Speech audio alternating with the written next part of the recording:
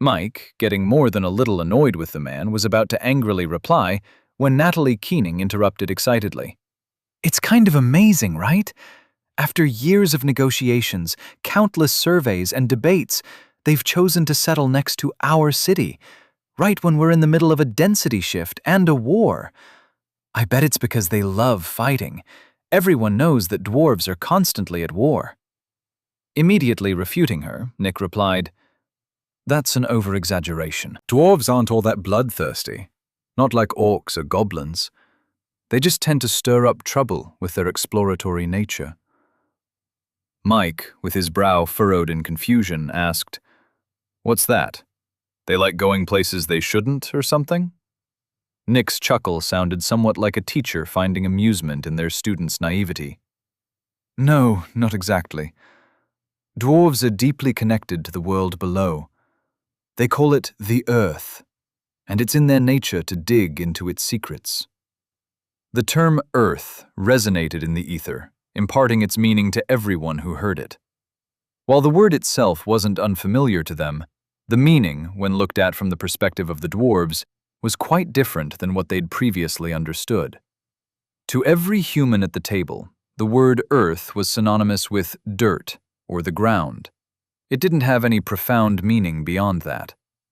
But to dwarves, Earth meant the world below. The word had a weight to it, and there was a sense of depth conveyed to all of them when they heard it.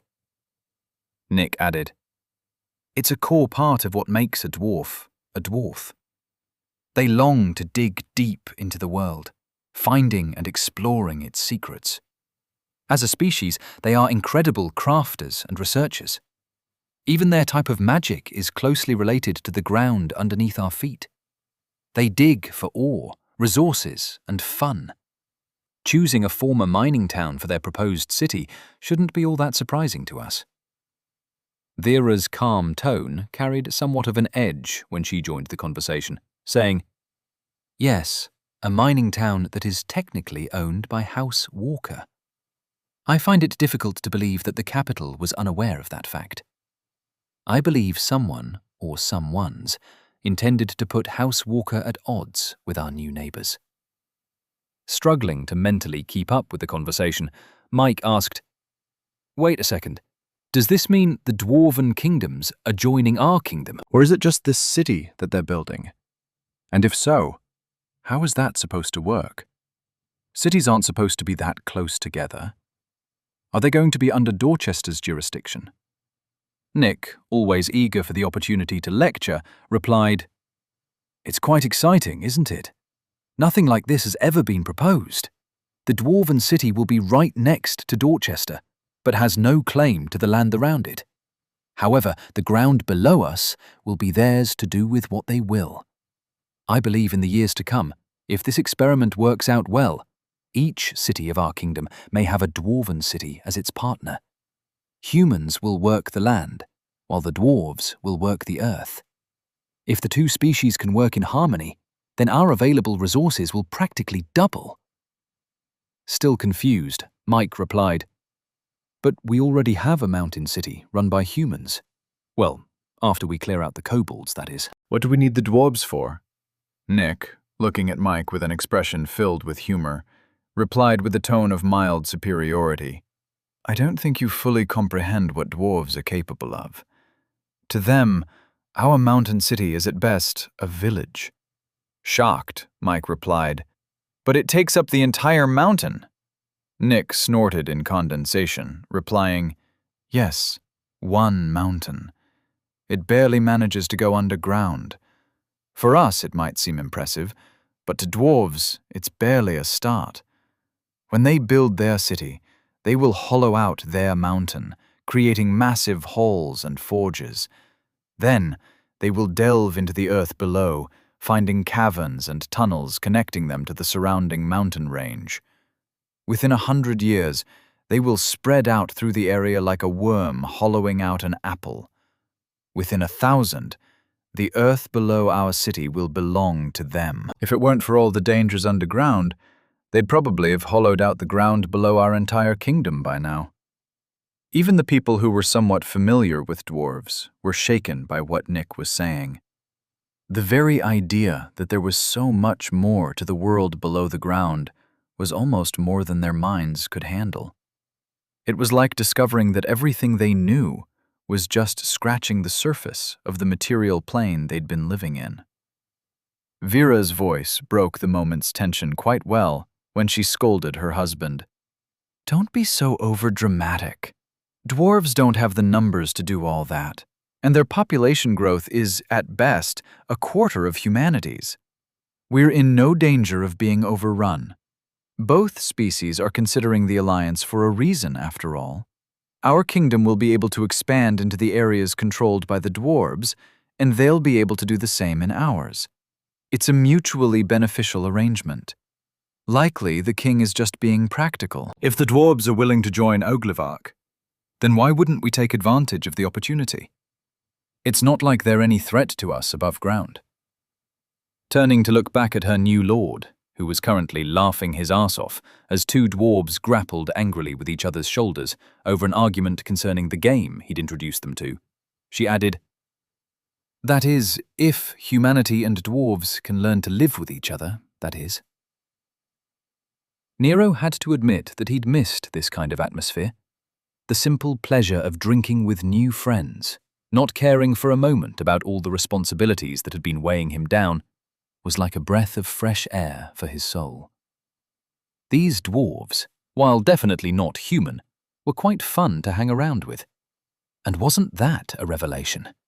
Nothing in his experience had prepared him for what it was like to interact with a different species that could talk and interact with him.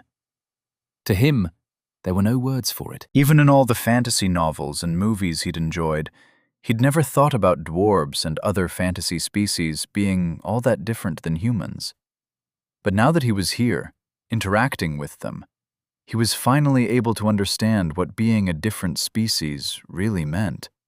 Perhaps it was only due to the benefit of his essence field, but he could just feel that they weren't like him. Despite on the surface having so much in common, he just couldn't connect with them. He could understand them, even comprehend how they saw the world, but he couldn't truly be one of them. It really was a feeling he couldn't put into words. If his personality weren't so politically correct, he'd liken it to how Jane Goodall lived among the gorillas. With them, but not one of them. Even having the thought, he felt somewhat uncomfortable with the comparison. Dwarves were not gorillas, and he was not an anthropologist, but he couldn't ignore the fact that everything about them was subtly different than what he was familiar with. They obviously liked drinking, just like him. They were on the whole just as brash as he was. Even their sense of humor was somewhat similar. However, it was like two cars going to the same place.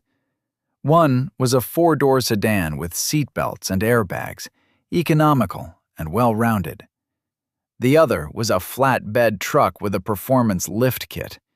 It was built for a purpose, and everything about it was geared toward that fact. Regardless of how much they had in common, the not-so-subtle differences were just too much for him to ignore. Rather than finding the sense of social disconnect disheartening, Nero found the phenomenon amazing. He'd never experienced anything like it. Not just that, he'd never even conceptualized such a feeling. It was exhilarating, and something he'd been missing since he'd arrived in this fantasy world. Patting Mavros on the shoulder in congratulations for the man's win against some of the other dwarves who'd stepped up to compete with his team, Nero said, "Well done!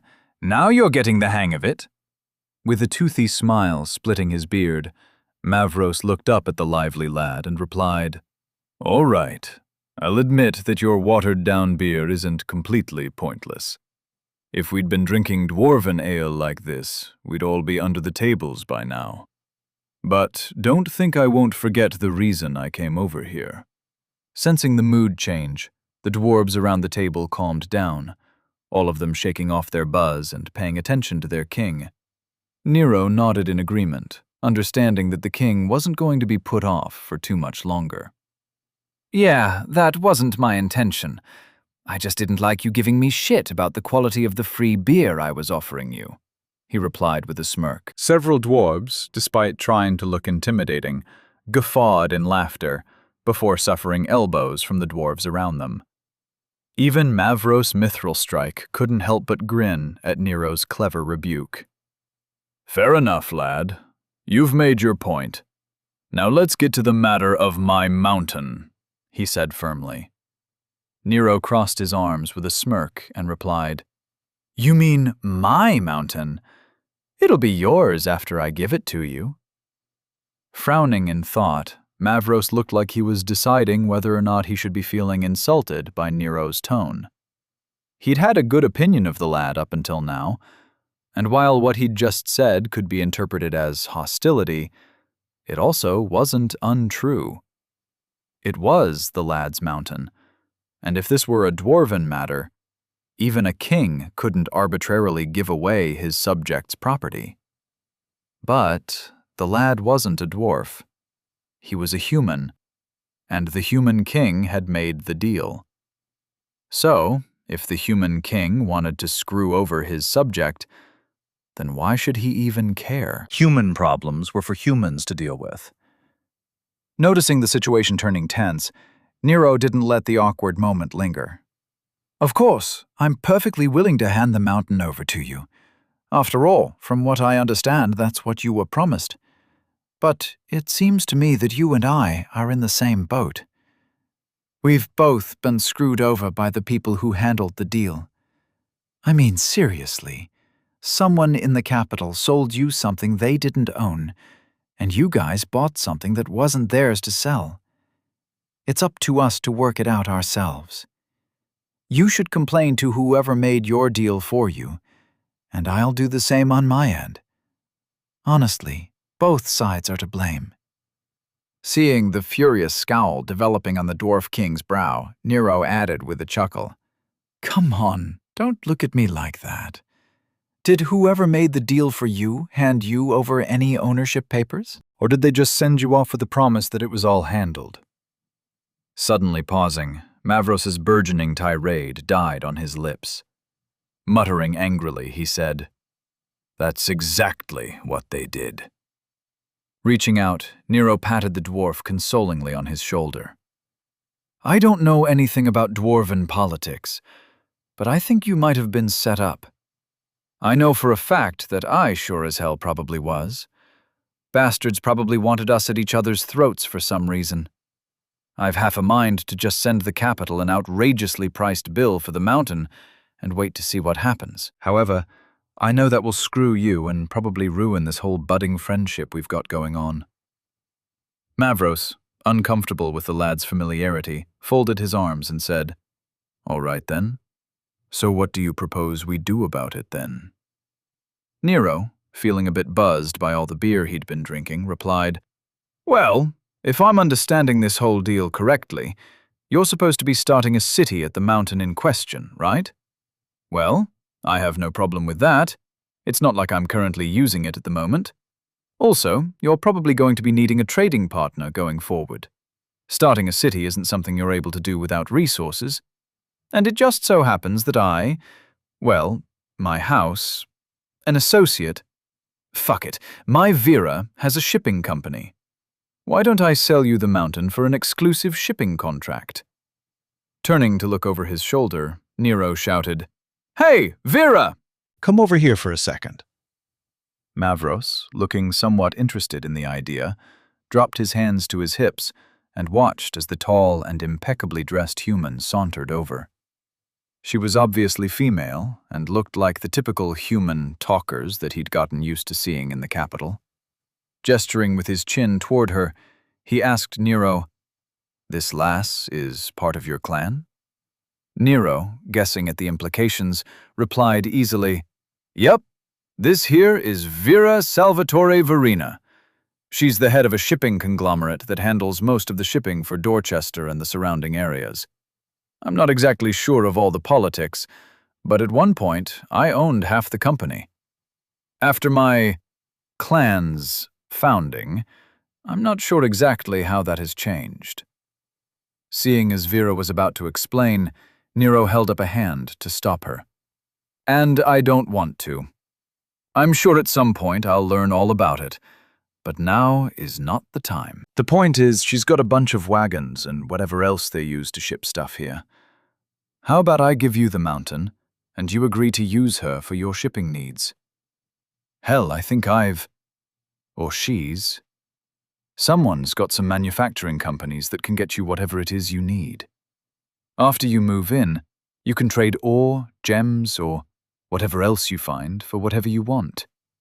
This way, everyone is happy, everyone gets rich, and we don't have to involve those politicians back in the capital. It's a win-win for everybody. The dwarf standing next to Mavros stepped forward, Nero recognizing him as the one called Crusher. How do we know you're not going to fleece us with your pricing? Being unable to scout the competition for better offers is unacceptable. Mavros clearly agreed, as his expression dimmed while he crossed his arms again. Nero, slipping easily into his sales mode, replied, Vera's as honest as they come. Hell, she's probably got loads of records proving her competitive pricing. Besides, you'd probably have ended up dealing with her anyway. Her company is the premier shipping company for all of Dorchester. At best, this deal is just so it doesn't look to the other nobles like I handed over my mountain to you for free. I do have a reputation to protect, after all. Do we really have to start off our relationship thinking the worst of each other? Mavros's expression softened a little. As far as he was concerned, the lad was right on several points he wasn't willing to admit out loud. And this would be a good deal if the lass was as honest as the lad said. He'd get his mountain, and he wouldn't have to set up supply chains with unfamiliar humans who he'd be reluctant to trust. But exclusive contracts meant that he'd have to give his word, and a dwarf never broke his word. Keeping his tone calm, Mavros said, All right. I'll agree to use your shipping company, providing that you can produce evidence of everything you've claimed. If she's really as fair as you say she is, then I have no problem with my clan working with her. Feeling Vera's annoyance with the dwarf's questioning of her professionalism, Miro patted her on the back and spoke up before she could say anything to ruin the deal he was making. Great. You guys feel free to empty that keg we recently tapped, and I'll head over to my clan and get the paperwork in order. Before Mavros and the other dwarves could even say goodbye, Nero was already leading the still silent Vera away.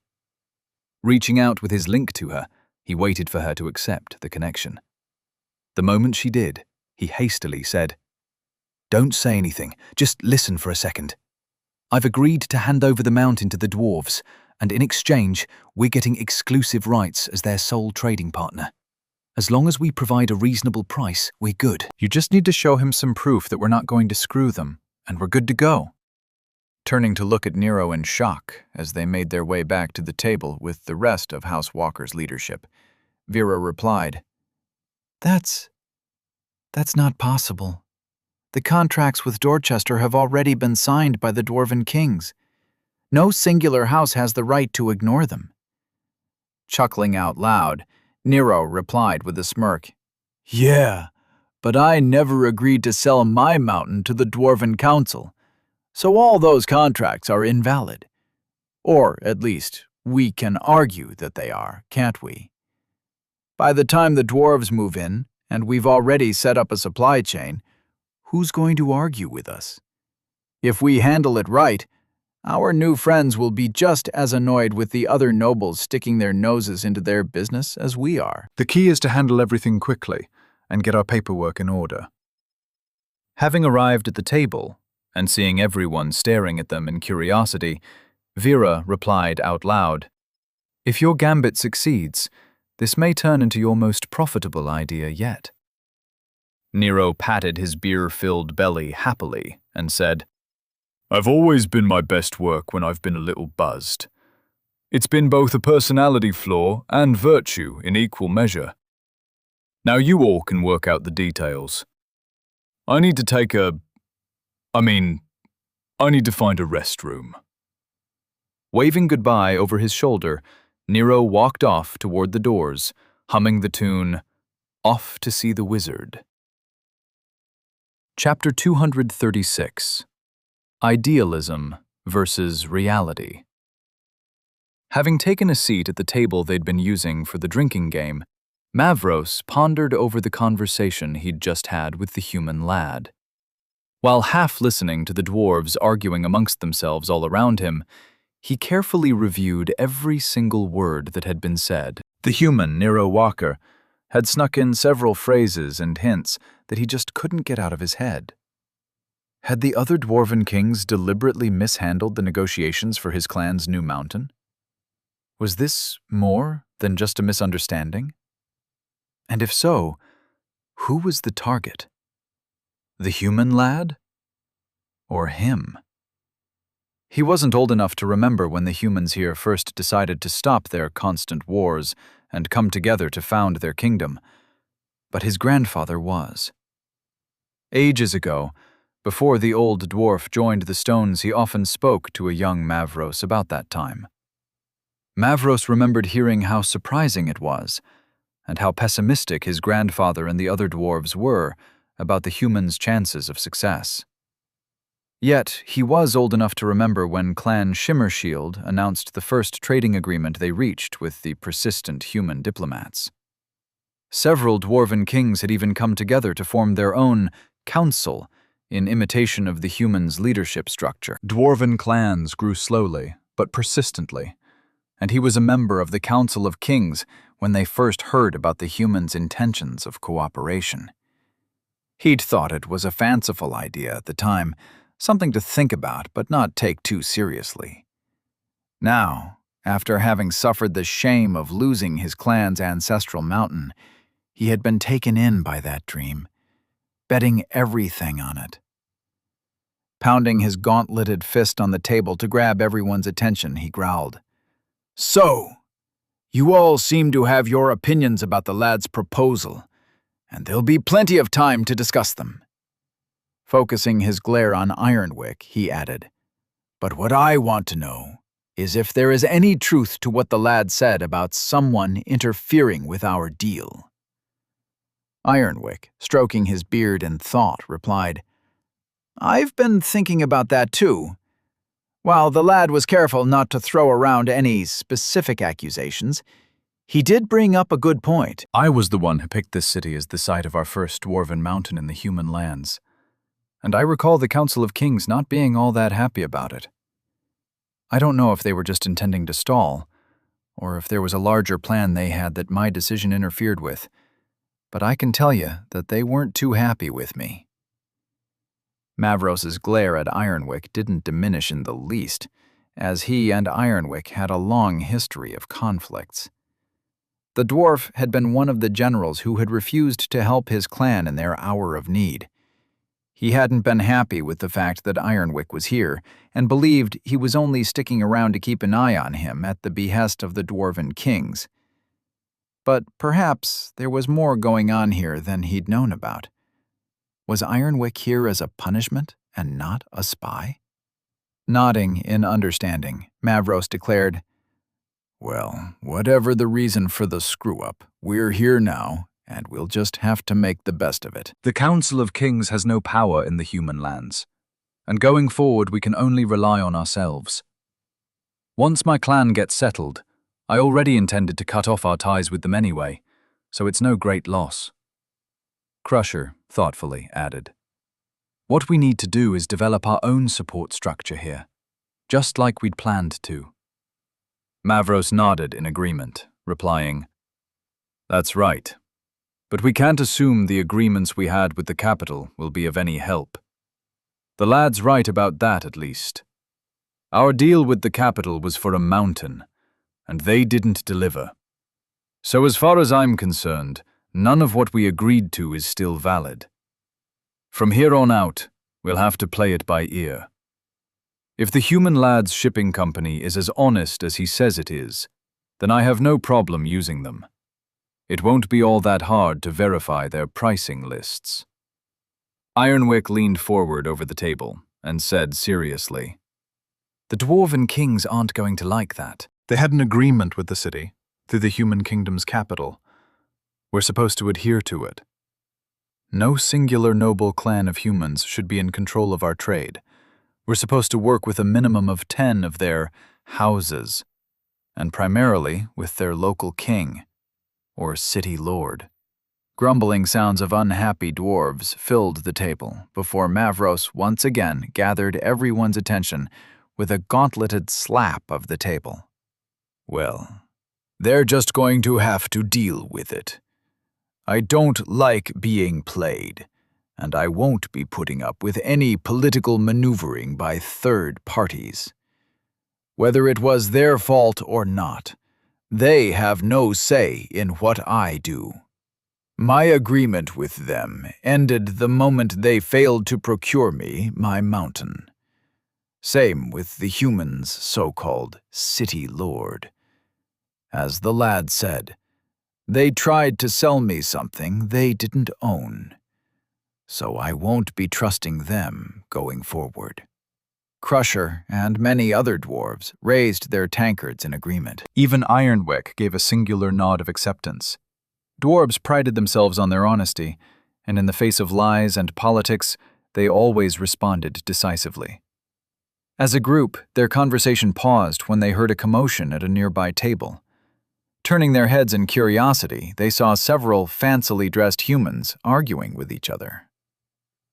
Nero returned from the surprisingly nearby bathroom in a good mood. While his thoughts were currently on Dorchester's architectural brilliance in including bathrooms so close to their grand ballrooms, he was surprised to see the table where his house's leaders sat being swarmed by angry nobles. Rushing over quickly, he intended to find out what was going on. Thinking quickly, he reached out through his link to contact Nick, who'd be the one most likely to know what was going on. Feeling the connection established, Nero asked quickly, "What the hell is happening over there?" Nick replied just as quickly. "Vera and the others agreed to find out our options by contacting Lords Bennings and Brinks. One of them must have leaked your agreement with the dwarves. It seems the nobility of Dorchester has come over to voice their displeasure." Nero, blinking a few times in surprise at the development, replied, "Oh, really? Well, we'll just have to see about that." Cutting off the connection, Nero used his shorter height to shoulder through the crowd. On average, most people here were around 6 feet tall, so at 5 feet 4 inches, he had no trouble pushing his way forward. Emerging out of the crowd of observing nobles, he saw Vera and Kathleen in a standoff against the city lord Cosgrove and the rest of Dorchester's Council of Leadership. Nearby, he saw the rest of House Walker's leadership standing in quiet support, their grim faces full of resolve. Between the two sides, the woman he recognized as Lord Bennings, the city's resident law expert, was trying and failing to calm things down. Shouting loudly, unconsciously infusing essence into his voice, he demanded, "What the hell is going on here?" The two sides turned to look at him in unison, their argument forgotten for a moment. Before anyone else could speak, City Lord Cosgrove stepped forward with her typical imperious expression on her face. "You cannot sign an exclusive contract to act as an intermediary with the Dwarven settlement. Dorchester and the kingdom have already come to an agreement with them. As a noble of Oglevark, you will have to adhere to the law like everyone else." Nero, pissed off by her tone, replied icily, "Oh? And did that agreement include anything about whose mountain it was that you were selling them? Or did you forget to consider that little problem?" City Lord Cosgrove smoothly responded, "Of course not. The kingdom has every right to transfer any of its holdings to another party. Furthermore, it has every right to buy out any noble's property at market rates. Rest assured, you'll be adequately compensated for your mountain as the law demands. Dorchester will buy back your mountain before selling it to the kingdom, and from the kingdom it will be transferred to the dwarves. The agreements have already been handled." Nero, stepping closer to the two groups, replied, "So, you believe I don't have a say in the matter? Laws of eminent domain and all that. That'd probably be true if you didn't already sign the paperwork with the dwarves, and this was all still hypothetical. But the capital already did. In fact, from what I understand, the dwarves were told before they came here that the mountain in question was already theirs. Isn't that right, Mavros?" The entire crowd, including House Walker's leadership and the Dorchester Council, turned to look at where Nero was staring. Standing there, surrounded by his armored dwarves, was the Dwarven King, King Mavros Mithrilsreich, who was looking particularly pissed at the moment. Aye, that they did. I personally signed the receipt of the mountain. The first I heard of the mountain not being theirs to sell was when I arrived here. So, as far as I'm concerned, that agreement is no longer valid, he declared firmly. Offering a grin, Nero held out his hands as if demonstrating his powerlessness. See, it's not my fault the kingdom's screwed up. I'm just playing the hand that I've been dealt. If the kingdom wasn't willing to pay me for my mountain, then why shouldn't I sell it directly to the dwarves? Lord Bennings, looking rather stressed, stepped forward into the middle of the now four-way confrontation. Everyone, please keep calm. This matter should be handled with appropriate decorum. Nero, not interested in letting the matter be decided by backroom dealing, replied, If I'm not mistaken, aren't you the head of the Tower of Law? What does the law have to say about the kingdom giving away a citizen's land before paying them for it? Grimacing in annoyance, Lord Bennings replied, Lord Walker, I'm sure this is all just a misunderstanding. By backdating a few things, all of this can be rectified by the end of the day. There is no reason for any of this to get out of hand. Nero, unwilling to compromise, responded with feigned anger. And why should I agree to that? I'm not the one who screwed up. The dwarves want a mountain, and I've got one to sell them. There are dates on paperwork for a reason. If the capital had done its job, and everything was already legal, then why would you need to backdate anything? I like the dwarves, so I'm selling my mountain to them. Sensing a chink in Nero's argument, Lord Bennings replied, You can't. They aren't citizens of Oglevark. The paperwork granting them rights to own land in Oglevark are the same agreements that you're contesting as illegal. Only the capital and the royal family have the right to declare who owns property in the kingdom. As a private citizen, you must adhere to the laws of the land. Nero, thinking quickly, replied, But I'm not a citizen of Dorchester, now am I? I'm a unique, and therefore a citizen of Oglevark itself. I merely transferred control of my assets to my regional vassals, House Verena. Lord Bennings quickly shook her head. No, Lord Walker. When you became a unique, you not only transferred control, but ownership to them.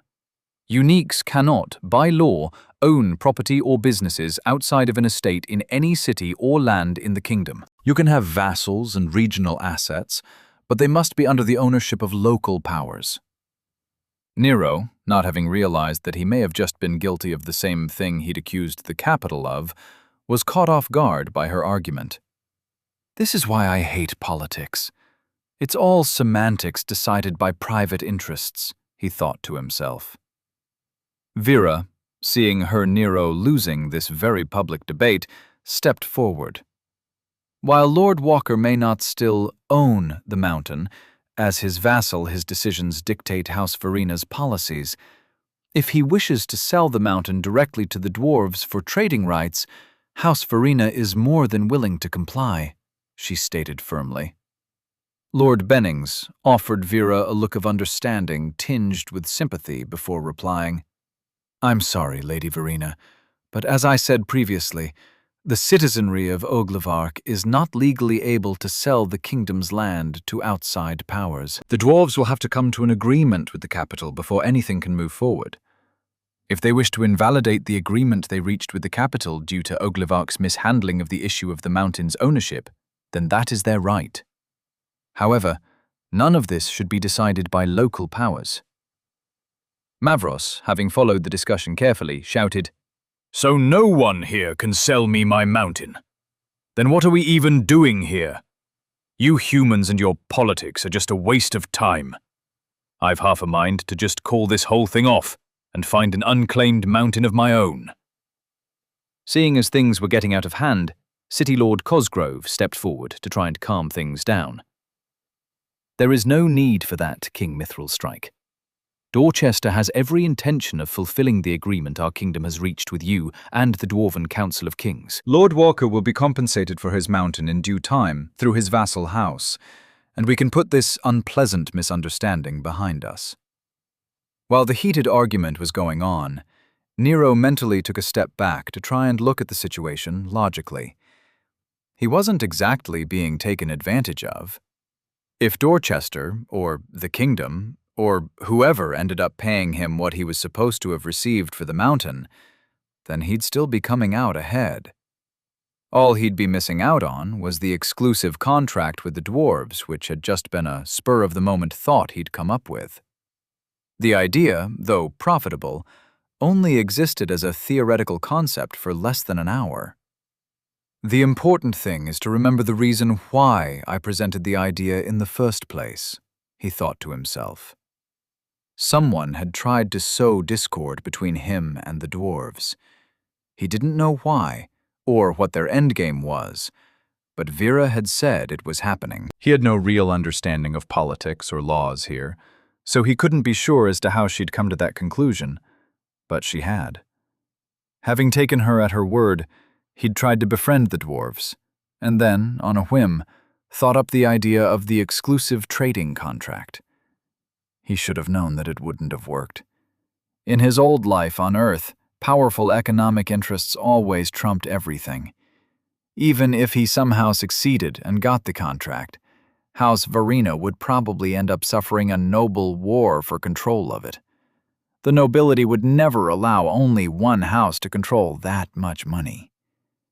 Having come to a decision on the best way to handle the situation, he interrupted the ongoing conversation. Fine, I get it. The powers that be want the contract with the dwarves to go through, regardless of right or wrong. Lord Bennings, looking insulted, replied swiftly. It's not a matter of right or wrong. It's a matter of legality. Interrupting her, Nero held up a hand and snarled, Save it. I don't want to hear the justifications. When it comes to complicated stuff like this, legality is a matter of interpretation. Which rule is enforced with priority is a matter of politics, and I'm not going to get into a debate about it. Now infuriated, Lord Bennings was about to go on a rant about the impartiality of the law and the history of Oglevarchian justice, but was halted by Nero turning his attention to the Dwarven king. Mavros, I'm sorry, but the nobility isn't going to let our deal go through. I'm sure you'll still get your mountain, and I wish you and your clan all the best of luck with your city. House Walker will do all that it can to ensure that you get what you've been promised. Just know that whoever was behind this miscommunication is probably still plotting something, so keep your eyes open, he warned. Not giving anyone time to think too much about what he'd just said, he raised his voice to address the entire crowd who'd been watching. Now, thank you all for coming to the oath-giving ceremony from my house, but I believe you've all overstayed your welcome. The party is over, and now you all need to leave. As I said during the ceremony, I've got a war to plan, and more important things to deal with than politics and backstabbing. So get out! Turning his attention back to the Dwarven king, he added in a friendlier tone, I hope you remember who your friends are. House Walker and its vassal house, House Verena, will always be there if you need anything. Turning on his heel, he marched off as the crowd in front of him hurried to get out of the way. Over his shoulder, he added in a mocking shout, Welcome to Dorchester! Behind him, Nero left nothing but chaos as the nobility felt insulted, and his house's leadership was left to handle the fallout. He was sure that Vera could handle everything, despite knowing that he'd be getting an earful about it later. But his lingering buzz from the beer he'd drunk was already fading, and he simply didn't feel up to dealing with any of it. Seeing Ms. Davis rushing over to him, Nero said firmly, Does this place have a big-ass library filled with magic books? If so, I need you to lead me there, and then bring me a pitcher of coffee and some finger sandwiches. I've got work to do." Not put off by his tone at all, she replied quickly, "Of course, my lord, right this way." Moving through the halls, Nero's mind raced through everything that he'd recently been through. A lot has happened since this morning. He'd founded a house accepting who knows how many people's pledges of lifelong fealty, found out that he'd had a mining town that was being given away, met some dwarves, drank with some dwarves, realized how different species could be, and gotten into an even worse conflict with the local nobility than he'd already had been. Even worse, he'd found out that he'd underestimated what transferring ownership of all of his assets had really meant. While he'd had the situation explained to him, it hadn't sunk in as well as it should have. He no longer was in control of all that wealth he'd accumulated. Were the accounts he had emptied? Did he even have a bank account anymore? Who was currently in charge of his finances? Running his hands over his face as he walked, he groaned out loud in annoyance. He honestly couldn't bring himself to care about all of this nonsense. While he knew it was important, it was just too much for him to think about. He'd rather be focusing on magic and his upcoming adventure into the mountain filled with kobolds. Before long, Nero found himself being led into the library. Despite every book most likely having a copy of itself on the estate's private thought hub, he wasn't surprised to find that there was, in fact, a big-ass library full of books just waiting for him to explore it. The large doors leading to the library swung open easily, presenting him with an unobstructed view of the most amazing sight he'd ever seen. It was a scene right out of a story. The library had tables and comfortable chairs spread out all over the place, each with essence lights hovering over them. The walls were hidden by tall and imposing standalone shelves filled to the brim with books on what he assumed was every subject of study imaginable. The ceiling was so high that it was probably 4 stories. Landings and bridges were crossing from different areas, each with shadowed areas for privacy. It was more than a room. It was a spectacle. In awe, Nero walked forward slowly, drinking in the atmosphere, leaving Miss Davis forgotten behind him. "Well, that could have been handled better," said a stern but amused voice coming from his right. Surprised, Nero spun to see who was there. Feeling a grin of amusement, he couldn't help but think he should have expected to see the old man popping up again out of nowhere. "Jennings, we missed you at the party. You should have come. There was cake," he said lightly, greeting the man with an offhanded wave. Rolling his eyes, Jennings replied, "I was busy. But don't worry, I was watching. I saw your interaction with the dwarves and your attempt at hogging all their upcoming trade. You didn't actually think that was going to work, did you?"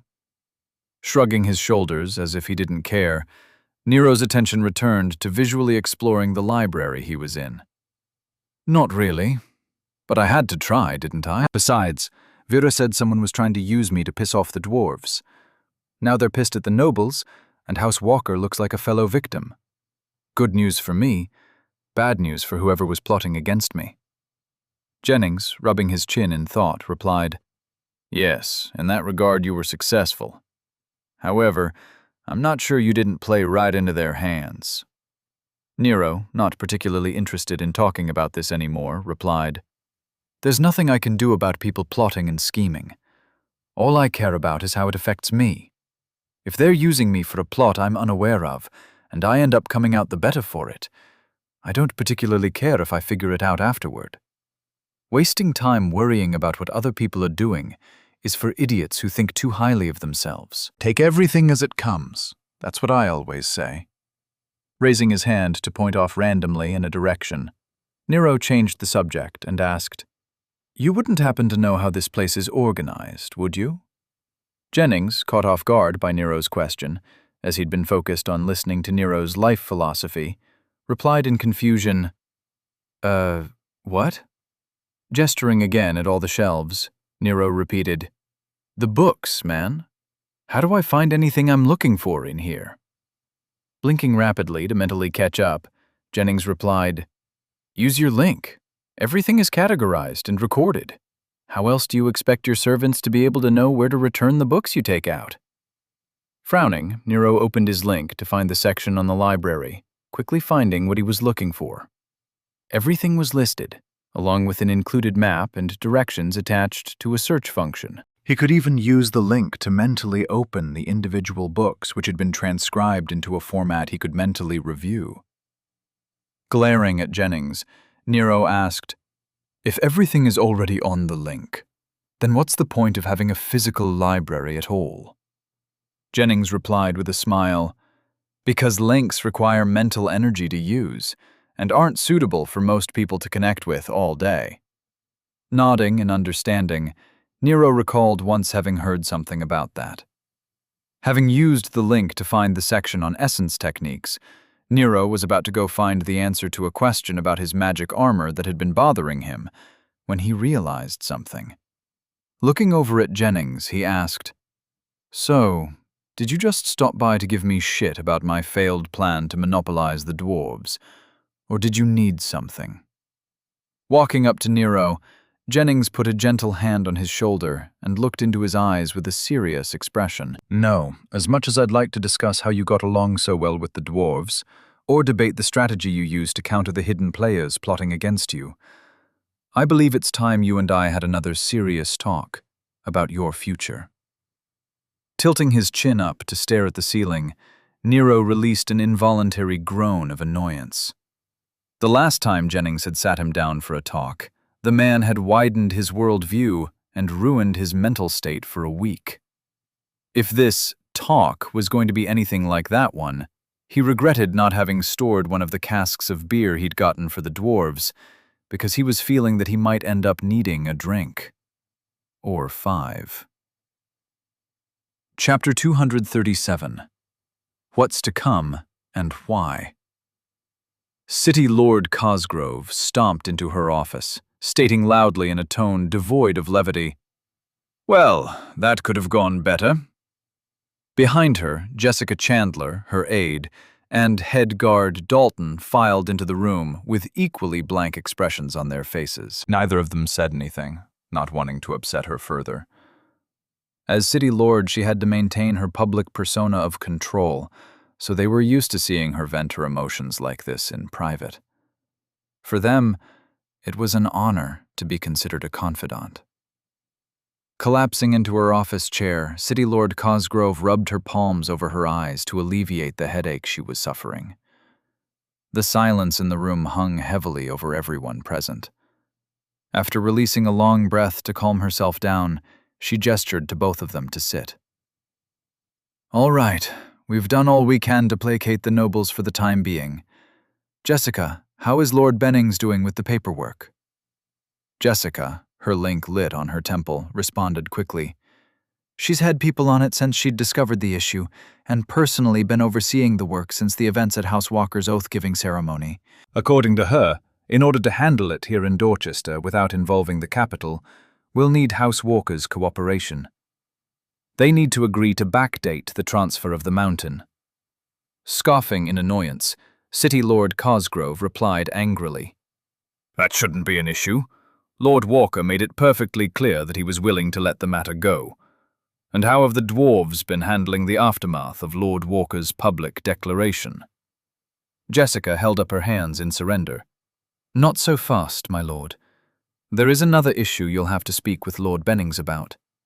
If you recall, when Lord Walker was rewarded the mountain and the mining city, it was due to his success in the noble war with House Dorchan." Waving her hand as if she wanted her aide to get to the point, City Lord Cosgrove replied, "Yes, I remember. What about it?" Jessica, awkwardly shifting in her seat, coughed into her hand. "Well, it seems that when the mountain was evaluated for its worth, no one took into account that the village had been wiped out and its ore production halted. However, the kingdom will only be compensating the city for its current worth. Therefore, we'll have to cover the difference ourselves." City Lord Cosgrove's expression remained, for the most part, blank. However, both Jessica and Dalton could tell she was privately fuming in anger. It had been she who had worked behind the scenes to overvalue the mountain so as to limit how much Lord Walker received as his award. It had been just one of the ways that she'd secretly worked against the young lord. If that fact were discovered, it could lead to some extremely unpleasant accusations. Gritting her teeth, City Lord Cosgrove said, "Do it. We need this matter over with as soon as possible." Make sure to ensure that Lord Bennings knows that it was just a mistake, and not to bother looking into it any further. Jessica, understanding the situation, along with everything that was not being said, replied, "Of course, my lord. In that case, Lord Bennings should have everything handled in a few more hours." Turning to address Headguard Dalton, City Lord Cosgrove asked, "Are the nobles causing any trouble?" The man sat at attention in his chair, looking every bit the formidable warrior that he was. "Nothing serious, my lord.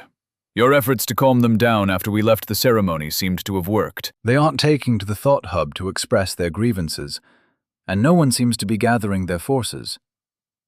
Pushing for further clarification, City Lord Cosgrove asked, "No one has applied for any duels, or taken any economic actions against House Walker or House Verena?" Shaking his head slightly, he replied, "Not as far as I can tell, my lord." Leaning back in her seat, she replied tiredly, "Well, that's something at least. And what about the dwarves? How are they handling the situation?" Headguard Dalton's stoic expression broke for an instant, a slight grimace appearing on his face. "They've holed up in their rooms. The guards I've had watching over them aren't able to tell me anything more, but I believe they may now be less interested in working with us. On the way back to the keep, several guards overheard them speaking in less than flattering terms about our city's honor." Waving a hand dismissively in the air, she replied, "That's to be expected." The situation we found ourselves in doesn't exactly paint the local nobility in the best light. However, all relationships can be mended with time and patience. Have you completed a threat assessment on them now that they've arrived? Nodding his head, he said, "Yes and no. We've based everything we know about them on the information we've received from the capital.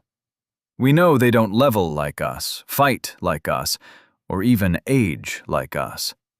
As far as we've been able to tell, many of the dwarves who are here are older than everyone in Dorchester, including the Archmage.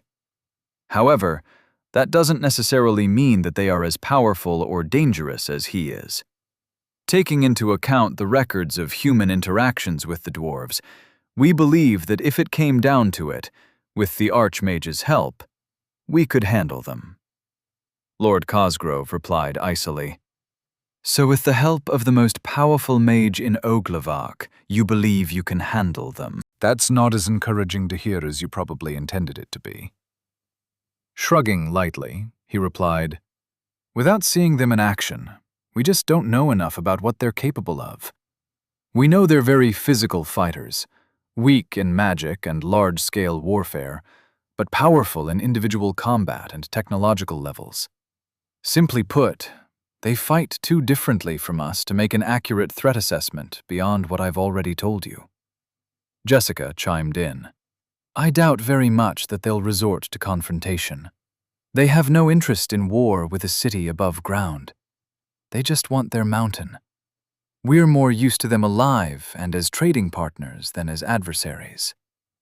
Lord Cosgrove replied, "Yes, that may be true. However, it also puts us at a disadvantage in the upcoming negotiations. We won't be dealing with them from a position of strength, and in time our city may become nothing more than a gateway to trade with the disproportionately more powerful dwarven city they'll eventually build in their mountains." While everyone sat in silence, contemplating their city's future, City Lord Cosgrove released another long breath in exasperation, extremely unhappy with how things were going. Following Jennings to one of the tables, Nero jumped into one of the chairs and collapsed in an overly dramatic display of his disinterest in the upcoming subject. Waving one hand languidly in the air, he said, "Okay, old man, let me have it. What world-shattering information have I been ignoring? Have you discovered which powerful assholes are working against me? Or are you going to lecture me again about how I almost accidentally unraveled reality with my spell bomb? Don't tell me it's about the dwarves. I was merely avoiding them being pissed at me. If those assholes in the keep have a problem with it, they can suck my left nut. And I swear to whatever gods you believe in, that if you mention the words destiny or fate, I'm going to do something very unpleasant to you. Archmage Jennings took a seat across from him at the table with a slight smile on his face. Nothing like that, I'm afraid. I still haven't been able to discover who is behind those rumors coming out of the Faith District. And I believe you couldn't achieve a similar spell result if you tried. And I don't particularly care about your game with the dwarves and nobles at the moment. No, what I'd like to talk with you about is how you survived your spell bomb. Nero, already only half listening to the old mage, looked in confusion back at the door they'd come from. Where did Miss Davis go? She better not have forgotten about the coffee and finger sandwiches, he thought to himself. Jennings, annoyed at Nero's wandering attention, snapped, "Nero, this is important." Turning his stare away from the door and returning it to the old mage, Nero replied, "Of course. I'm all ears. Fire away." Sighing, Jennings began, "Nero, what do you recall from the moments directly after your spell bomb went off?" Nero, confused, replied, "Nothing. Why? And why are you bringing this up now? That was practically a week ago, I think."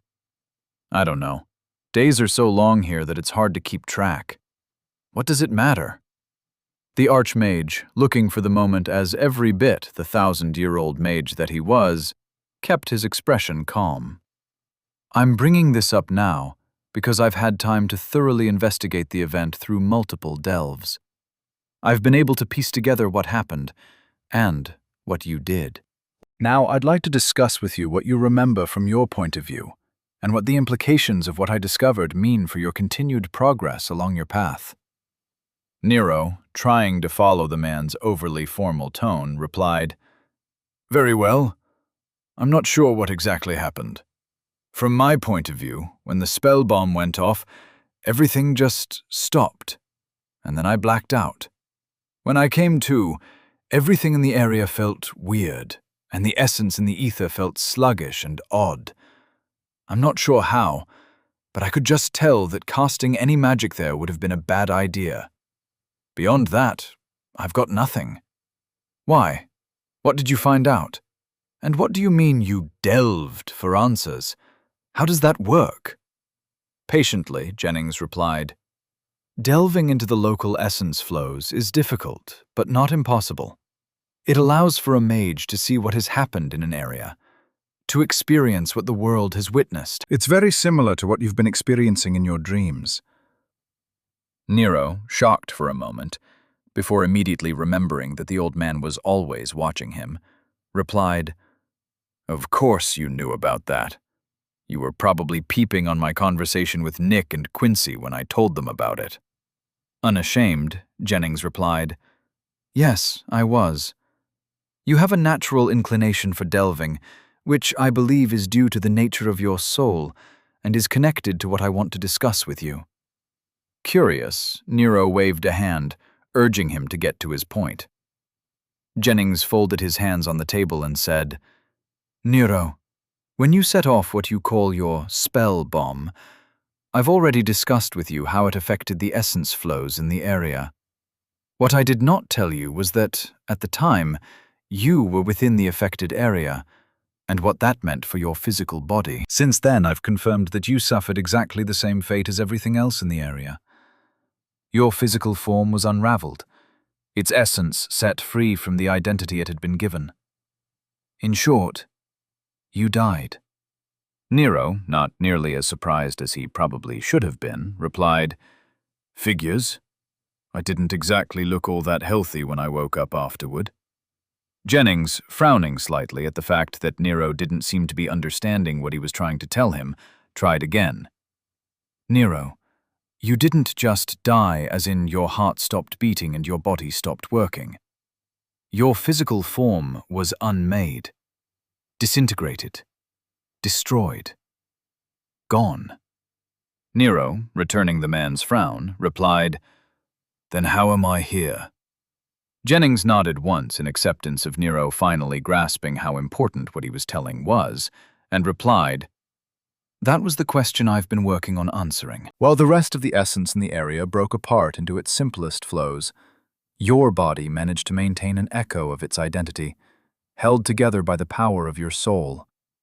To put it another way, your soul used your center to carve yourself back into existence. Mildly confused, Nero responded as if his guess was actually a question.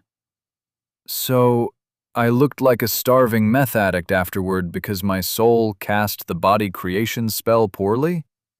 Not willing to get into Nero's odd way of describing his state, Jennings ignored him.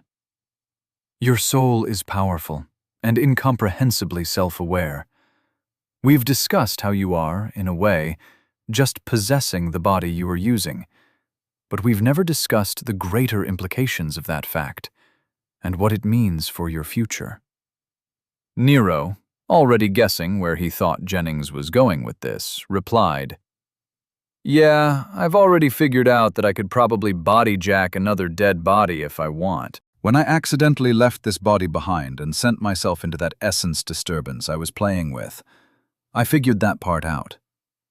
Although, I still haven't figured out why I remember that out-of-body experience while forgetting most of the other ones. You solved that particular riddle yet? Jennings shook his head sharply, frowning at Nero's misunderstanding. "No, Nero, I'm not talking about that. I'm talking about the fact that your soul is currently no longer using the body you had possessed. That body is gone, remember? Disintegrated?"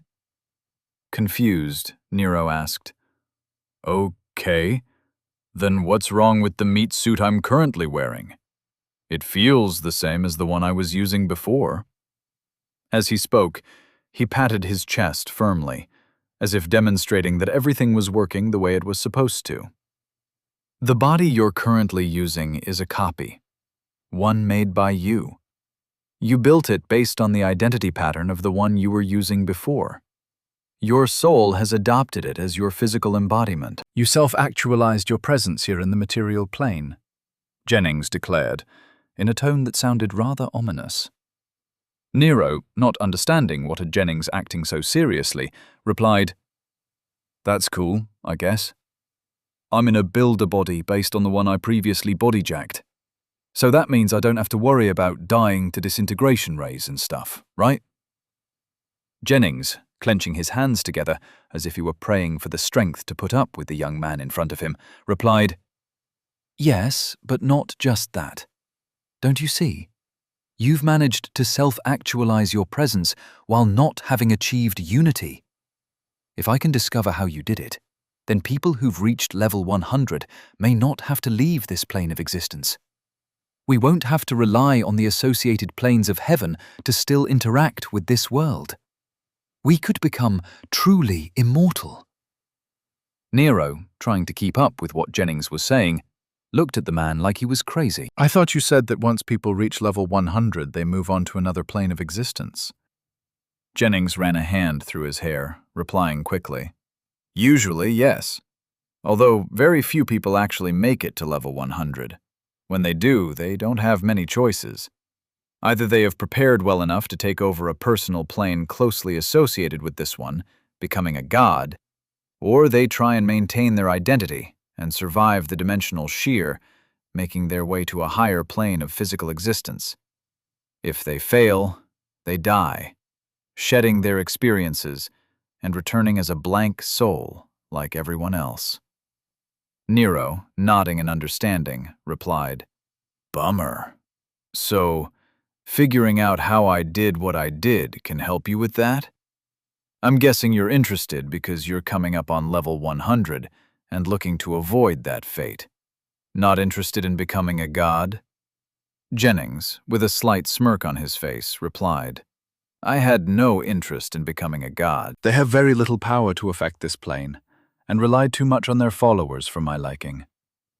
For the past several hundred years, I've been focusing on learning about the interactions between the planes of existence, trying to improve my chances of surviving the upcoming transition. I may not have any desire to stay on this material plane, but studying you can still help me. That's why your arrival is so important to me. Understanding how you survived the void with your personality intact is vital to my success at moving on with my mind intact.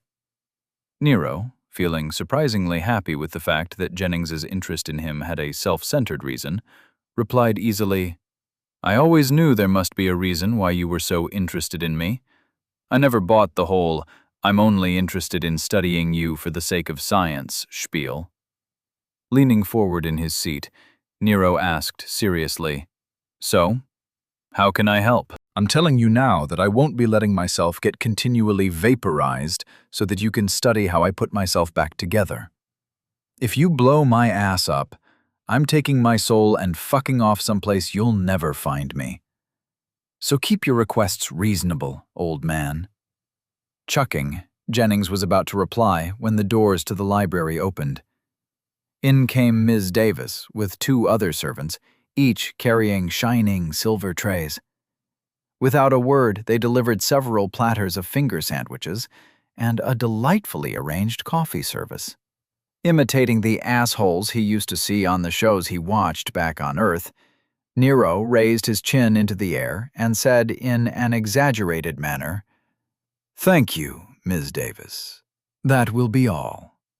While he'd been trying to be funny, the woman merely bowed with a smile and led the 2 servants away. Apparently, she'd thought he was being serious and acted accordingly. Before he could call her back, Nero bit back the words and resigned himself to living with his newfound status.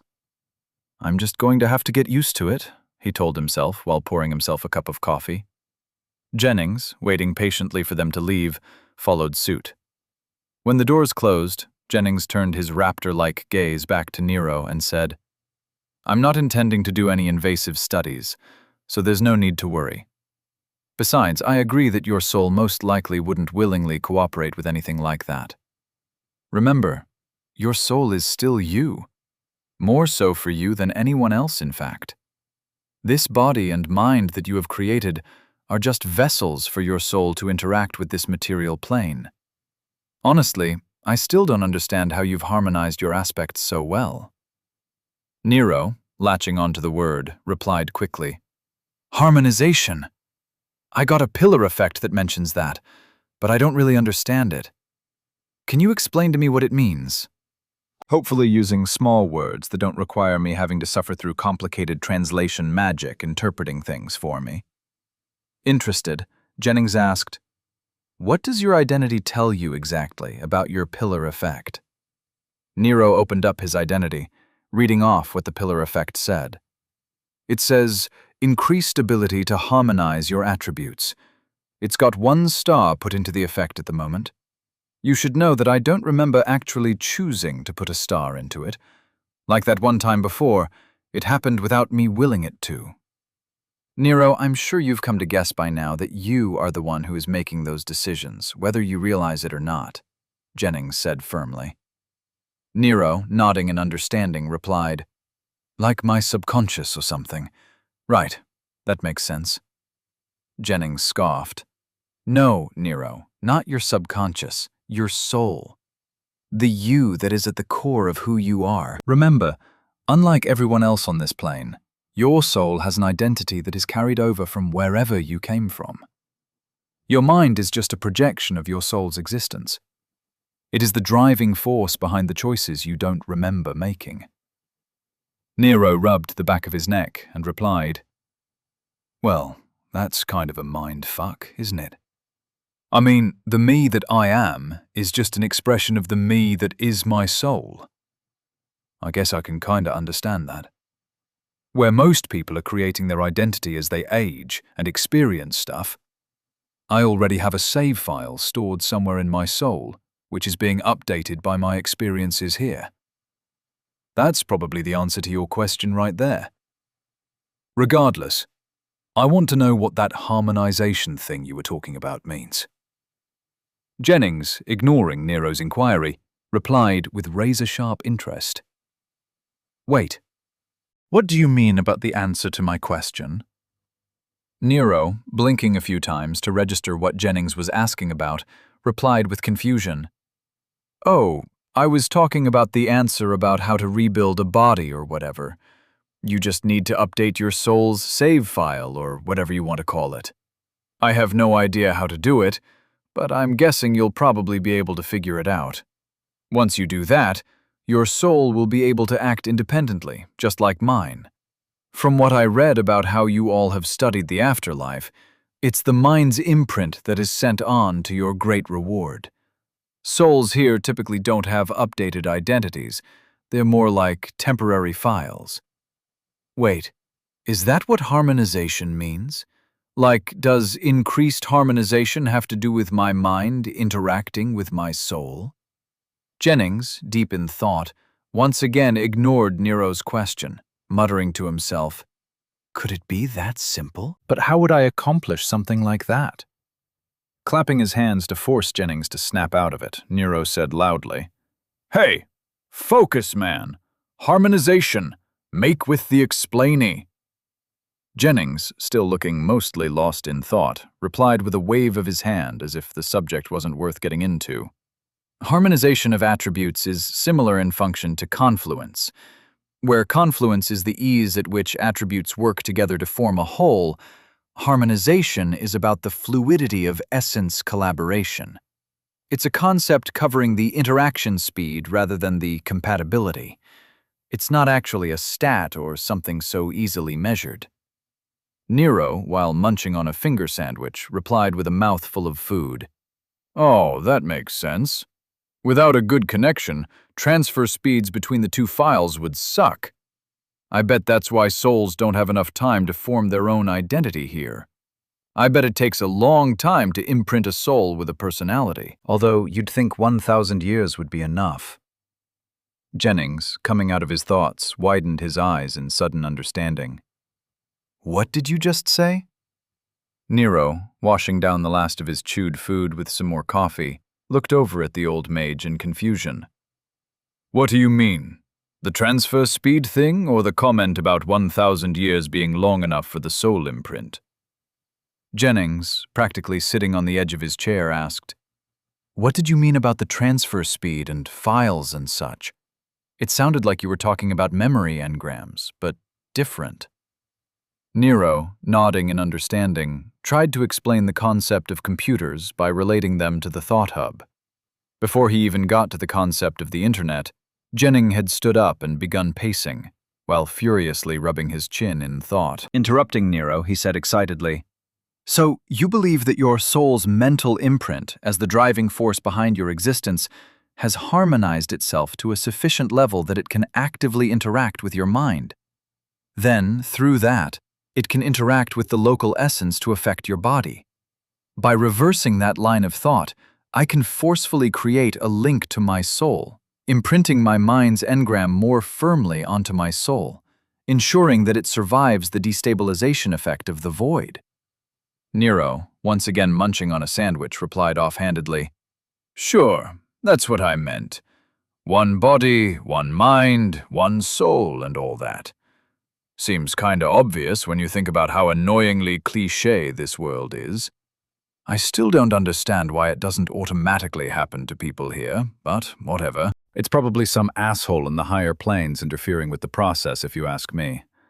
There's always someone to blame for shit like this." Rolling his eyes hard, Jennings replied, "No, Nero, no one is to blame for it. The process doesn't happen because souls aren't meant to hold a permanent imprint by their very nature. At least, not in this world. I can only assume that where you come from is somehow different. Otherwise, your soul's mental imprint would have been wiped away like everyone else's when you went through the void. All I need to do is figure out how to copy that aspect onto myself, and I'll be able to ensure that I survive the transfer to the next plane of existence with my identity intact. Don't you understand what that means? I can survive the transfer without suffering a complete personality collapse. Nero, dusting off his hands of the clinging crumbs, replied, "Yeah, that's great. Good for you." But I don't see what you're so happy about. You still have no idea how to do it. Jennings, suddenly feeling an overwhelming urge to blast Nero into temporary non-existence, took a deep breath to calm himself down. "Yes, thank you for pointing that out. But at least now I have a direction of study to pursue." Nero, happy to be of help, asked, "By the way, what does any of this have to do with my future? Wasn't that what you wanted to talk with me about?" Jennings, smirking evilly, replied, "Well, I was initially intending to speak with you about the possibility of you working toward joining Oglavark's pantheon, and the challenges your unique soul will face. But I don't think that is likely anymore, as when, or if, you reach level 100, you will most likely choose to move on to a higher plane without issue." Nero, not fully understanding what Jennings was talking about, gestured with his hand his disinterest. "Yeah, I'm not cut out for godhood." I'm sure it's great and all, but I'd rather just stick to living if that's all right with you. Besides, I've got plenty of time before I have to think about any of that, right? What's the point in worrying about it now? Jennings, now standing across from Nero after having been pacing, replied, "Of course. Why think about the future when you have so much going on at the moment? Kobolds, dwarves, war, and politics are all vying for your attention. Declaring yourself an adventurer is quite the apt name for what kind of lord you're becoming. Just keep yourself safe. I'll be in touch." In a flash of golden light, Jennings vanished, leaving Nero blinking in confusion at the old mage's abrupt exit. Muttering in annoyance, Nero said, "I never got a chance to ask him about my mage armor. What an asshole." Chapter 238. Back to Basics. Commander Dahl knew he should be feeling lucky. Having survived the emergency tribunal with his position intact was nothing short of a miracle. Had he not already prepared the memory engrams for the investigators, he'd probably be just as doomed as General Branson. He was well aware that there was every possibility that the tribunal may end up executing the man. In fact, he'd heard that 3 commanders had already been found guilty of violating the Knight's Code and summarily dealt with by the Grand Master himself. The Grand Master was nothing if not efficient in his pursuit of his ideal of justice. Yet, here Commander Dahl sat, still commanding Dorchester's forces against the kobolds, leading the fight in defense of the city. Truth be told, it was looking very likely that he may end up being promoted to general himself by the time the investigation finally gets resolved. Never in his wildest dreams could have predicted such a leap in status. And he wasn't the only one experiencing an unexpected promotion either. The Grand Master, taking a personal interest in the organization of the military, had shuffled the entire command staff around. Where politics and connections used to matter, now there was just the Grand Master's opinion to consider. Hard-working soldiers who'd been overlooked for years were now being given authority over the pencil pushers and politicians who used to be nothing more than a hindrance they had to put up with. Since all of this had been happening, he often wondered what it was about him that the Grand Master approved of. Perhaps it was simply because he did as he ordered, always had. Over the years, he'd become very good at working around the political considerations of the general and the other commanders. He never liked it, but he did it, and he was good at it. Even when he'd been given the strong suggestion from the general's office to take care of Captain Angleton, he'd done everything in his power to make the man's death mean something. It was the least he could do for such a dedicated soldier of Dorchester. But in the end, that was only a small matter in the sea of violations the general was being accused of. improper use of his authority, numerous incidents of political favoritism, and misappropriation of resources, among many others. The general would be lucky to keep his head by the time the investigators were finished with him. Bursting into the command center, one of his new aides rushed over, only to stop at attention. "Sir, we've just received a priority request from the keep," he declared firmly. Setting aside his thoughts on the upheaval the army was currently going through, Commander Dahl replied with a grimace, "And what does our esteemed city lord request of us now?" Since being, more or less, promoted to general without the actual title to go along with the position, he'd been receiving all the attention from the nobles that used to be handled by the former General Branson. They rightfully assumed he would eventually be appointed as Dorchester's newest general, and they were eager to reinstate their political connections with the new head of the army. The self-centered nobility couldn't care less about his workload. They just wanted to ensure their power base wasn't affected by the general's downfall. Before, he'd just been in charge of the fighting. Political concerns, along with the supply lines, were being handled by the general's office. But now, he was being inundated with paperwork and meetings that he honestly didn't have time to deal with. He'd already sent a request for aid to the Knights of Oglevark's Dorchester headquarters, and he could only hope that the Grand Master would be kind enough to take pity on him and assign him some help. The aide wisely chose to ignore Commander Dahl's tone, answering professionally, "Sir, it's not the City Lord's office that contacted us. It's the guard force assigned to the Dwarven contingent."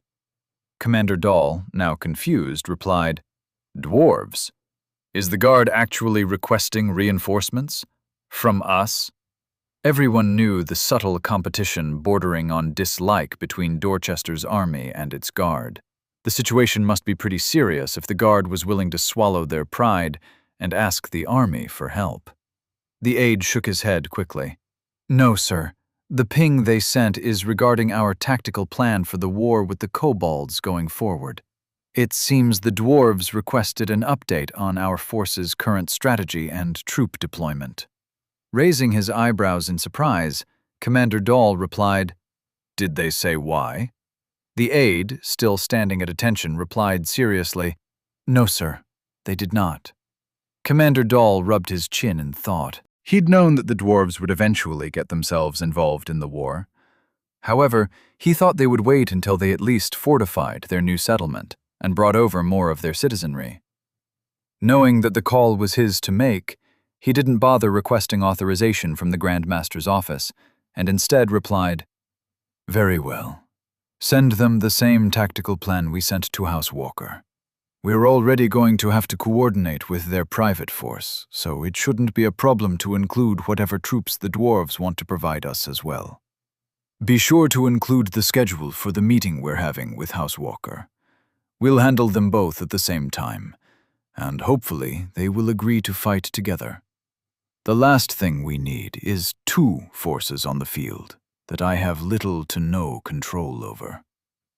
The aide nodded once in understanding, before saluting with a fist to his chest and replying, "Yes, sir.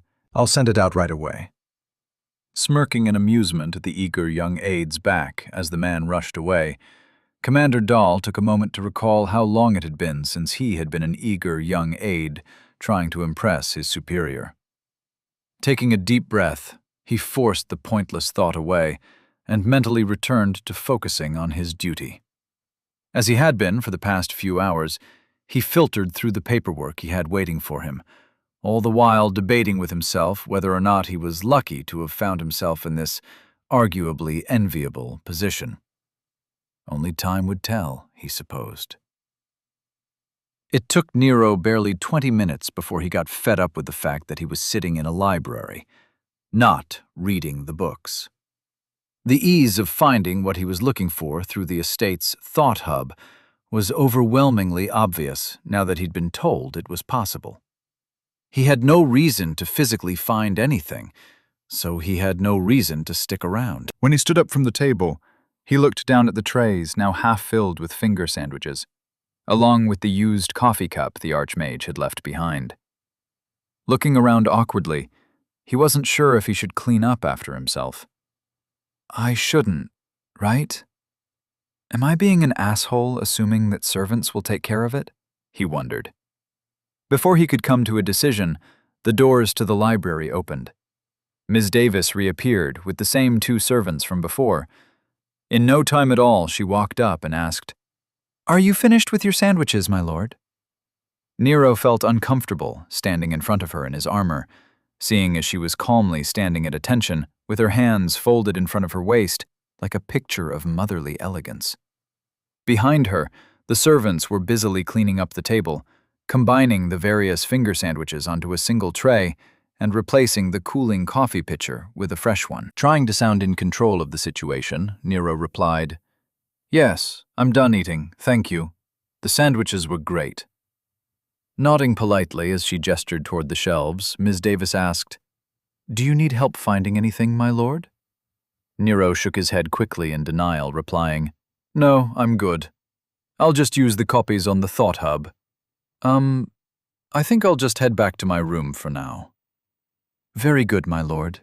Would you like any refreshments brought over while we walk?" she asked while turning on her heel and gesturing toward the door with a slight bow, indicating that he should lead the way. Luckily, Nero had already figured out how to use the estate's Thought Hub to find directions, so he started off toward the door before immediately pausing and looking over his shoulder. The 2 servants, whose names he hadn't bothered to look up, were now collecting the coffee pot they just brought in, along with the trays and such from before. He said, "You guys can bring the coffee, I guess." Holding up the coffee cup in his hand, he added, "I'm still working on this one. Thanks for looking out, I guess." Walking quickly toward the door, Nero did his best to ignore what was going on behind him. There weren't many things that could make him feel awkward, but being waited on by fancy people was one of them. At least on the rare occasions he'd gone to an upscale restaurant back home, he could make himself feel less awkward by tipping the service staff. Here was stuck just standing there like an idiot while watching them work. As he made his way through the incredibly well-appointed hallways toward his room, he did his best to ignore the few servants who bowed to him as he walked by. Right on his tail, he could feel Ms. Davis watching him through his essence field. She maintained a distance of a few paces, keeping herself nearby, most likely in case he needed anything. Rather than complain about it, or even bring it up at all, he just sighed and tried to focus on where he was going. He still didn't feel like this huge estate was his, and he'd never in his life felt so much like an imposter as he did at this moment. He honestly couldn't wait to get back out in the field and away from all the fuss. That's where he felt most comfortable. Which was odd, because before he arrived here, he'd never been any type of outdoorsman. But now, he longed for the simplicity of battle and the adrenaline rush that came with it. Eventually making his way back to his rooms, Nero took advantage of one of the many couches and settled in for a long session of playing with his Link. According to the pings he's been receiving from Kathleen and Vera, tomorrow he and House Walker's leadership were scheduled to meet with the army to decide where they would be deploying. He did his best to skim the pings for what was important, because most of what he was reading was about how poorly he handled the nobles and what possible repercussions he might face in the future. He felt like everybody he knew had decided to send him a message giving him shit about how he'd handled the situation. Even Knight Angleton made a point of stating that tactically it wasn't wise to publicly be at odds with the Council of Leadership. While he tried to ignore Ms. Davis watching over him while he futzed with his Link, he couldn't help but chuckle at Kathleen's repeated warnings about not making any hasty decisions until they received the updated intelligence concerning the status of the war. Apparently, the woman had no faith in his ability to think things through before acting. Not that he could blame her. That wasn't exactly his strong suit. He knew he wasn't much of a planner. Regardless, everything he was reading from them was a tomorrow problem. Therefore, he had no trouble ignoring it. Instead, he sank happily into the comfy couch and let his mind sink into the library section of the estate's Thought Hub. Just like he thought it would, It worked similarly to the city's thought hub, and he felt his intentions guiding his search. Instead of seeing a long list of titles and summaries, he was guided to several books covering the subject of essence shields. They were even conveniently sorted into difficulty levels and offered suggestions as to where he should start. Screw Google. This is how the internet was meant to be searched, he thought to himself with a pleased smile on his face. In no time at all, he let himself get absorbed in the reading he was doing, completely losing track of his body. While he could still sense the warm cup of coffee he was holding in his hand, the sensation felt muted. Almost all of his attention was on the sea of information he found himself in. When he opened a book, it wasn't so much a text as it was a directed translation he was getting beamed directly into his mind. It was almost like having the meaning of what the writer had wanted to pass on being read for him by a voice in his head. He'd messed around with books on tape before, but this was on a whole nother level. Unfortunately, the process wasn't all that much faster than reading, and it didn't magically allow him to understand what the book was trying to tell him. The information wasn't nearly as digestible as the pings he received from Vera and the others, and he had no idea why. Rather than get sidetracked by looking up why that was, he instead stuck to the plan and tried to find out what he'd done to create the super mage armor that had basically saved his life. The first book he looked at was Essence Shields Essential Functions by a woman named Bernice Holdenfield. It covered the basics of what Nick and Jennings had already taught him, along with several tips and tricks to make learning how to condense personal essence easier. From what he could tell, he was mostly doing that part well enough already, although there were a few things that he didn't understand and references that he hadn't heard before. All in all, though, it was basically a review of what he already knew. However, there was one section he had to repeatedly go over, as the entire concept it was trying to teach him made no sense whatsoever. Somehow, it was supposed to guide the reader into learning how to constantly infuse more essence into their personal domain they created along their body. While the terms the author was using made sense, Nero just couldn't understand what she was trying to say. He'd have to remember to ask Nick about it later. One thing that did stand out was the idea that an essence shield was not actually a shield in the way he assumed it was when he'd first been taught how to make one. Of course, he'd already figured that part out, but seeing it written out so matter-of-factly was kind of annoying. It was just one more example of how Jennings sucked at teaching, and further reinforced his belief that all classes were stupid. The term essence shield was created to imply a buffer of personal essence between a person and the free-floating essence that exists in the ether all around them. The shield part came when the shield was given a defensive property. That, of course, led to several incredibly interesting chapters about what an essence shield could potentially be used for. According to the author, there were multiple techniques to add functionality to the personal essence a person collected. If Nero was reading it correctly, a person could add air filtration, optical and thermal camouflage, temperature regulation, elemental protection, and even the ability to fly.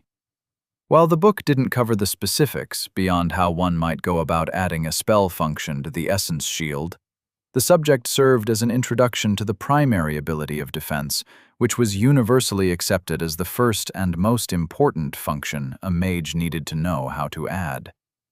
Nero, having already learned how to imbue an actual shield to his essence shield, mentally mocked the lazy terminology that required translation magic to understand the distinction. He did, however, find the in-depth description of the proper way to do it helpful and surprisingly riveting. Yet, for all the positives about the book, at no point in time did it mention an effect like he'd accidentally created when he was wrecking the kobolds. The mage armor he'd created had not required his attention, and it was practically invulnerable. What the book was teaching wasn't anything like that. Hours passed as he worked his way through the book, the coffee cup in his hand having gotten cold long ago. He was so engrossed in his reading that he lost track of time. He was about to move on to the next book in the reading list the Thought Hub had provided him, but he felt his shoulder being gently shaken. Blinking a few times to come out of his fugue, he looked up to see the calm and understanding face of Ms. Davis staring down at him. "My lord, I've been told you prefer to sleep at least 10 hours a day when you are able.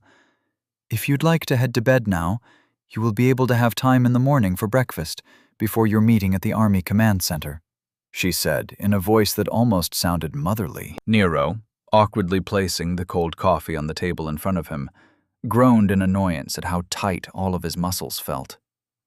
He hadn't realized how long he'd been sitting there like a statue. As he stood up and stretched, he paused in surprise as he realized that he'd just sat down and read an entire book from cover to cover. And not a little book like a pamphlet or a kid's book. A real book, like a textbook.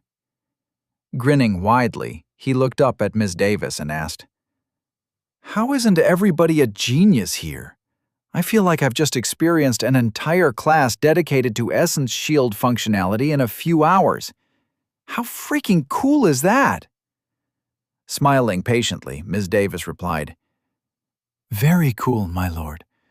Would you like to keep reading, or do you wish to retire for the evening?" Nero's happiness faltered under her professional, yet matronly tone. Sure. You can take off for the night. I'll be heading to bed." "I've got an early morning tomorrow, I guess, and I need to allow enough time before the meeting for Vera to chew my ass out over my spat with the nobles," he said, trying to add some levity to the situation. Nodding amicably, Ms. Davis replied, "Of course, my lord. I'll come wake you at 5. That should give you an hour for breakfast and your morning ablutions." Without another word, she walked off toward the door. Nero's attention snapped to the table where the coffee pot and his cup were, seeing them now inexplicably absent. Narrowing his eyes at the door she gently closed behind her, he muttered, "Now, how in the hell did she do that?" Chapter 239. Mistakes were made. Grandmaster Lancel was well aware of how much of a disruption his actions were to the army's ability to function. However, he knew it needed to be done. For too long, he'd allowed things to get out of hand. With the war with the kobolds and the threat of the density shift, he could no longer turn a blind eye. Politics and personal interest had infested his beloved order, and he would no longer stand for it. Waving away the hologram displaying the investigator's most recent efforts to audit the Army's command staff, he said, "I agree. Have the commanders, captains, and sergeants in question brought in. If any of them hesitate to cooperate with you, immediately put them on administrative leave and contact the Tower of Law. I've arranged for a force of guards to aid you in bringing them in quickly." One of the investigators asked somewhat nervously, "Grandmaster, are you sure it's necessary to involve the guard? The army should be able to handle this internally." Snorting in annoyance, the Grandmaster's gigantic frame turned to address the investigator. "That's the point. We can no longer treat ourselves as something outside the city's control. Our thoughts that we are somehow better than those we protect have led us to where we are, and we need to address that failure in logic. And we need to do it as soon as possible. Too many threats are outside our walls for us to continue with this type of foolishness." The investigators all bowed in understanding before hurrying away to complete his orders. If there was one thing he knew, it was how to leverage his size and reputation for his desired effect. He was a living legend to these young people, many of them barely out of their first century. While every one of them may be considered a talent and had a long life ahead of them, he very rarely was able to take them seriously. Turning away from his desk, the Grandmaster walked over to the window and stared out over the city that he'd dedicated his life to protecting. When he'd first taken up the position of Grandmaster, he'd known it would be difficult to act as the figurehead and moral compass of the local order. Only in the rarest of circumstances would the law allow him to act directly. His level and personal power were just too disproportionate when compared to the average citizen. In truth, his purpose was not to fight, but to build a force that could protect the citizenry. It was a noble and thankless task, but one he had been willing to give his all to. But, over time, he'd retreated too far into that mindset of distance. Just because he couldn't raise his sword against Dorchester's enemies didn't mean that he couldn't contribute. He could do more than train the recruits and oversee the nominations. When he first built up the order here, he'd been involved. Now, he couldn't help but look back and wonder why he'd ever stopped paying close attention to the military juggernaut he'd built with his own 2 hands. Shaking away the guilt and shame of having failed in his duty, he returned to his desk to continue his work. Reopening the holograms, he skillfully went through the various updates and evaluations he'd ordered to be done. He could tell that the army's efficiency was currently abysmal, and he needed to personally take a hand in fixing what his reforms had broken. Sending out orders for transfers, he did what he could to alleviate the pressure Commander Dahl was currently facing. While he couldn't stop the nobles from contacting the man, he could put up barriers between them. More sub-commanders and aides to handle the logistics behind the scenes, and skilled resource managers to facilitate supply purchases. Receiving an alert from his link, he noticed that it was almost time for the meeting between House Walker, the dwarves, and the command staff. It was a meeting he fully intended to oversee, as both the situation with the dwarves and the kingdom's newest unique, Lord Walker, were matters he was deeply interested in. Lord Walker in particular was a young man whom he found most interesting. Barely awakened, and already stirring up the hearts and minds of the city. He'd watched the young man's battles through memory engrams of soldiers who'd been nearby, and you could tell that he was something special. While not especially skilled in either magic or swordsmanship, he was incredibly effective. It had been amusing to watch the young lord spectacularly fail to join a simple shielding spell, while later being able to heal and resuscitate soldiers as though his center were endless. His skills were nothing short of a contradiction that defied accepted logic. It was no wonder that evaluators had been dispatched by the Royal Academy to watch over him. And that spell Lord Walker used to decimate the kobolds at the end of the battle, he'd never in his long life seen anything like it, especially not from someone so young and so inexperienced. The effect, while not as widespread as what the populators had accomplished, reminded him of the fighting during the rebellion. Lord Walker truly was an interesting young man. That was not even considering his natural ability to bolster morale and inspire confidence among the troops. Despite being busy, the Grand Master had made sure to free up some time to experience the memories of the young man's multiple speeches to his followers, trying to understand Lord Walker's mind. But, just like the young lord's contradictory skill levels and surprising successes, it was difficult for him to figure out what kind of man the young lord truly was. From what the Grand Master could tell, the young lord was both selfish and compassionate in equal measure. He disdained authority, but demanded respect. He called himself an adventurer and invited people to follow him along his path, all the while emphasizing that they should primarily look out for themselves. The underlying theme of working together to survive and flourish was never explicitly stated, but wove itself into everything he said. It reminded him of the foundations of the kingdom, working together for personal benefit. He had to admit he was looking forward to seeing what the young man was capable of in the coming war. At the very least, it should prove to be exciting to watch. After taking a moment to make sure his armor and gear were in place, he strode toward the door to make his way to the command center. It was rare for him to be this excited for a meeting. After summarily deciding not to think about Ms. Davis, his upcoming browbeating by Kathleen and Vera, and everything else that should be emotionally weighing him down. Nero stretched his arms out wide and released the tension his body had accumulated from his hours of sitting. Turning away from the door, he walked further into his massive bedroom, once again marveling at how the former owner had chosen to decorate it. There were too many couches and cushy seats, too many coffee and end tables, and too many little areas for groups of people to gather and relax. That's not even considering the ridiculously large bed raised up in the center of the room on a pedestal. There is absolutely no reason for a bed to require stairs, he thought to himself with a smile, shaking his head at the absurdity of the situation he found himself in.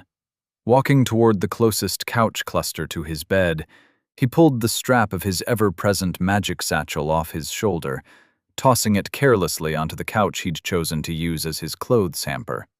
He then began stripping off his armor to get ready for bed. While doing so, he mentally congratulated himself for his maturity in going to bed early. While he shouldn't have been surprised that Vera or Nick had alerted his staff to his preference for sleeping more than the culturally accepted 4 to 6 hours, he did find Ms. Davis's lack of questioning the habit endearing. She really was some sort of super nanny. Besides, he shouldn't feel bad about his desire for a good night's sleep. It was them the ones who were crazy. What kind of society limits their sleep to only the bare minimum?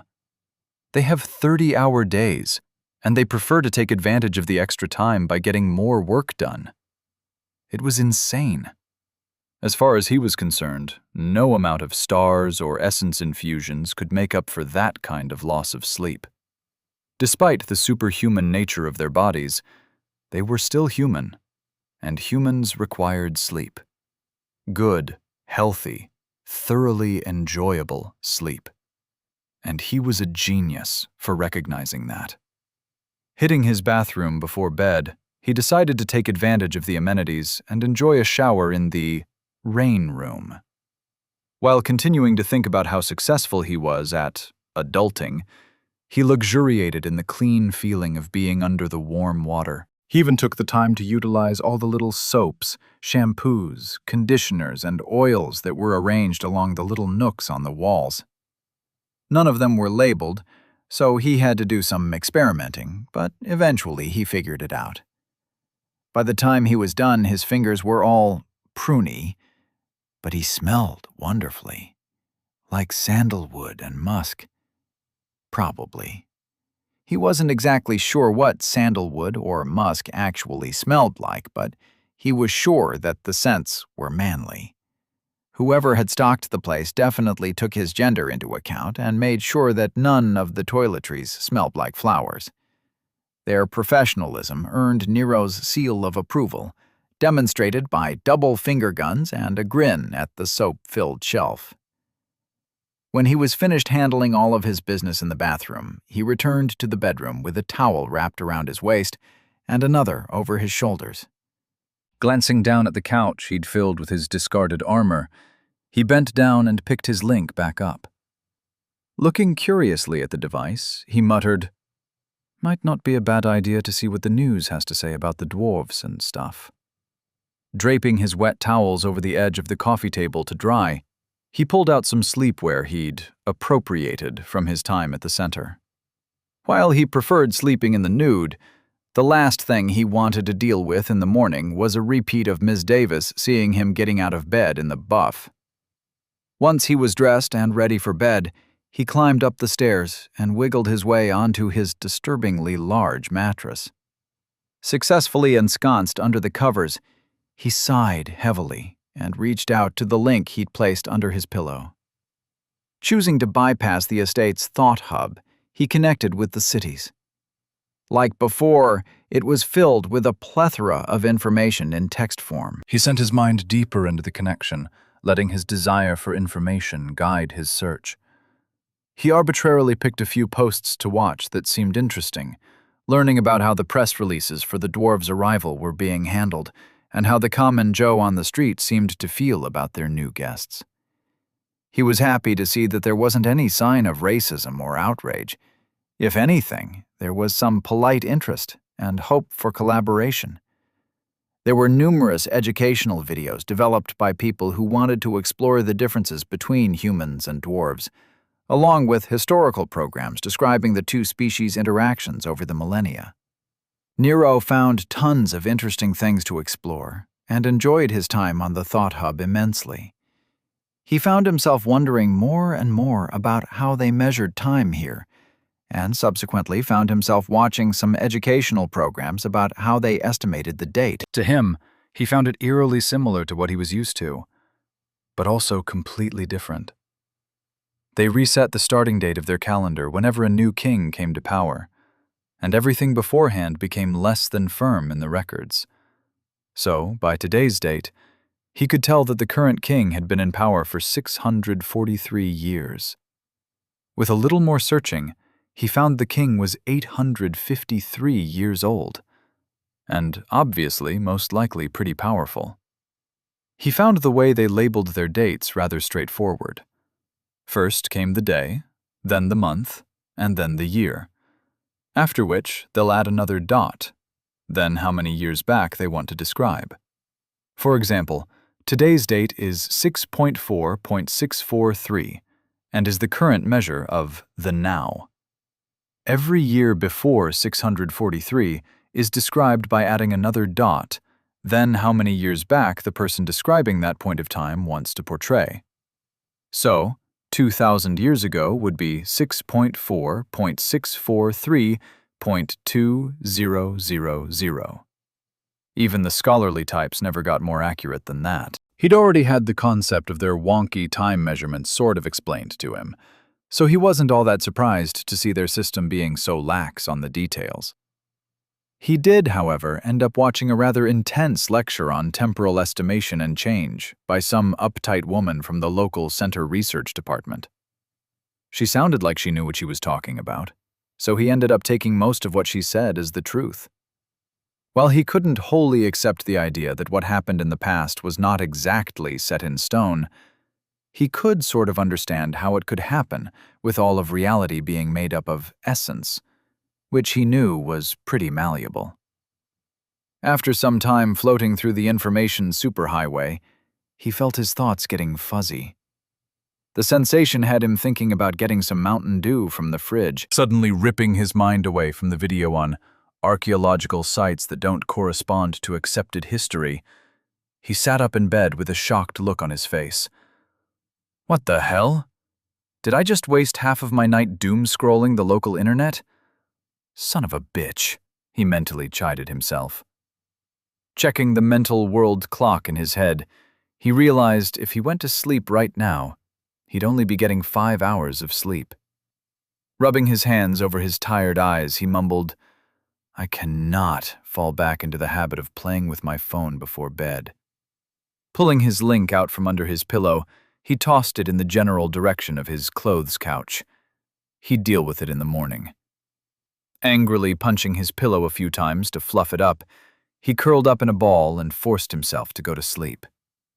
His mind still felt a little tired from all the time he'd spent on his link, and he couldn't stop thinking about how he seemed to be able to be on his much longer than someone his level should. Just another way in which I'm awesome, and probably another subject Jennings will end up using to rip apart my understanding of reality, he thought to himself, before huffing in annoyance and trying to clear his mind. Eventually, he did get to sleep, and luckily didn't suffer any of the weird, delving dreams he'd been having lately. Either his mind had been too tired to send itself out on an exploratory mission of the ether, or he'd just been lucky. Regardless, morning came, and with it came Ms. Davis. Feeling his shoulder gently shaken, Nero woke up to see her standing over the edge of his bed with that polite and motherly smile she always wore. Good morning, my lord. Ms. Everett, Lord and Lady Verena, and Knight Angleton are awaiting your presence in Parlor 12, she said professionally. Blinking away the last of his sleep, Nero tried to mentally catch up with what she was saying. Why did they label everything with numbers? It was like a society suffering from Asperger's syndrome, he thought to himself in annoyance. Muttering with a gruff and scratchy voice, he said, All right, I'll be ready in a minute. Forcing himself out of bed, he stumbled past her to the bathroom. He needed coffee. Badly. After taking care of his business, he returned to the bedroom to find Ms. Davis still standing there, with her hands folded in front of her, and with that same smile on her face. His armor had been neatly laid out on the table nearby, and the towels were nowhere to be found. Also on the table were his satchel and his link, everything laid out as if it were on display. Realizing that he hadn't thought through having to get changed, he looked up at her and said, You can just wait outside. I'll be right there." After giving him a quick bow, she left the room without a word.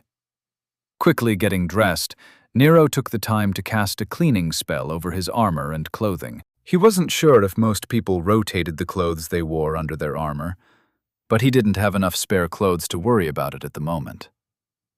Rushing toward the door, he took one last look at his ridiculous bedroom and shook his head at the fact that he was now living here. Seeing Ms. Davis patiently waiting for him, he gestured for her to lead the way. As they walked, she didn't offer any conversation, seemingly happy to let him wake up at his own pace. Nero was grateful for the consideration, and once again mentally confirmed her status as his super nanny. In no time at all, he found himself sitting at a large breakfast table with the people Ms. Davis had told him were waiting for him.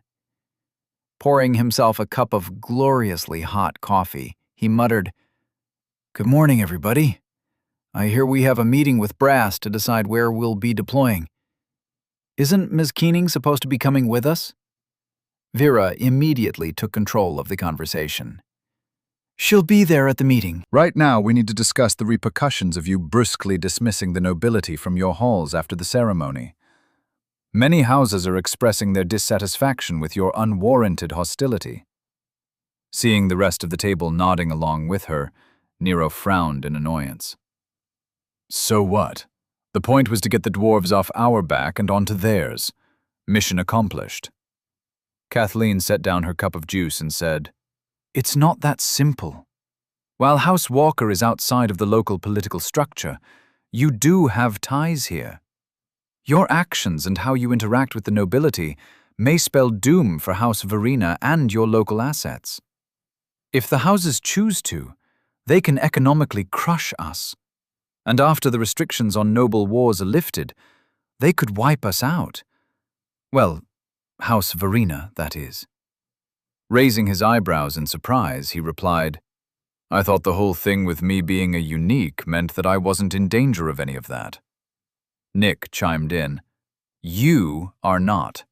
Your house is not. However, whatever local power base you build, if you continue to act at odds with the local nobility, you'll find that House Walker's power here will be extremely limited. And on a personal note, I hope you consider what that will mean for Vera and me, along with all the people here in Dorchester who have chosen to follow you."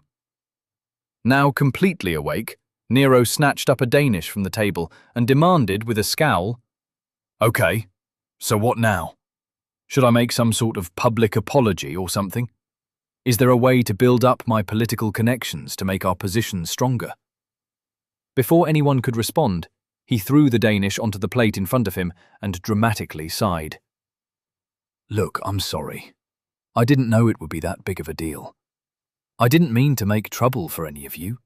You're all my closest allies and friends here. If you need anything, you just have to ask. If you want me to meet with every noble in Dorchester and beg them to forgive me, I will." You guys know what needs to be done, and I'm more than willing to follow whatever you recommend." Vera, surprised to see Nero acting so reasonably, replied, "Well, an apology at this point is not necessary. You did agree to cooperate with the Council of Leadership over the issue of the Mountain's Providence. As long as we handle the information releases well, I think on that front we'll be fine. The important thing is that going forward you treat the nobility with the respect they deserve. As a new lord, you're expected to have some difficulty adjusting, so your actions may be accepted as a matter of your youth and ignorance." Knight Angleton added, Considering that they won't be able to act against House Verena directly until the density shift passes, we have some time to prepare. Vera focused on Nero with an intense look and said, I'll be decreasing how much support House Verena is giving to House Walker. Raising our local forces will be our focus. You'll have to make do with what I'm able to provide. Nero, not having any idea of his current finances, simply asked, Is House Walker in any danger of not having enough money to pay our current bills? Kathleen replied, No, we'll still be running at a slight profit, but any further growth will have to wait for now. Nero shrugged, perfectly fine with that. The house had already grown far more than he was comfortable with. So, just to be clear, I don't have to make a public apology for kicking those assholes out or anything. You guys are handling it. Vera bit back a slight snort of amusement. Yes, my lord. We're handling it. We'll let you know if you need to do anything. Nero nodded, happy to have cleverly dodged a haranguing by pretending to take responsibility for his actions and proactively admitting his mistakes. It was always a good idea to profess shame and metaphorically show his belly to women who were pissed. Arguing would lead to nothing but delaying the inevitable apology. And it didn't just work on women. It worked on anyone in authority. He'd learned the valuable technique as a child, and it had served him very well in all manner of confrontations. Picking his Danish back up and taking a bite, he asked with his mouth full, So, now that the political shenanigans are handled, let's talk about our upcoming fight with the kobolds. We're meeting with Army Command to determine where we're going to be fighting, right? So, how many troops do we have now? And when can we head into the mountain? Kathleen replied first, sounding just as eager to get back to the fighting as he was. We first have to determine what kind of support we'll be getting from the army now that the general has been removed from his position. Our meeting will be with Commander Dahl and his staff. He's been leading the fight against the kobolds from the start, and he'll be the one we'll be working with. Vera added in a serious tone. Not just him. I've been alerted to the fact that the dwarves have requested to join our meeting. While I don't know why, I do know that dwarves are known to revel in war. They'll likely be providing their own forces for the upcoming assault on the mountain city. Nero waved a hand dismissively. The more the merrier. But what happened to the general? You said he was removed from his position. Knight Angleton replied with a grim smile. Yes, the Grand Master of the Knights of Oglivark personally charged him with several counts of dereliction of duty, among other things. His friends in the nobility have already abandoned him, and he'll be lucky to keep his head.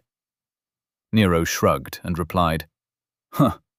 Well, it couldn't have happened to a nicer guy. Maybe in his next life he won't be such an asshole.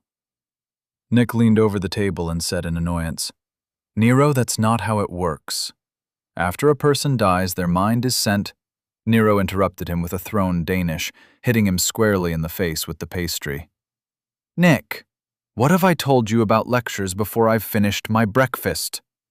Nick, calmly wiping the crumbs from his face and placing the squashed Danish off to the side, replied with a smirk. No lectures that can ruin your concept of reality until you've finished your morning coffee. Nero nodded happily, shooting Nick a finger gun. That's right. Besides, it's just a saying. Nobody expects the guy to actually learn anything from his mistakes. That would be just crazy. Now, tell me what I need to know about the meeting we're going to. As a contracted mercenary leader, I don't want to look like an idiot in front of my new boss. Vera, sitting there with a slight smile on her face, began, Well, Commander Dahl has been with the army for over 130 years. He got his start serving. As she went on and on about the who's who in the army and what they'd likely be discussing during the meeting, Nero enjoyed his breakfast while listening closely. He'd soon be back in the thick of things, and he didn't want to leave a political mess for Vera and whoever was staying topside to clean up. At least, not another one. Chapter 240. How many? It had been a while since evaluator Quincy felt this tired. Getting a few hours of sleep here or there was usually enough to stave off any symptoms of fatigue. Yet, over the past few days, he'd been too busy to spare even an hour for rest. There was simply too much for him to oversee. Since he and the other evaluators submitted their final reports to the Royal Academy and put in their termination papers, they'd been focusing all of their energies on ensuring their new lord's path was wide and clear. And as the team leader, he was at the center of everything they were doing. He had to keep awake to maintain the connections they'd set up as the team bounced around Dorchester like invisible hands of fate, subtly guiding things toward a beneficial outcome. Having honed their craft in cities like the capital, what they were doing here in Dorchester was practically child's play. After working together with the Grand Master and the Archmage to ensure the charges of war crimes against Lord Walker were thoroughly debunked, he'd split up his team for individual missions that would prove invaluable in the coming days. Having sussed out that the Archmage had a personal interest in Lord Walker beyond simply studying him, he and his team felt it was in their best interests to work as quickly and quietly as possible. He'd dispatched Idrius and Vaxus to collect information on the nobles, while focusing on developing intermediaries who could influence the Council of Leadership. They'd already made inroads into houses Newling, York, and Volton. While money wasn't as much use for gaining a spy's allegiance in a small city like this, the people here valued relationships much more than he and his team were used to. All it took to bring people around was a little advice, some information, and a few promised favors. Idrius even managed to quietly discover one of the noble house's involvement with a planar cult. She'd passed on the information discreetly to the Tower of Law, ensuring the elimination of that future threat. Mortem had been sent to develop contacts within the local Tower of Magic. They needed to know what the Archmage was up to, and if his plans were of any danger to their new lord. Mortem had already discovered that the Archmage's personal aide, the de facto court mage, Mage Adept Newbanks, was pursuing her own agenda, possibly at the behest of someone outside Dorchester. Quincy had made sure to have Mortem keep a close eye on her. She was a relatively experienced mage, one who was too high level for a place like Dorchester, which made the man's task extremely challenging. Lastly, there was Yarborough, who had been given the most difficult duty. Quincy had sent her to scout the kobolds. She was particularly skilled in visual and ethereal deception, and had been working her way through the first several floors of the mountain city, reporting every hour on what she'd discovered. So far, she'd not found anything that the local army and his new lord couldn't handle, but he still felt like they were missing something. He and his team already knew the true scale of what Dorchester was facing, but considering how woefully unprepared the local Tower of Magic was, he didn't want to rely on the information he'd acquired while in the capital. While reminding her to be careful, he'd asked her to push deeper, at least getting close enough to verify that the scry-piercing technique they were using to counteract the kobold's illusions was working as intended. He really didn't like the fact that what Lord Walker had described from his sleep delving wasn't at all like what they were seeing. Meanwhile, while they were all out performing their tasks, he'd been attempting to keep a close eye on Lord Walker. It had become particularly difficult to maintain his stealth around the young lord. He found it both impressive and infuriating how quickly Lord Walker had picked up the trick of detecting abnormalities in the ether.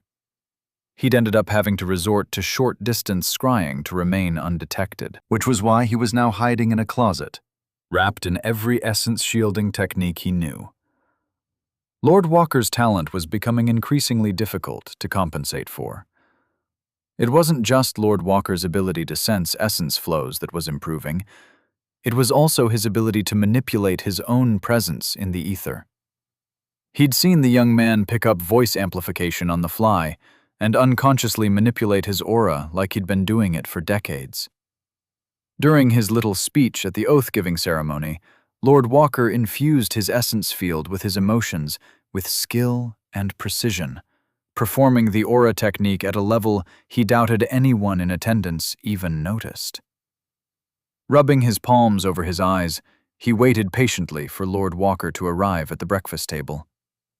There was no point wasting his time thinking about any of his observations right now. If everything went according to plan, he'd be able to get some meditation in tonight, allowing him to review everything he'd learned. For now, he just had to keep his attention focused and make sure nothing went wrong.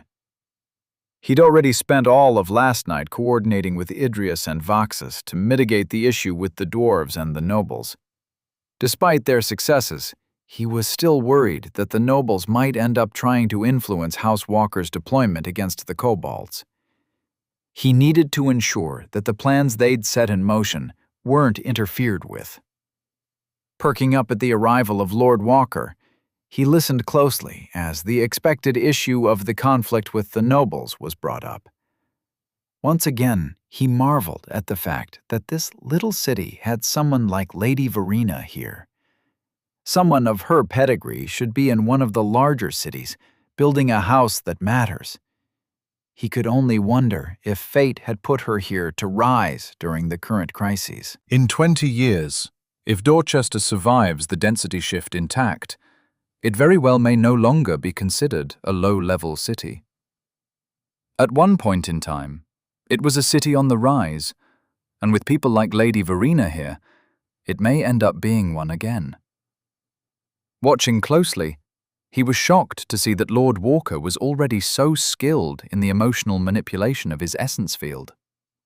If he hadn't been paying such close attention, he would have actually believed that the young lord felt guilty for having rudely ejected the nobles from his property. Even a relatively skilled mage like Lord Verena fell for the young man's subtle trick. In actuality, he could tell that Lord Walker found the situation humorous. Instead of feeling guilty, he was feeling proud of himself for taking advantage of the situation so he could kick everyone out and end the party early. Standing alone in the closet he was using to hide, he muttered, "You really are something special, aren't you, little lord?" The exterior of the Walker estate was just as imposing and garish as Nero remembered it to be. From the impeccably landscaped grounds to the sheer size of the interconnected structures, it all came together to give off a feeling of being in a fantasy palace that could only exist in a world with magic. Looking over his shoulder at the retreating front doors, he thought to himself, I really need to wrap my head around the fact that I own this place. Although, I'll probably end up moving out before I get to that point. Turning his back on the site, he returned his attention to the conversation going on around him. They were currently discussing the upcoming meeting and what each of them should be on the lookout for. As they were meeting with Army Command for the purposes of defining House Walker's role in the upcoming assault on the mountain city, Kathleen would be taking the lead. Knight Angleton would be there to offer any support or explanations if she needed them, while Vera and Nick were coming along due to the fact that they'd be lending some of House Verena's troops to the assault force. It was Nero's understanding that many people who had initially wanted to join House Walker had instead joined House Verena when they heard that he had no intention of staying long-term in Dorchester. For those interested in aligning themselves with him but not following him, it was seen as a perfect compromise. They'll be able to head into battle with him, but not give up their lives to follow him around on his future adventures. As the group stepped up to the gazebo housing the estate's astro-teleportation platform, Nero idly wondered how many essence crystals it cost to use this as the primary method of ingress and egress to his estate. To him, it seemed wasteful on the level of rich assholes using private planes to have dinner at their favorite restaurant. Keeping his mouth shut, he let them continue to natter on about their plans and what kind of deployment conditions they'd likely be offered.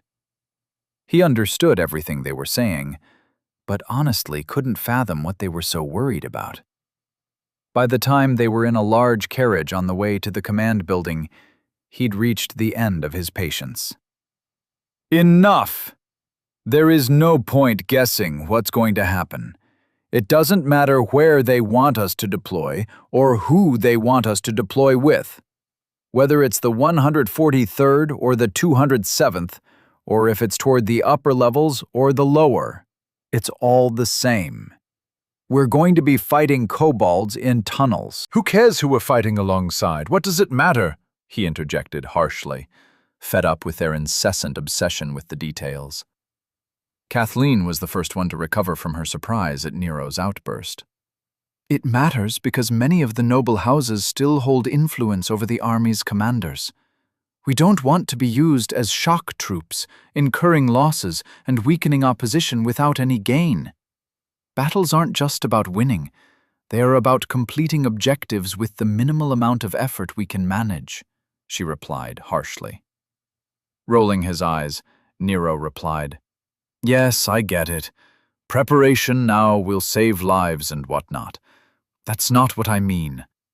What I'm saying is that we can't know anything until we sit down and talk with them. We're on a quest to help out with the threat, and we're getting paid based on how big of an impact we make, right? Just like when we fought out by the kobold tunnel. We'll take what they say into consideration, but we won't be strictly following their commands.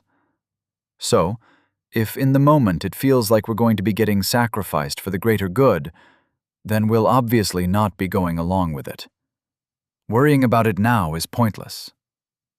Knight Angleton leaned forward on his seat and said, We can still do what he can to reduce the likelihood of that happening. We have a great deal of intelligence on which divisions have connections to the noble houses, and if we head off any plans before we make our way into the mountain, it will be easier when the time comes to handle whatever problems arise. Sighing, Nero replied, Fine. Keep spinning your wheels. All I'm saying is that arguing about it now is a waste of time. No one seemed to agree with him, and they resumed their discussion as if he hadn't said anything. Vera continued to provide information on what her sources had found out about each division's ties, and Knight Angleton contributed by informing them of what likely methods they might use to control House Walker's forces. All the while, Kathleen maintained an air of command as she kept the conversation focused on House Walker's upcoming role in the assault. By the time they finally arrived at Army Command, Nero felt like they had all worked themselves up into a tizzy, utterly sure in their conclusions that they were going to have to fight tooth and nail to survive whatever dark plans the army and the nobles had for them. He, on the other hand, thought they were just being overly dramatic.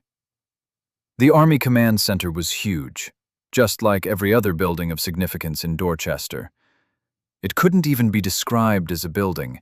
It was more like a compound. Multiple rectangular buildings filled a stone courtyard the size of a football stadium, each looking like it could survive heavy bombardment from some of those essence cannons he'd seen.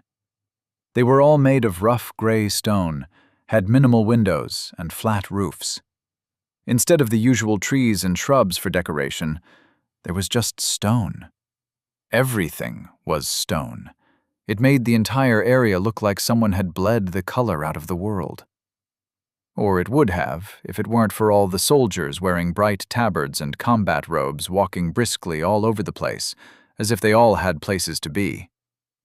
The outer walls of the compound weren't as high as he thought they'd be, but unlike others, they were manned. All along the perimeter, there were guardhouses on the wall, with soldiers standing at attention, looking down imperiously at the citizens outside. Everything about the place screamed, "Go away!" Nero couldn't help muttering under his breath as he got out of the cab.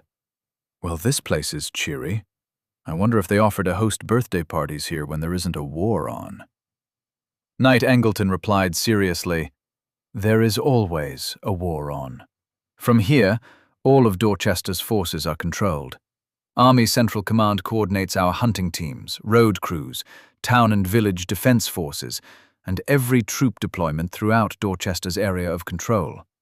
This is the center of humanity's defense against the world, and the reason Dorchester's citizens can survive the threats outside our walls. Nero, still not understanding why they couldn't at least set up a couple of picnic tables, replied, Uh-huh. It's all very serious, I'm sure.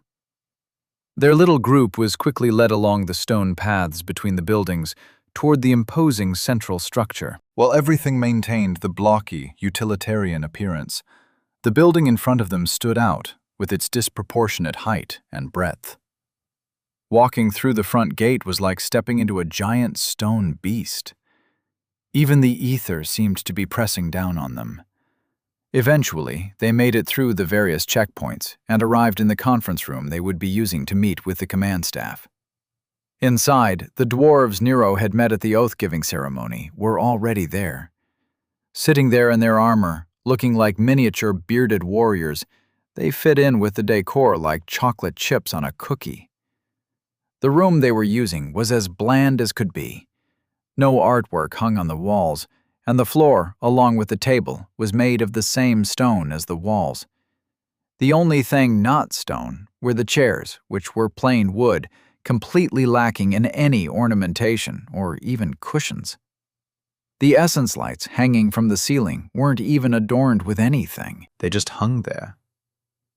Whistling softly, Nero muttered, "This place makes the other army compounds look like hotels in comparison. Did they want people to hate working here? This place looks like a prison." Kathleen, practical as ever, replied to his mutterings, "This is a place with a singular purpose. There is no place for vanity or distraction here." Shrugging off her statement, Nero stepped forward to greet Mavros. "Hey man, fancy seeing you here. I heard the paperwork for your mountain has been handled. Congrats. When are you guys planning on moving in?" Not bothering to get up from his chair, Mavros replied, "I've already dispatched the rune workers along with several guards to watch over them. They should be opening a temporary portal to Glimmer Mountain within a week if they aren't interrupted by anything on their journey." Taking his seat along with the rest of his party, he could see that between the dwarves and House Walker, they were already filling up half the table. "That's good news, I think. So you guys aren't going to be teleporting people here? How's that going to work?" Nero asked, interested in how they were planning to get their clan here. Mavros's lip twitched in a slight smile, making his entire beard move like a tugged rug. "Rune work ain't something humans can understand. It requires knowledge of the earth and an understanding of the flows." Eager to be included in the conversation, Nick leaned over the table and added, "Dwarven magic primarily relies on runic interpretation of the ethereal balance and connection within the ground. They are unparalleled in their ability to interpret essence flows throughout what they call the earth." Hearing the distinct difference in the dwarven word, earth, Nero figured he was in for another long and boring lecture. All he wanted to know was why dwarves used portals rather than transportation like the humans. He wasn't interested in suffering through another cultural explanation. Luckily, he was saved by the room's doors opening, showing that Commander Dahl and the command staff had arrived. Looking around, Nero noticed that no one bothered to get up to greet them. As he'd come to expect, nobody in this culture wasted time with what he'd consider common courtesies. Without any preamble, Commander Dahl began speaking. "We're here today to coordinate House Walker's deployment alongside our forces as we continue our push into the mountain city." Interrupting him, Mavros said, "What do you mean, continue? Have you already begun the assault?" Nodding as he took his seat, Commander Dahl replied, "Yes, we have. While we've been ready for a while, our former general preferred to wait until the mages figured out how to break through the kobolds' scry defenses. I didn't, and still don't, see a reason to give them time to further reinforce their defenses. Last night, we began our assault, and our forces have already cut off the lower levels from the upper mountain city. What we need to determine now is where House Walker is going to be joining the fight." Nero noticed that Kathleen and Knight Angleton both looked surprised, while Vera and Nick's expressions remained calm. The dwarves, on the other hand, seemed outraged for some reason. Mavros leaned forward over the table, looking rather comical as he didn't fit the height requirement for a human-sized chair. "Why weren't we informed? I made it clear that I wanted to be kept up to date with your plans for the assault. Commander Dahl and his sub-commanders all looked over at the dwarf with blank expressions on their faces, clearly not caring about his opinion. We didn't tell you because you didn't need to know. If you'd like to join the fight, I would be happy to allow you to coordinate yourself, under the same stipulations that I'll be giving House Walker. However, overall command and control will remain with me. I haven't worked with dwarves before, and I don't know what you are capable of. Fitting you into our plans will be at best an afterthought, Commander Dahl said firmly, as if there wasn't a chance in hell of him changing his mind. Mavros, grinning like a crazy person, replied, "That's right. You don't know what we're capable of. When my clan arrives, you'll learn why dwarven warriors are feared in the dark depths you humans are too scared to go poking around in." Raising an eyebrow, Commander Dahl replied, "I'm looking forward to it. Do you plan on deploying a significant force in aid of Dorchester?" The dwarves all chuckled around the table, as if they were in on a secret joke. Still grinning, Mavros replied, "Oh no. We just wanted to be informed as to where you humans will be fighting. We'll be attacking the lizards from our mountain." Confused, Commander Dahl asked, "How? The mountain city has no connection to the outlying mountains?" Mavros, now chuckling, replied, "You humans have no idea what you're dealing with. Haven't you even looked at what the kobolds have done to the city you abandoned? They've spread out over half the mountain range." Gesturing with an armored hand toward one of the dwarves next to him, he waited for the dwarf to pull up a hologram. Over the center of the table, an intricate and highly detailed map of the mountain range beside Dorchester appeared. Nero noticed right away that the dwarves' method of projecting the hologram was different than what he was used to seeing. It wasn't coming from the table or any of the human technology hidden around the room. Instead, it was being projected from the dwarf's gauntlet. He could see what he guessed were runes floating in the ether in a circular pattern around the dwarf's hand, pulling and twisting the essence flows into their center and changing them. It was like a spell form, but functionally very different. Leaning forward in his chair, Nero's eyes widened in appreciation of the spectacle he was witnessing. On the other hand, the rest of the room was focused on the projection itself. While Dorchester's mages may have had trouble piercing the kobold's illusions, the dwarves apparently did not. Considering the scale, the mountain city which butted up next to Dorchester and filled the mountain was rather small. Throughout the rest of the mountain range, there were other cities that had been built by the kobolds, all of them connected by multiple tunnels in a grand web. Considering how tiny Dorchester itself looked in comparison to them, Commander Dahl and the others couldn't fathom how many kobolds might be living there. "How is this possible?" he muttered. "They haven't had time to spread out that far. If they did, then why haven't they already run over us? With these kinds of numbers, why would they only send probing attacks?" Mavros, now no longer chuckling, replied, "Because they're suffering from the same problems you are. The density shift you're experiencing isn't just happening above ground. It's happening to them as well. The lizards aren't interested in you. At least they weren't, not until you made yourself a problem." Joining the conversation, Kathleen asked, "So their assault on the surface, what was that? Just a response to us discovering them?" Most of the dwarves were nodding. Crusher, a dwarf Nero recognized from before, replied, "Yes, that's exactly what it was. You disturbed one of their routes to the surface they were using to keep an eye on you. They sent out a force to deal with you, but didn't particularly care if it worked. The mountain city, as ye call it, is just one small part of their greater whole. When they realized that there were humans up here, they just stopped expanding in that direction and sealed themselves up." Getting them out of the area is going to be requiring a lot more than you thought it would. Mavros nodded in agreement and added, "That's why we wanted to be involved with the planning. Our two cities will need to work together to clear out their infestation. I'll not be having an entire civilization of kobolds polluting the earth with their planar invasion. Nick, his voice trembling, asked, "Is that what they're doing? Is this an invasion?" Mavros replied, "More or less. As far as we can tell, they haven't begun to pull away any of our essence, or delivered any of their own. But I think they've reached the point where they're capable of it.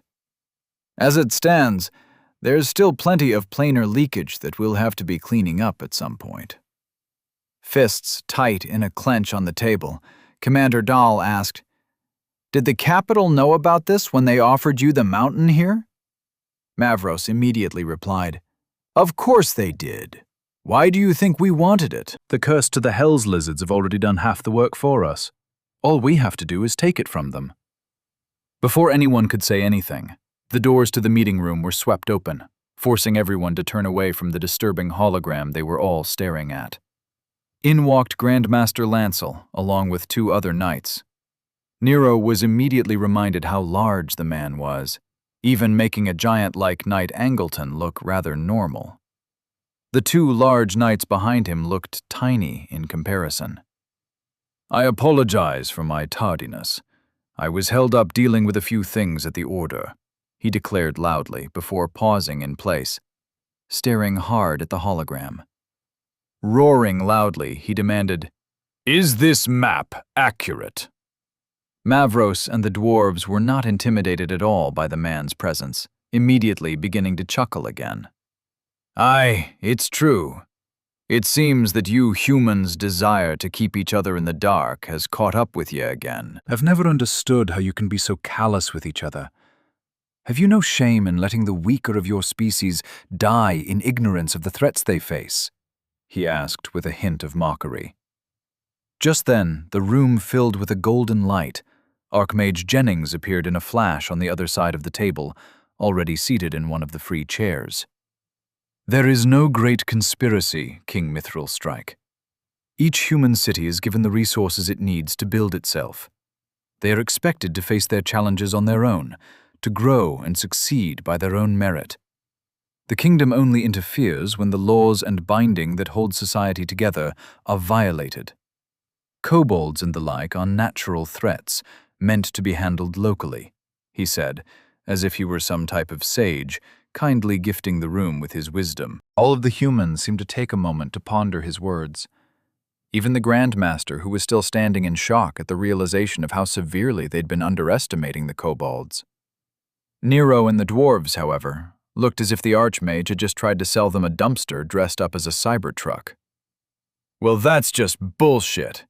You knew the kobolds were eventually going to wipe out the city, and were probably even planning on it.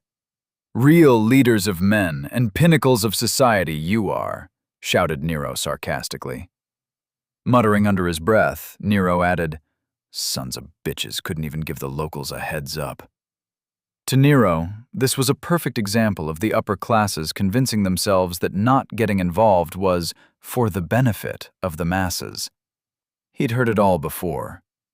They need to learn how to take care of themselves, and our role is to ensure everyone starts with the same opportunities. Anything beyond that is just hurting their potential. Shrugging uncaringly, Archmage Jennings replied, "It's not all bad. Due to the density shift and some of the recent changes in leadership, you have a good chance of surviving the challenge. In fact, with the addition of the dwarves, I'd say your success is almost assured. Although I think you really need to work on the quality of the mages you are developing locally."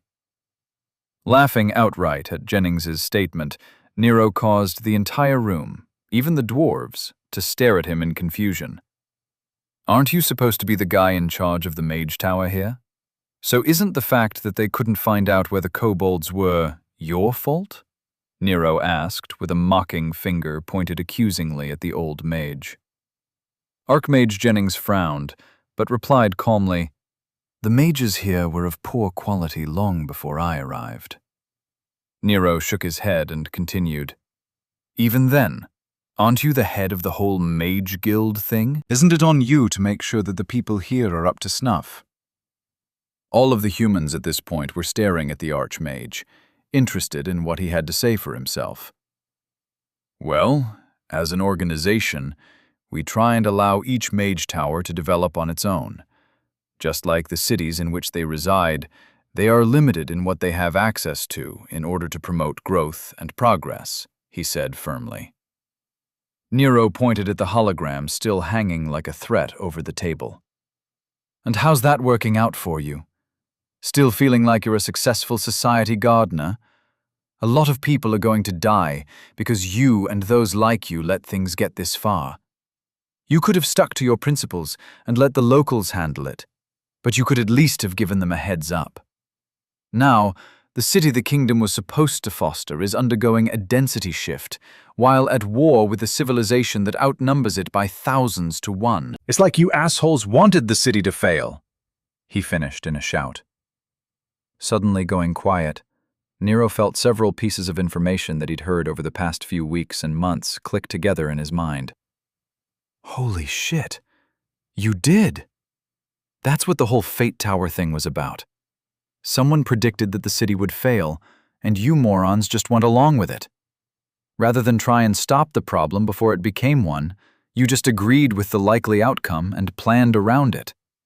You logicked yourselves into killing off one of your cities. How often do you high and mighty types do this? How many people have you casually sacrificed because you agreed to let things take their natural course? I get wanting to let people learn from their mistakes due to the way leveling works. But Christ on a cracker, don't you think you're taking it a little too far? You don't teach a kid to look both ways before crossing a street by letting him get hit by a bus, he shouted while hopping to his feet and leaning over the table, furious at the thought of the people in charge letting their people die for some arbitrary principles. Archmage Jennings, having always been careful about how much he'd told Nero, paled in his seat. The thought of Nero actually figuring out the larger picture from all the small but insignificant hints he'd given him had never actually occurred to him. At most, he'd hoped the young man might realize that a larger game was afoot. He never would have predicted that Nero would piece it all together.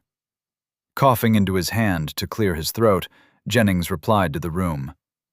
The laws that govern our society are there for a reason, and so am I. I came here to guide and help this city in its time of need. Well, I can't outright aid you all in your fight, and neither can the kingdom. We can help you discover how to help yourselves, he said compassionately. While the humans all sat frozen in their chairs, each trying to come to terms with what they'd heard, the dwarves sat quietly, not interfering with their business. Nero, however, once again filled the silence by sarcastically muttering louder than necessary.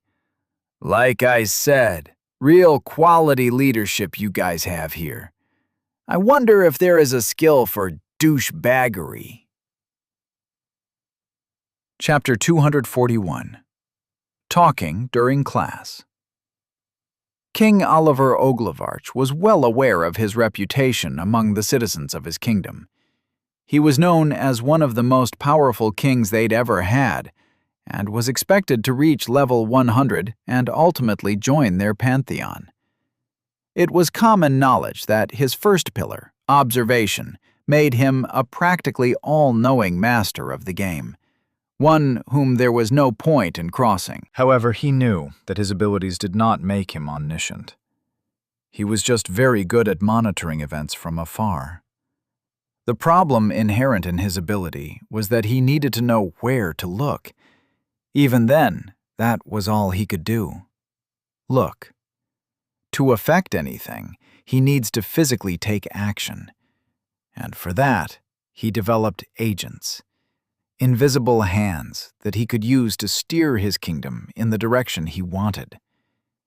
In Dorchester, that invisible hand was Mage Adept Newbanks. He'd sent her there to manipulate events and keep an eye on things he didn't have the time or patience to pay attention to. Your Majesty, I don't know how, but I believe the evaluators have discovered that I am working for you, she said quietly, sounding utterly defeated by her many recent failures. The king stood in his rooms, projecting himself through a communications relay directly into her private room in Dorchester's Tower of Magic on the other side of the kingdom. He kept his expression calm and supportive as he looked down on her kneeling before him. It was a delicate process to train agents like her. He needed to encourage her drive while ensuring that she didn't take too much initiative. She was close to breaking, and one wrong word could render her useless to him. Keeping voice calm, he replied, "They are no longer evaluators. They have left their ties to the Royal Academy behind, and are now wholly dedicated to House Walker. You do not need to worry about them. While they know that you are working for someone outside Dorchester, they do not know who it is. As long as you keep to the tasks that I've given you, they won't care enough about you to interfere." Grimacing in annoyance, she replied, "Yes, Your Majesty. However, I'm sorry to report that I've been unable to stop the local general's execution. The Grand Master of the local Order of the Knights of Oglevark is being particularly vengeful for some reason. He will not allow General Branson to leave the city." The king, sounding kind and gentle, replied, "I know. You were not meant to succeed. You were merely meant to make the man question his resolve. In that, you have succeeded." Frowning in confusion, Mage Adept Newbanks bit back her reply. Even from the capital, he could see her turbulent emotions through the scry he was using to observe her, while his physical attention remained on his connection to her room through the communications link. "It's all right. Ask the question you need answered," he told her gently, mindful of the fact that she was nearing her breaking point. After taking a deep breath, she looked up from her knees and gazed into the eyes of the King of Oglevark. "Your Majesty, if you already know everything, and you already know how all of this is going to play out, then why am I here? Of what use am I to you?" Before he could respond, she continued, slowly beginning to rant. "I failed to keep the Faith District focused on the narrative you wanted.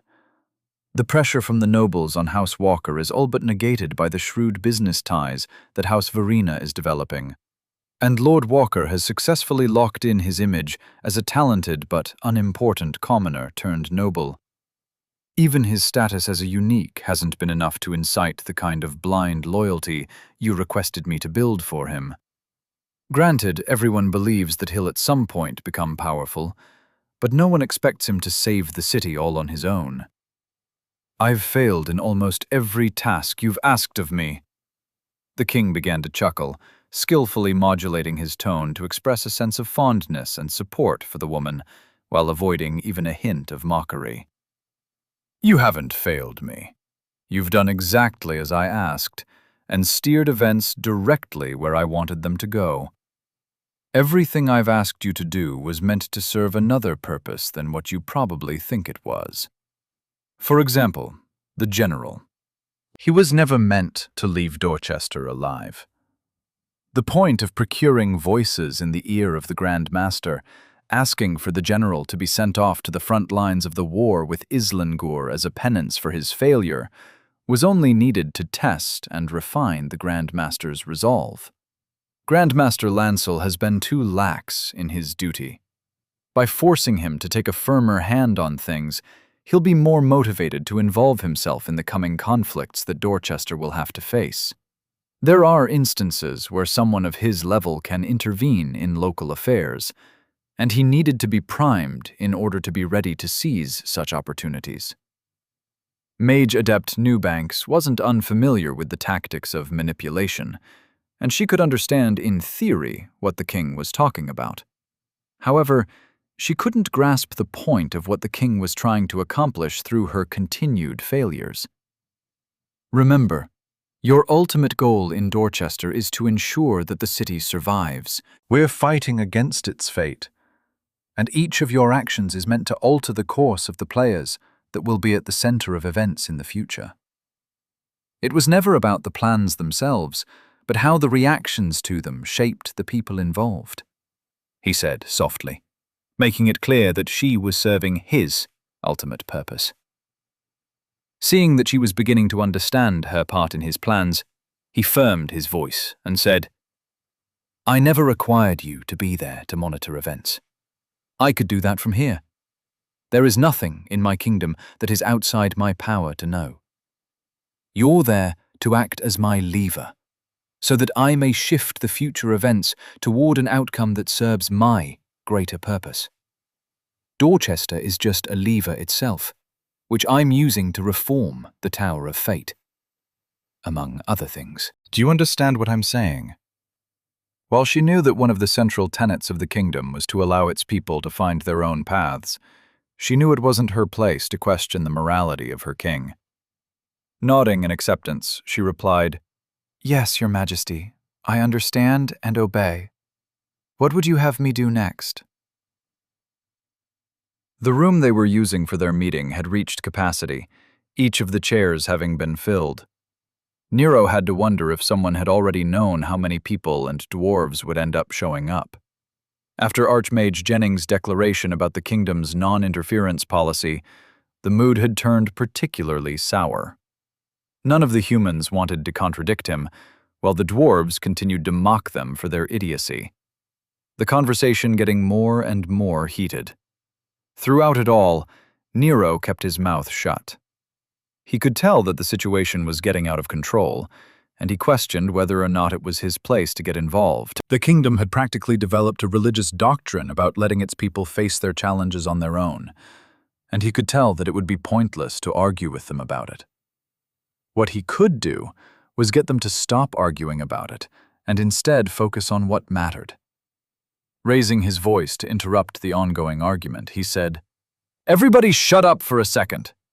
Whether or not the capital knew about the kobolds doesn't matter at this point.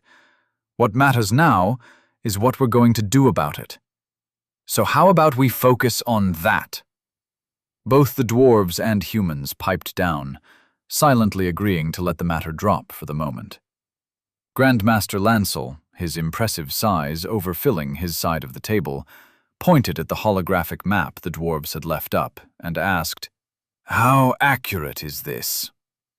The dwarven king, Mavros Mithralstrike, replied, somewhat offended by the question, "As accurate as we could make it." While we can't know exactly what is happening inside those areas under their control, we're able to know they're there.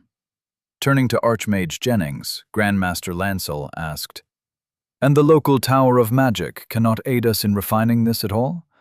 Is there really nothing you can do to aid them in their efforts to pierce the kobold illusions?" Archmage Jennings looked surprisingly sympathetic when he replied, "I'm sorry, but no. As best I can guess, the mages here will not be able to counter the kobold's defensive techniques anytime soon. And, to be fair, even if I did help, which I can't, we would not be able to see everything.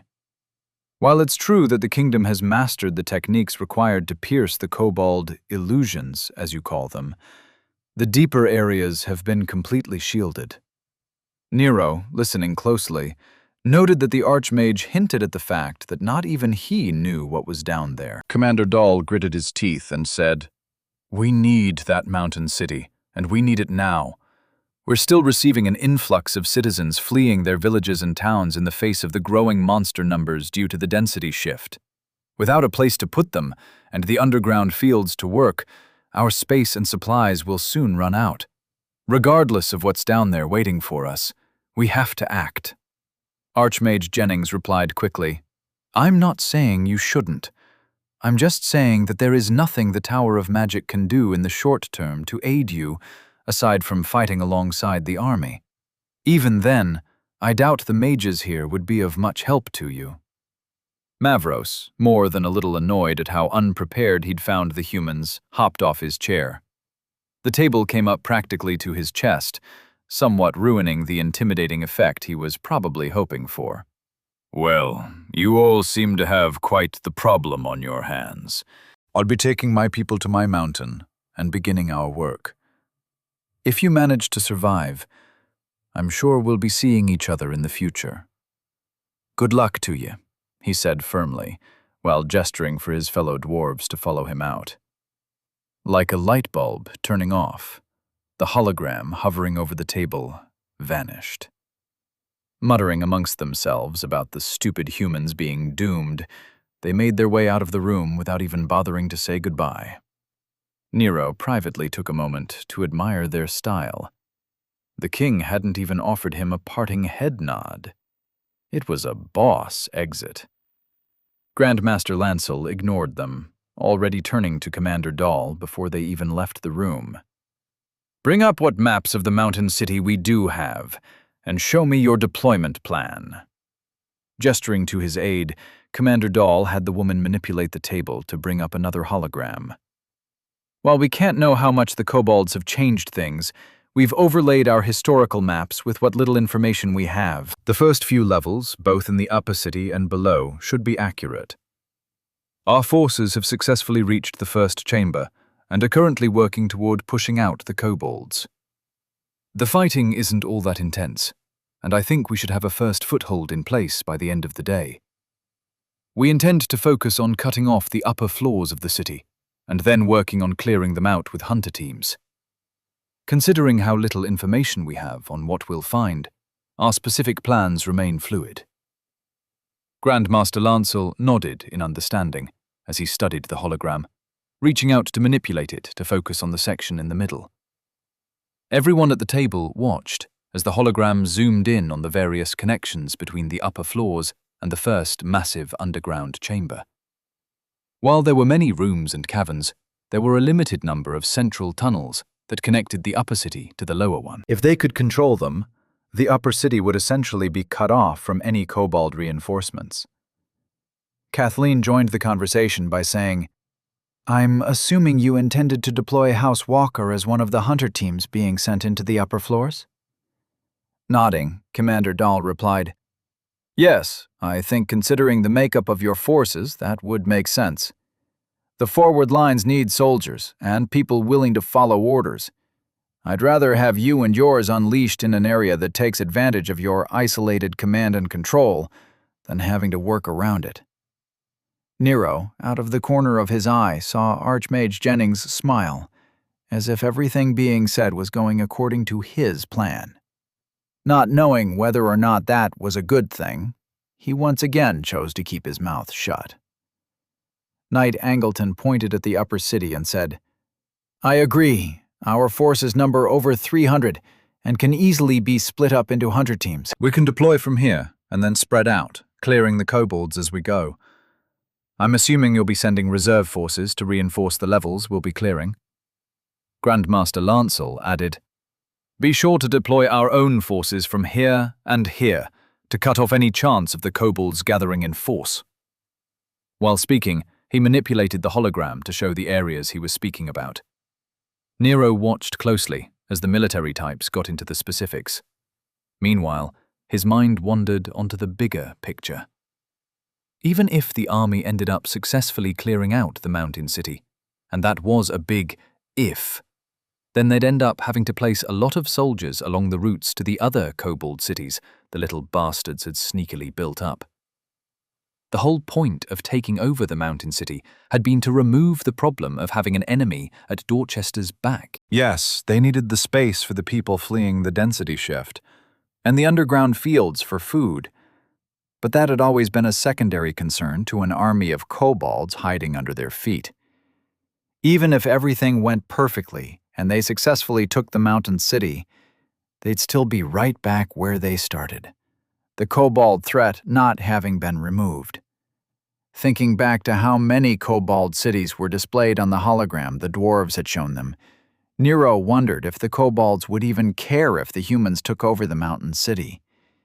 If they were lucky, the kobolds might cut their losses and just let them have it. Mentally kicking himself, Nero doubted that they would be that lucky. Clenching his fists under the table, he felt the unmistakable desire to stop talking about this and just get out there. While all of this theory crafting and tactics were probably important, it wasn't really his area. He had zero contributions to make to the conversation. Reaching out with his essence field, he sent a private connection request to the Archmage, bypassing the local Tho hub entirely. Feeling the connection established as the Archmage continued to feign interest in the conversation going on around them, Nero felt the man's presence appear in his mind. While not exactly oppressive, Nero could feel the old mage's power dwarfing him. "Yes, Nero, what can I do for you?" Archmage Jennings asked softly. Trying to keep his feelings hidden from the man, Nero replied, "I just wanted to touch base with you and clarify a few things. You said that the capital knew about the kobolds, right? Well, I wanted to know how. Also, I wanted to ask you about your plans to reform the local mage tower, which I assume you have." Mentally chuckling at Nero's audacity, Jennings replied, "Well, let's start with how the capital knew about the kobolds. Like all cities, Dorchester is monitored from the central scrying towers in the capital. The network of towers can be harnessed into relays to send information to the capital from all over the kingdom.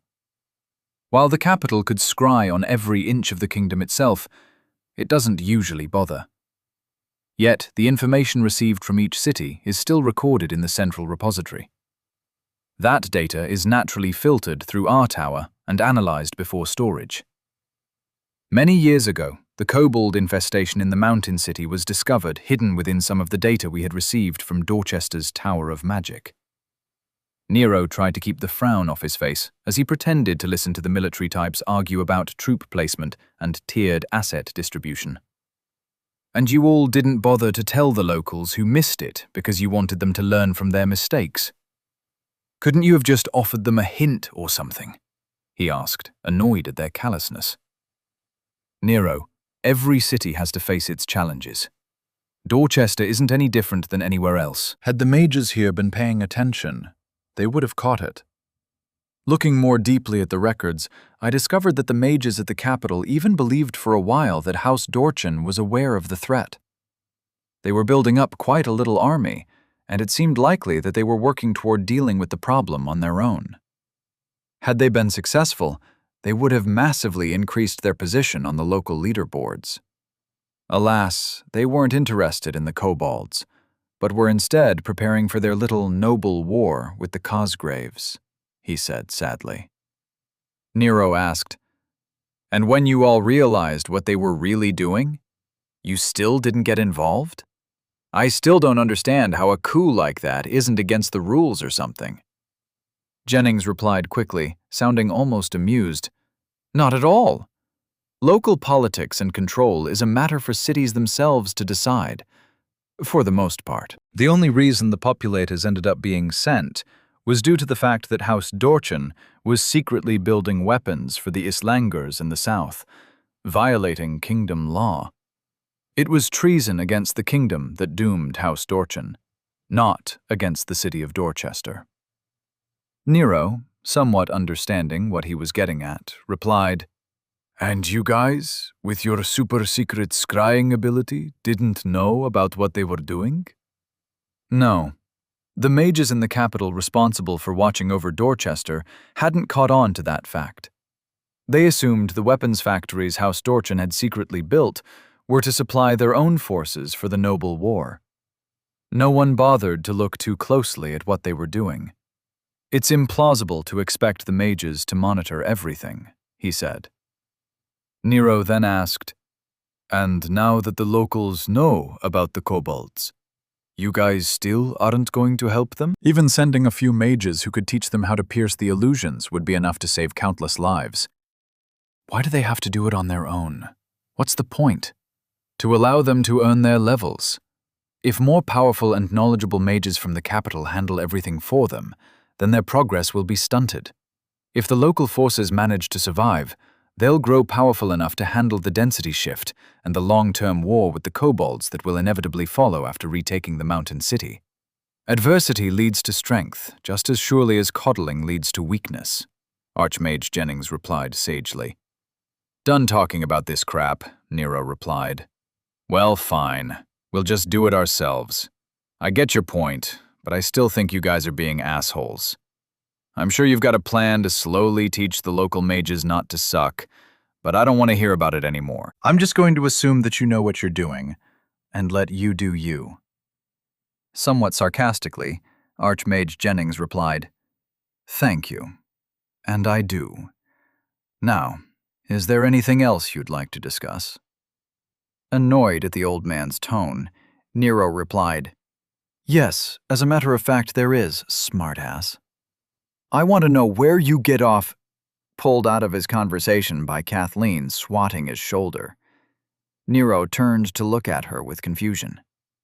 "Well?" she asked. Nero replied, "Well, what?" Nick, seated 2 seats away from him, replied for her. "The Grand Master asked you a question." Nero, turning to look at the giant of a man seated on the other side of the table, replied, "Oh, sorry. I was too focused on trying to memorize the layout of the mountain." "What did you want to ask me?" The Grand Master, looking rather unhappy with Nero's flippant tone, replied, "I wished to know if you had any thoughts about our deployment plan for your house." Glancing at Kathleen, who was seated next to him, Nero noted the restrained fury in her essence field, which was nearly warping the ether with its potency. Turning back to the Grand Master, he replied with a smile, "Nope, I'm good with the plan. Go in, clear out the upper city, and come back for cake and congratulations. Sounds good to me. Can't wait." Nero felt Archmage Jennings cut the connection he'd had with him sharply. The sensation of the man's mind abruptly shutting off nearly made him wince, but he managed to keep the awkward smile he had on his face. "My only question is why we're still here talking about this. Let's get our asses in gear and go kill some kobolds. We have a city to clear out," he declared firmly, trying to sound as heroic and upstanding as possible. Unfortunately for him, Nero hadn't put much effort into managing his essence field, and everyone in the room could tell that he was just bored and a little hungry. His essence field's strength had turned him into a broadcaster for his emotions, and unless he trained a bit more on his passive suppression, he'd continue to be an open book for anyone capable of reading him. Standing up from the table, Commander Dahl said firmly, "Very well, you have your deployment orders. I expect House Walker to be at the mountain gate by 11. Knight Angleton knows the procedures. Fight well, and good luck." The meeting ended in silence, everyone filing out of the room. After being quickly shuffled out of the command center, Nero broke the tense silence that they'd all been suffering through the moment he hopped in the cab. "So, that went well, huh? Ready to do our part for Dorchester?" he asked with a grin. Everyone in the cab, Nick and Vera included, looked at him with blank stares, making it clear that he had embarrassed himself and everyone who knew him. Turning away from the glares, he looked out through the window and said dismissively, "I get it. You're tired. I feel ya. That meeting sucked. But hey, we'll soon be fighting clone warrior lizards in an abandoned mountain city built by your forefathers. So we'll be getting all the excitement we can handle soon enough." With a grin, he added, "House Walker is going to war. How cool is that?" Chapter 242. Everyone's working hard. I should sit down. Michael Herring stood off to the side of the platform, calmly watching the arranged memory engrams play on the large holographic projector. While memories in this format were limited to just the visual and auditory spectrums, seeing Lord Walker speak was still impressive. He'd watched these recordings many times, as had everyone else in this room, most likely. However, he still wanted them fresh in their minds when he addressed them. This was the 4th introductory session he was leading, and by now he'd grown used to the process. As one of House Walker's troop leaders, he was responsible for overseeing their forces from a managerial standpoint. He'd volunteered for the opportunity to induct the followers himself, passionately stating that helping them understand why they were here was more important than allowing them to figure it out for themselves. Letting people misinterpret Lord Walker would only end up wasting their potential and hurting House Walker in the long run. When Lord Walker's image faded from view, the hologram above the platform turned off. Returning to the podium at the center of the platform, he looked out over the recruits sitting in their seats. The room they were meeting in was one of the briefing halls in the barracks compound. Normally used for presentations and lectures, each guard barracks had one. He'd gone around to each barracks and given this speech. It was necessary to prepare them for what their new lives would entail. Almost all the followers of House Walker had moved into the estate's military section, filling up the former guard quarters quite nicely. The buildings were all of the highest quality and clearly intended to house a formidable force. House Dorchin had built them well, and House Walker intended to take full advantage of them. Adding some steel to his voice, he projected loudly, "You've all given up everything to join House Walker. Some of you have left families, jobs, and responsibilities. Others have taken up the opportunity to leave your past mistakes behind you, to clear the obstructions you've accumulated on your path. Regardless, for whatever reason, you're here now." Sweeping his attention across the multiple rows of filled seats, he said, "Many of you have already seen these memories of Lord Walker. Many of you were there to experience them yourselves. However, as a whole, you all lack the context to understand what Lord Walker was trying to tell you." Leaving the podium behind, he began pacing across the platform while he continued. "Lord Walker cares about you all more than you can possibly understand. He wants you all to succeed on your path.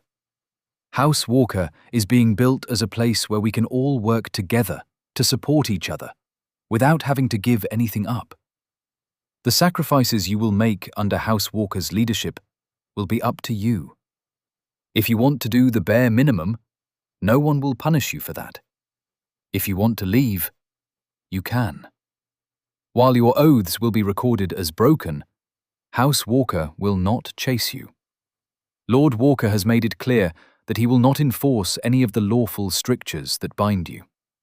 He only wants those who want to be here.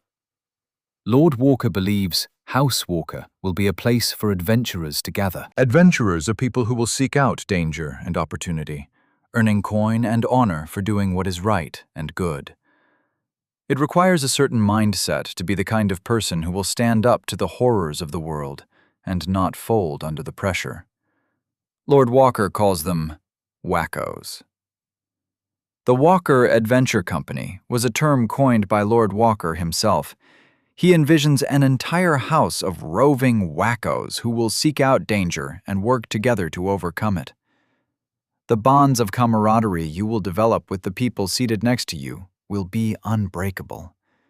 They will allow you to do things you never thought yourself capable of. Noting the expected fire and passion building in their essence fields, he retook his place behind the podium. Softening his tone, he said, "But, as you all know, House Walker is not one of the city's houses.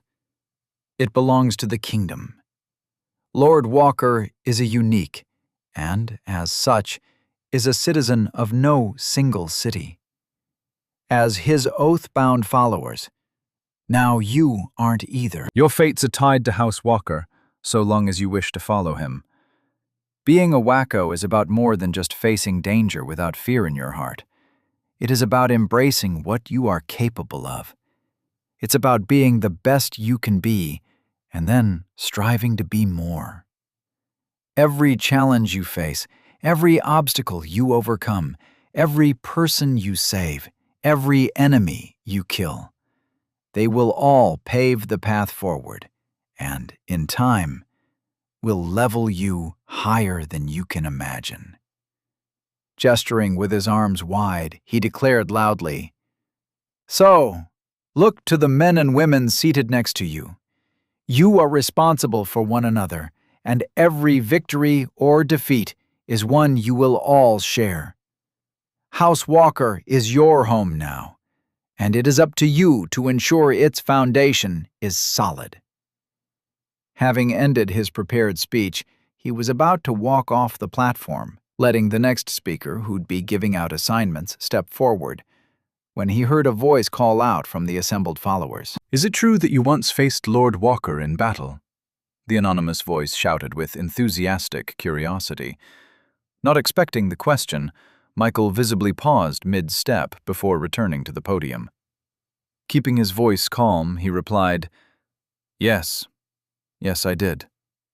Feeling the ether in the room boiling with the expectation of the story, he took a deep breath and began.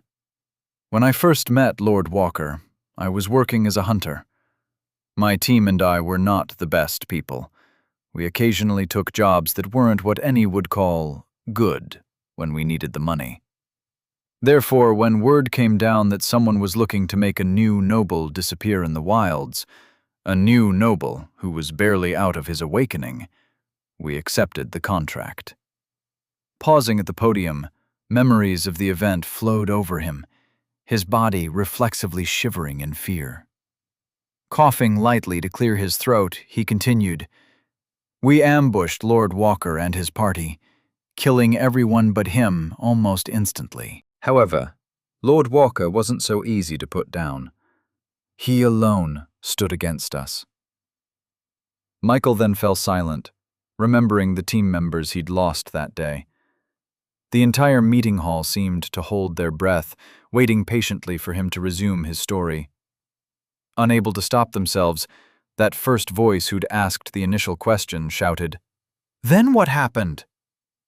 Eyes hardening, he looked out into the room to focus on the enthusiastic young man who was eagerly awaiting to hear how Lord Walker survived. Suffice it to say, I'm the only one of my team to have survived the experience. Lord Walker required a prisoner, someone to interrogate, he added in a whisper loud enough to carry through the silence. Shaking off the memories, he said, "Lord Walker does not quit. He does not accept things that he does not want to. He is an adventurer, body, mind, and soul. When faced with an obstacle, he destroys it. My team and I were his obstacles that day, and we were destroyed. For whatever reason, Lord Walker personally saw value in redeeming me. He petitioned the Tower of Law to give me a chance to return to my path. Later, through chance or destiny, I was lucky enough to experience him showing me and many others how to walk that path. He showed us the way forward. And now you all have been given that same chance. I suggest you seize it." Without another word, he walked off the platform. Inside, he was feeling the burning need to push forward, to prove himself worthy of the chance he'd been given. He was not just the criminal scum he used to be, or the butcher's boy without any prospects. He was something more. He was a wacko.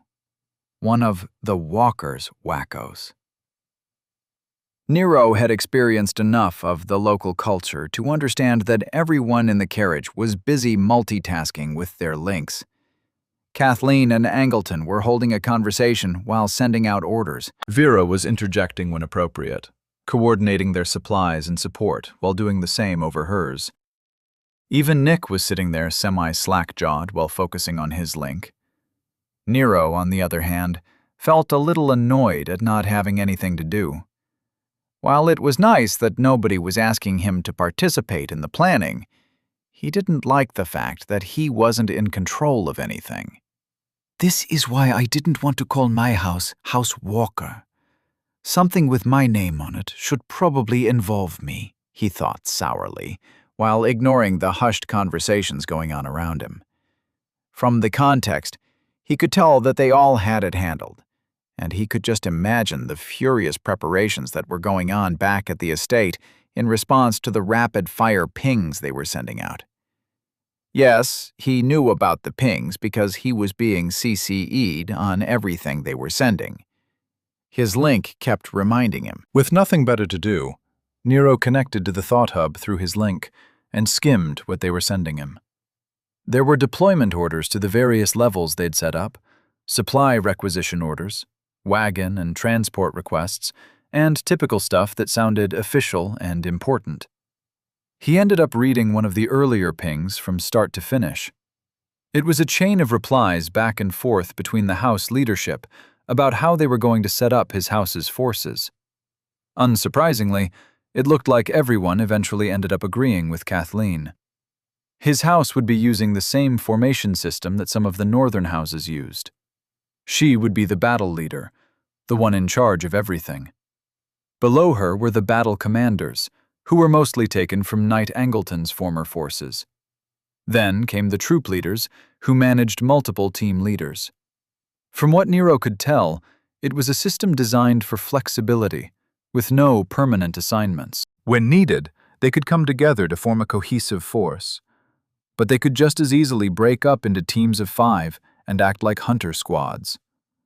On paper, it sounded good, but he thought the system was overly complicated.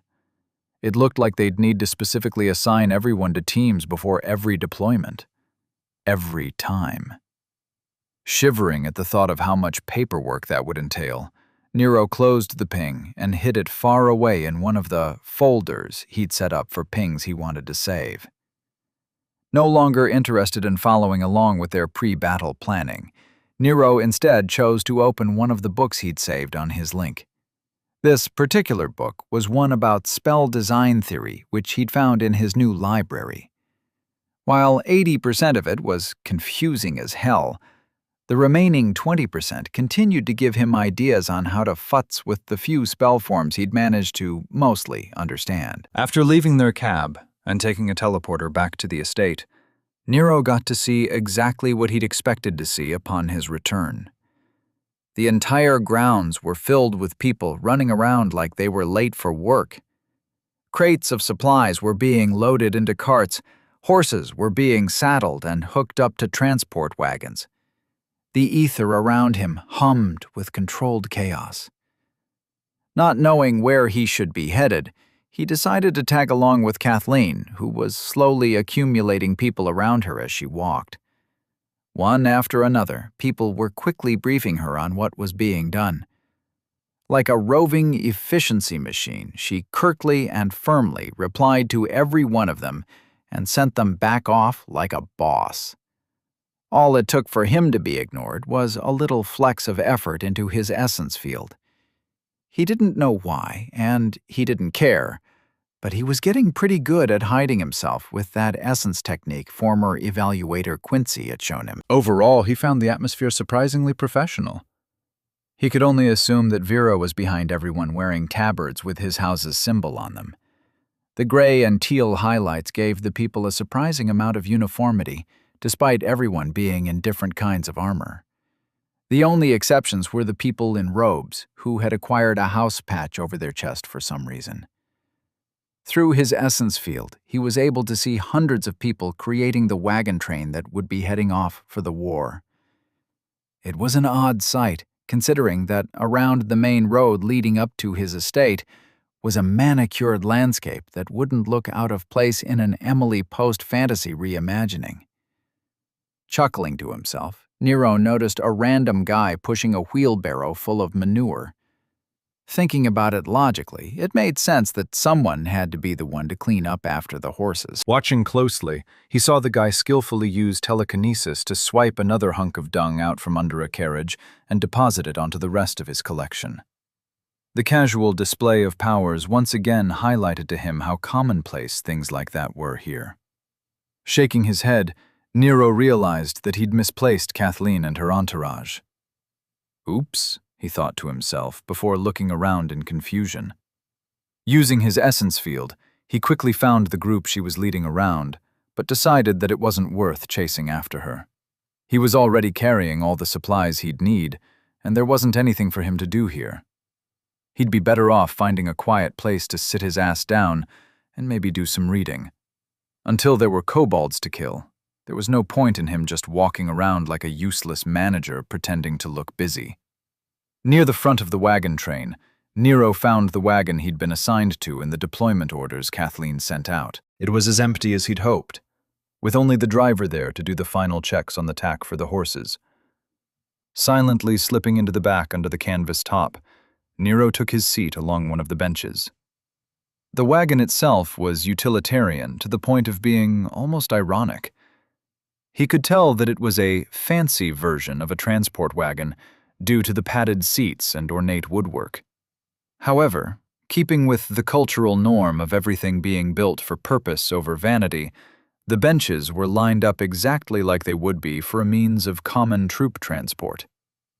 Taking advantage of the temporarily empty wagon, Nero pulled out his trusty wooden stump from his personal space to use as a footrest and closed his eyes.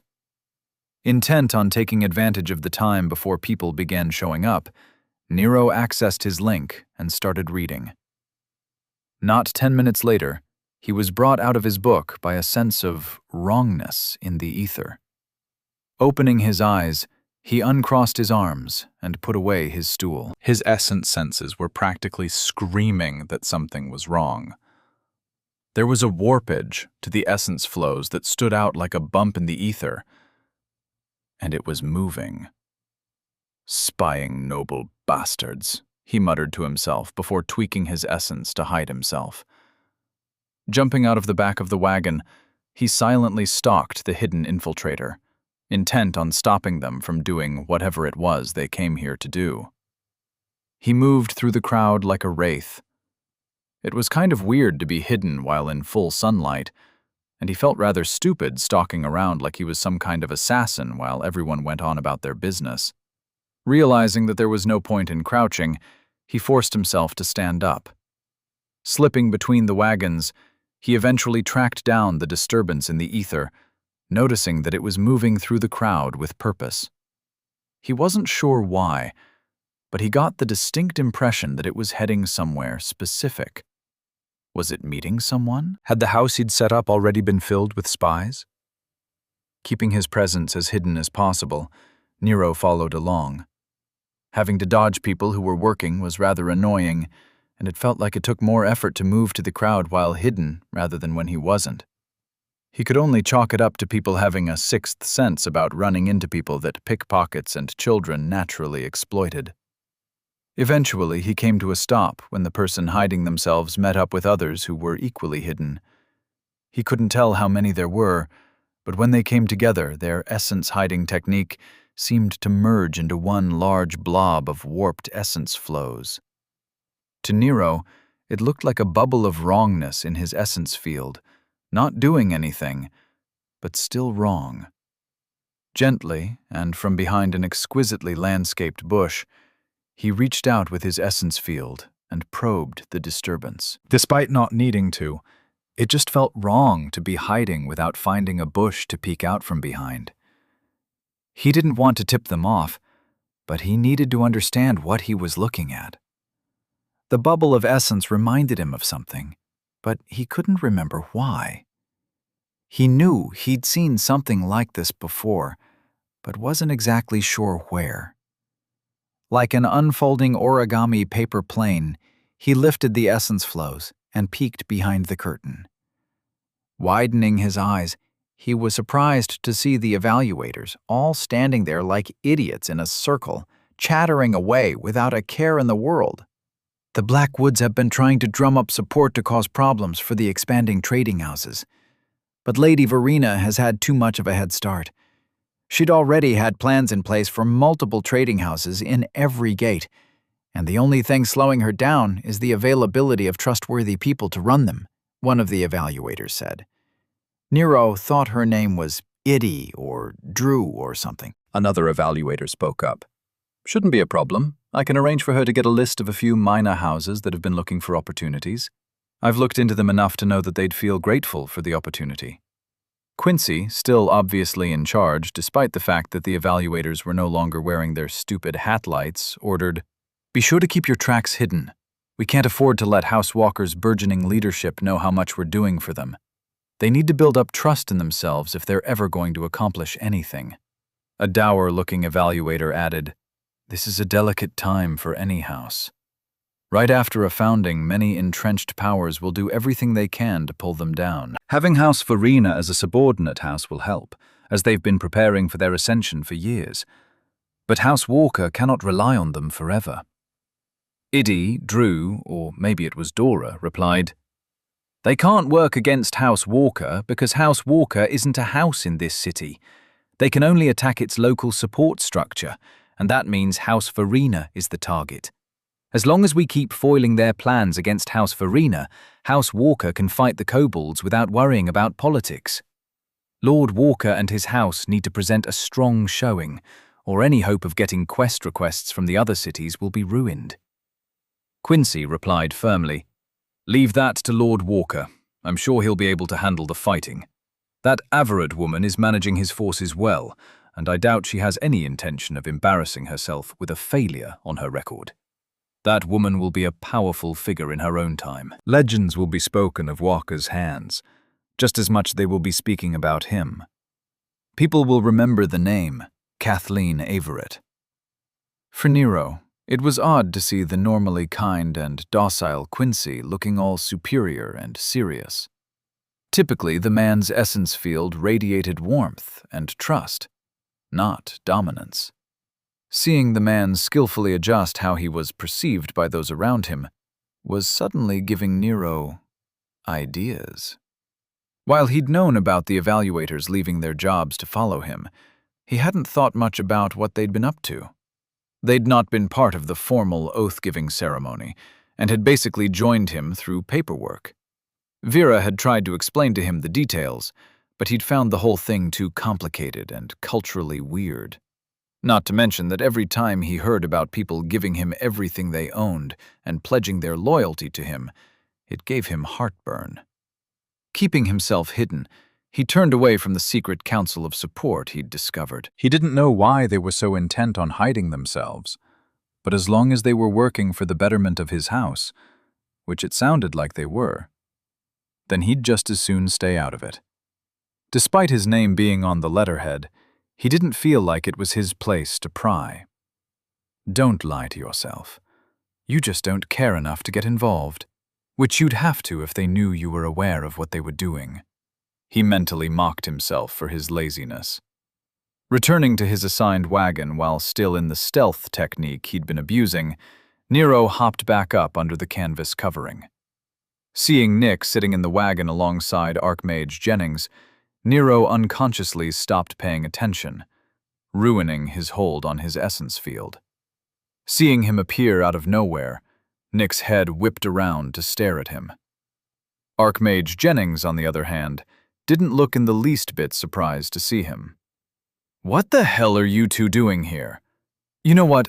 Never mind. I've got a book I want to finish before we head to the mountain," Nero declared, before waving offhandedly and adding, "Go about your business. Pretend I'm not even here." Ignoring the looks on their faces, Nero pulled out the wooden stump he'd been carrying around for who knows how long and took his seat. Decisively crossing his feet up on the stump, he closed his eyes and tried to return to his book. Archmage Jennings' voice interrupted him before he could even begin. "Nero, we need to have a discussion about the dwarves. They've set a team to fight with House Walker, and they've made it clear that they're only here for you. They didn't hesitate to let the nobles and army command know that they couldn't care less about whether or not we humans succeed in our attempts to retake the mountain city. Apparently, King Mithril Spike made a promise to you," he finished, as though it was a question, but Nero could tell that it really wasn't one. Opening one eye to glare at the Archmage, Nero replied, "I don't remember any promise about dwarves fighting with me." Suddenly remembering some of the conversations he'd had with the dwarves while they'd been drinking with each other, he added, "Oh, never mind. But that was just the beer talking. Don't worry, I'll talk to them. It'll be fine." Both Archmage Jennings and Nick exchanged a knowing look that set Nero's danger sense off. "Don't do that. I said it'll be fine. I can handle the dwarves, and Kathleen will be happy to have the extra manpower. Dwarf power, whatever. We can talk about it when she gets here. She's busy getting everyone moving. And until then, I'm going to work on finishing this book. There's a section in here about adding the property of burning to water spells without vaporizing it.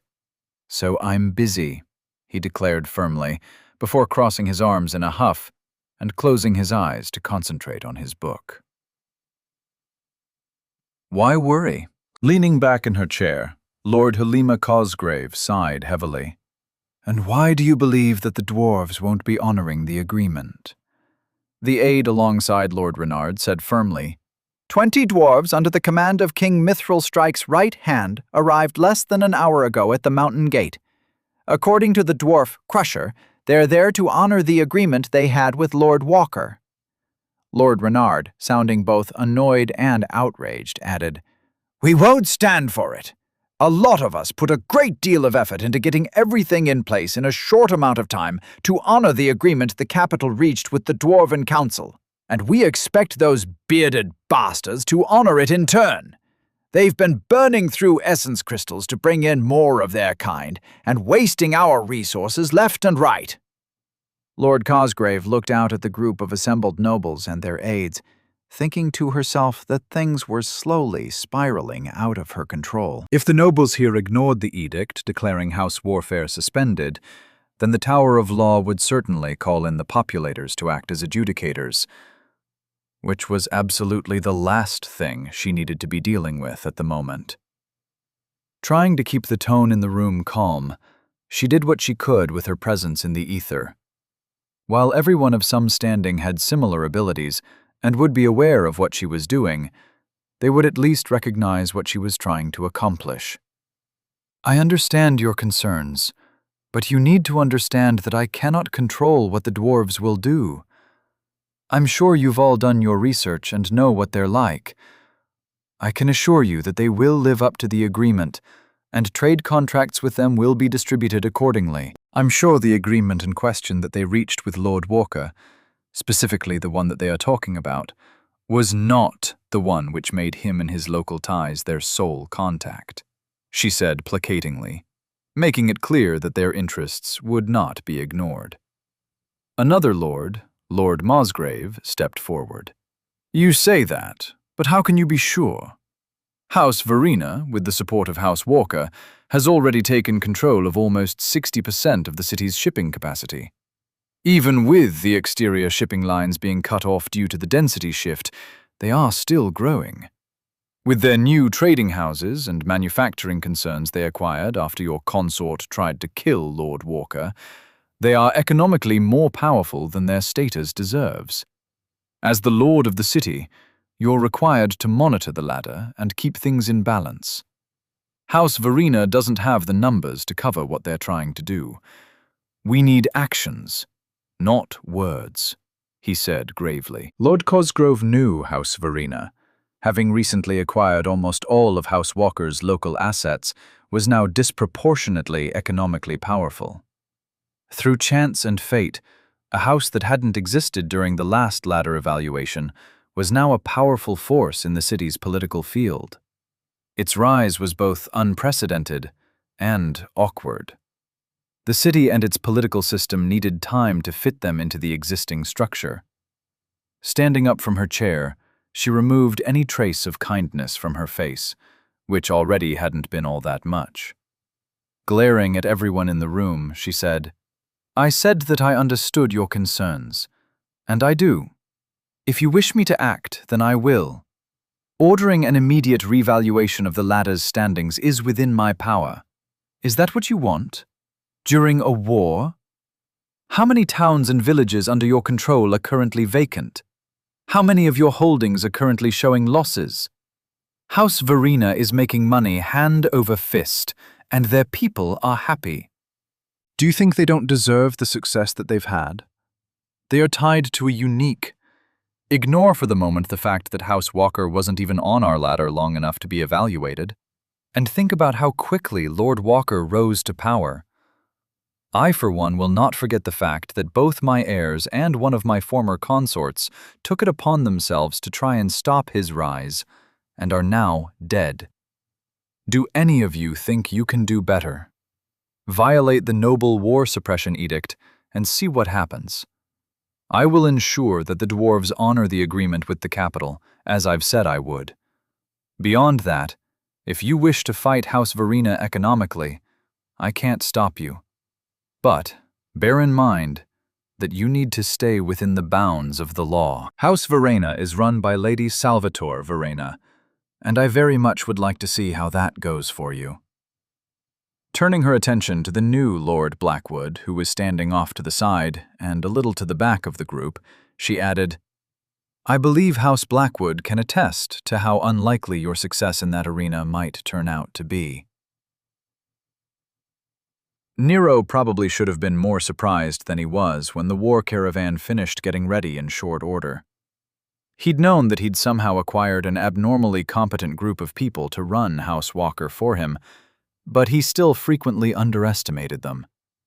Whether it was due to him not being used to people being good at their jobs, or just basing his estimated timetables on how long it would take for him to do anything, that wasn't a particular thread he wanted to pull. He'd barely gotten through a chapter of his book when Knight Angleton, Natalie Keening, and 3 other people hopped up into the back of the wagon with him, Nick, and Archmage Jennings. Before they even had a chance to find their seats, Nero felt as much as heard Kathleen's voice carry through the ether. "Move out!" her disembodied voice shouted, echoing through his head like an earworm. Rubbing his temples, Nero closed the connection to the link he'd had opened. What in the hell was that? Damned woman's a menace, he muttered under his breath, in a rhetorical whisper.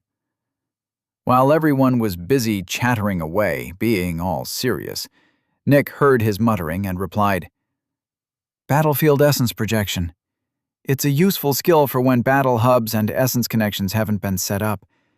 It's not all that different than how you can essence project your voice with intent. Typically, essence connections are a skill developed in the South, as the North tends to be very direct with their skill focus.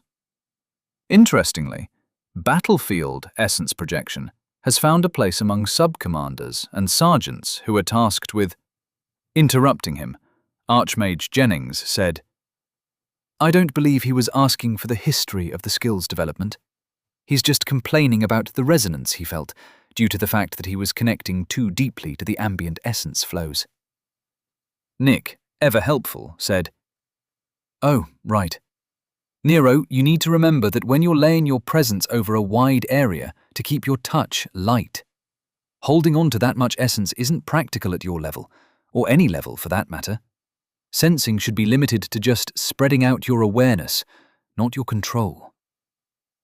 One of the people Nero didn't recognize joined in on the conversation. Lord Walker, if I may. As a skilled sensor, I found that only overlaying my presence when I need to is the correct approach when I'm not actively scanning for threats. You should only push your limits when you're training, otherwise you won't be able to keep up with your control skill levels. Nick added, That's right, you don't want your range to exceed your control. How are your skill levels, in essence, monitoring in relation to your range? Nero, having very rarely, if ever, bothered looking at his skill panel, replied awkwardly, They're fine. I haven't really touched too much on the skill stuff just yet. Don't worry, it's on the list of things I need to read about. Archmage Jennings, sensing that the conversation was quickly turning into an impromptu lecture, stepped in. We can discuss how to assess and manage your skills at a later date. Now that we have your attention, we need to talk about the dwarves. Knight Angleton, suddenly pausing the conversation he was having with the 2 people next to him, said, What about the dwarves? As the wagon was designed with 2 opposing rows of seating facing each other, Knight Angleton was able to lean himself over the middle imposingly. Nero, being seated next to the Archmage, with Nick across from him, felt surrounded. All I wanted to do was have a few hours of rest before we showed up at the mountain to do some reading. These people need to learn to lighten up, he thought to himself. His voice was utterly serious when Archmage Jennings met Knight Angleton's eyes and said, The dwarves have sent a small contingent to join House Walker during their push into the upper mountain. It seems King Mithrilstrike has decided to honor his pledge to aid House Walker in its fight against the kobolds. Seemingly unhappy with the development, Knight Angleton asked, I thought the dwarves were going to be too busy to get involved. Don't they have a city to build and their own mountain to defend? Archmage Jennings nodded and replied, "They do, but I believe King Mithril wants to make his intentions to honor the pact he made with House Walker, despite circumstances not allowing him to." Scowling, Knight Angleton asked, "Where did they get the available warriors? Wasn't their contingent too small to spare anyone?" Nick added, "Until they get their dwarven essence tunnels set up, they won't be bringing any of their citizenry over." Offhandedly correcting him, Archmage Jennings said, "They call them rune tunnels, and they don't have any set up yet. The troops they've brought over came from the capital. They've been portaling dwarves over every few hours since they arrived. The essence crystal cost is being afforded to them on credit as part of the agreement they reached with the kingdom." "Does the city have that many essence crystals to spare with everything that's going on?" asked one of the people Nero didn't recognize. Glancing over at her, Nero thought the woman looked hard. She was definitely a fighter, and most likely one of the elites that used to be part of King Angleton's forces when they were still under the army. It was at times like this that Nero realized how ridiculous that people like her had chosen to follow him. Knight Angleton and his people had agreed to give up everything to join House Walker, and he really didn't understand why. Responding to her question, Archmage Jennings replied, "It doesn't matter if they do or not. The city is required by law to honor the agreement. In time, they'll be reimbursed." The woman replied angrily, "Time the city may not have. Those essence crystals would be better spent in service of the war, not in bringing over dwarves for a city that may, someday in the future, provide economic value." Archmage Jennings sighed and replied, "I'm not disagreeing with you. Furthermore, that leads rather smoothly into my point." Turning to address Nero, he said, "Dwarves, by their very nature, tend to go wherever they want. Right now, that is with you. Whatever you did to make them like you, it worked." Nero, surprised at the turn in conversation, replied, "What do you mean, whatever I did? You were watching the whole time. All I did was offer them a few beers and teach them a drinking game. If they're inserting themselves into the war to help us, I don't see how that is my fault, let alone a bad thing. I say let them." Knight Angleton said, "It's not that simple, my lord.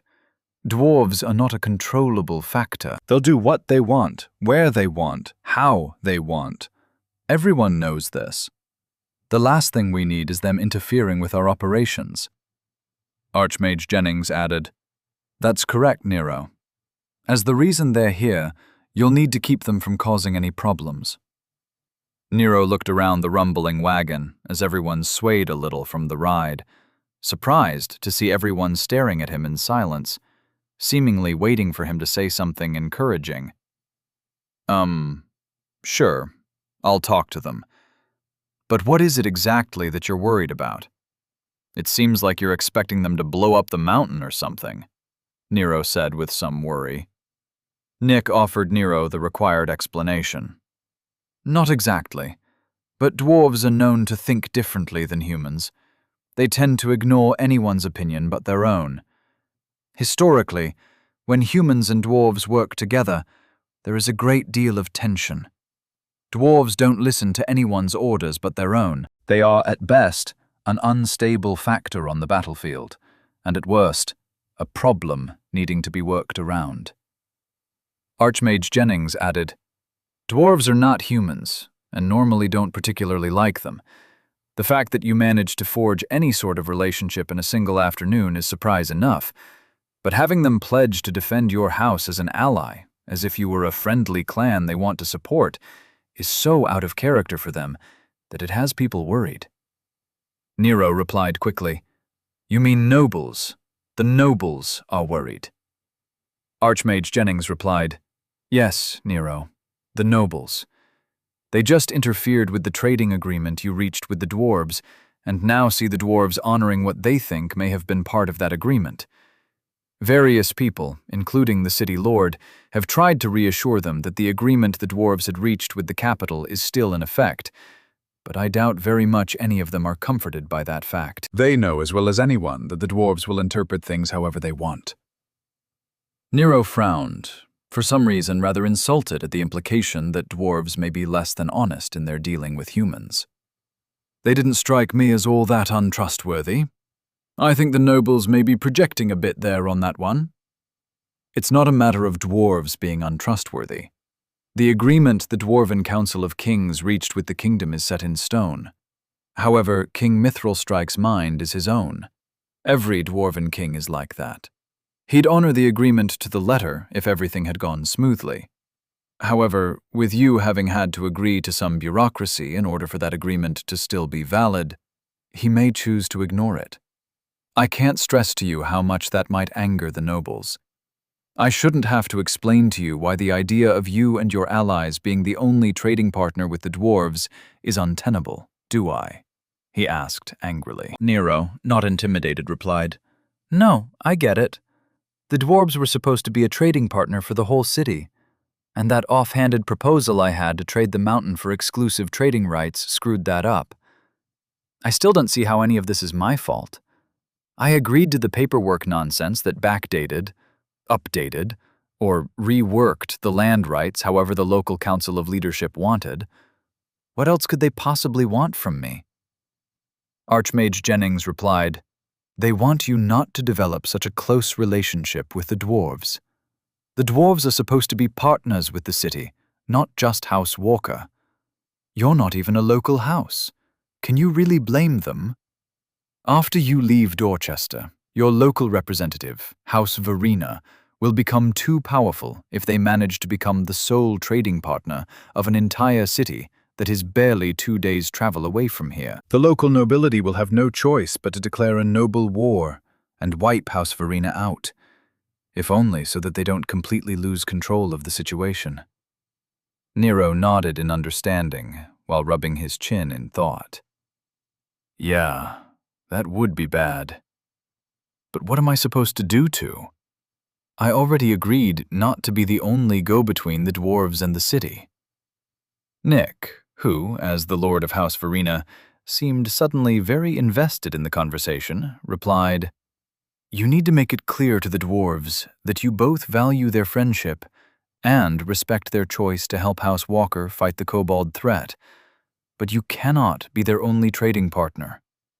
The agreement the Council of Kings had with the kingdom must stand. Otherwise, the local nobility will come together and crush us." They might not be able to act right now, as under the law the city is at war, but once the kobold threat is handled, they'll have free rein to kill off your connection to the city, which is House Verena. Nero, uncharacteristically serious, replied, "They'd really wipe out your house in retaliation for this?" Nodding, Nick replied, "They'd kill us all to stop us from rising that quickly, and they'd have every right to. An economic advantage like that is too much for them to put up with. We'd have to fight for control of the city, remaking it as our own in the process. House Verena isn't nearly ready for that level of a fight. Altogether, we barely have 30,000 troops. We'd be massacred." Raising his eyebrows in surprise, Nero stuttered, "You have 30,000 troops?" Nodding, Nick replied calmly, "Between the guards and forces working multiple duties, yes. Vera has been slowly building up our forces for years in preparation for when I took up my lordship." "You've pushed her to act quicker than she'd like, but she's handling it. But if you can't get the dwarves to live up to their side of the agreement with the city, her preparations won't be enough to save us." Thinking about it, Nero figured many of the troops Nick was talking about were probably the guards and people Vera had running the precision shipping company. They were spread out over the entire city, and when put in relation to how large the city was, that actually didn't sound like that many. The city was huge. Like Rhode Island huge. Or at least he thought it was. He'd never had a comprehensive understanding of how large a space it actually took up. The one time he'd seen Nick present it as a model, he couldn't accurately conceptualize what he was looking at. Rubbing his temples, Nero asked, "And how many people or troops do I have now?" Knight Angleton replied, "Altogether?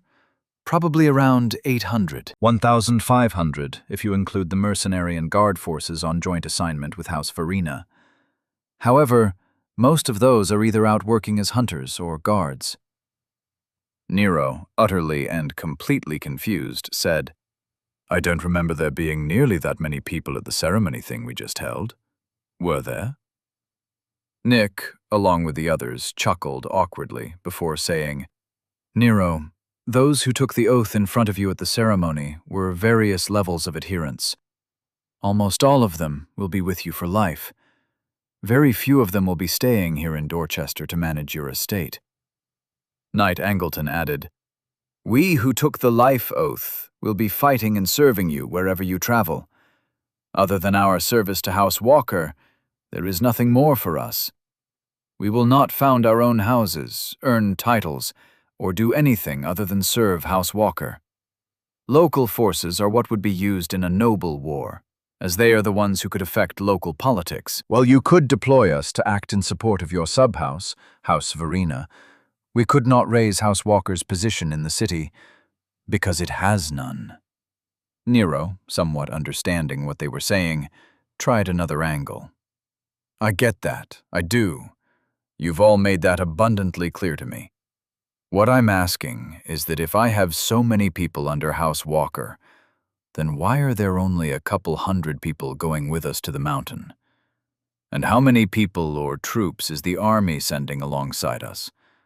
Aren't there only like 3 tunnels going into the upper city?" Many people in the wagon exchanged awkward looks, making Nero feel like he'd been missing something. Archmage Jennings said, "Nero, House Walker is only bringing around 300 troops because the others are all either not suited for this type of combat or busy doing other things for House Walker. You and your forces aren't expected to clear out the entire upper city on your own." Yes, there are 3 main tunnels to the upper city, but there are countless other small tunnels that connect everything. Just in the upper city, the army will be deploying at least 100,000 troops at the minimum. You still don't understand the size of the city you are in, do you? Shocked, Nero remembered how large the battle with the kobolds on the surface was. There were troops all over the place, as far as he could see at the time. The numbers were too high for him to estimate, so he hadn't bothered trying to think about it. Rubbing his hands over his face, he asked helplessly, "Then why does House Walker's measly 300 troops matter at all? Let alone the fact that we'll have some dwarves with us. We'll barely make up a fraction of the forces the city is sending out. We had the whole meeting thing with the commander of the entire freaking army. Why did he need to personally get involved at all?" "We're just small time." Archmage Jennings replied, "Yes, your forces are small, but your position is not. As a unique, you're on a quest for the city. Despite you not supposed to be having a large impact on the fighting, considering what you did to the kobold forces in the last battle, can you honestly expect the local forces not to consider you a person of note?" Waving away the backhanded compliment, Nero replied, "That thing with the essence explosion was just an accident. I sure as hell won't be doing that again. I barely understand how I did it in the first place." Archmage Jennings replied, "We're getting off topic. The point is, you have to get the dwarves to acknowledge that they'll stick to the trading agreement the Council of Kings set up with the kingdom. If you don't, I don't know that I'll be able to stop them from eventually destroying House Verena and cutting off your local ties." Without that support, your house will not be able to support itself, and will have to return to Hennings and take up quests directly from the capital. Waving his arms in annoyance, Nero said loudly, "But I've never even been to Hennings. How am I supposed to return there?" Nick, his tone serious, replied, "As a unique, that's where your citizenship with the kingdom is based, and where your house is from." Nero, now thoroughly pissed at how complicated this conversation has become, declared, "Fine, whatever, just stop talking. None of this political crap makes any sense to me. I just want to kill some bad guys and save the day. I'll handle the dwarves. When we get wherever it is we're going, I'll talk to them." Leaning over to look toward the front of the wagon, which was hidden behind a wooden barrier, he added, "By the way, how long is this trip going to take? And why aren't we just teleporting there?" Nick, seeing as Nero was no longer interested in listening to anything serious at the moment, replied, "Around 5 hours. The cost to teleport everyone instead of just riding there would be wasteful to the point of idiocy. Luckily, your estate isn't all that far from the gate attached to the mountain city's entrance." Nero, spreading out his senses, looked around the environment they were traveling through and gave Nick a blank stare. "We're still inside the city, right?" Nick replied, "Yes." Nero asked, "Then why is there a forest around us?" Nick, face-palming, replied, "Because the city is large, Nero." Frowning, Nero asked, "If there is this much open space, then why is everyone talking about a population problem, with all the villages evacuating here?" Archmage Jennings, looking angrier and more annoyed than usual, replied, "Where do you think the council is trying to put everyone?" "Demons and devils from all the hells below. Nero, I know that you aren't from here, but read a damn book about where you are." With his piece said, Jennings flashed in a bright golden light, filling the shaded wagon with enough glare that everyone was forced to cover their eyes. Seeing everyone recovering, only to begin staring at him, Nero offered them a shrug before saying, "Well, that was a bit much. I think the stress of his job is finally getting to him. I hope I don't end up like that when I'm an all-powerful wizard with a tower. If you ask me, he's being a bit of a drama queen, getting all worked up over people just asking a few questions." Sighing, Nick said, "Nero, you need to learn to start taking some of these things more seriously." Glaring at him, Nero replied, "No, I don't. You all need to learn to lighten up. I'll handle the dwarf thing, and that will be that.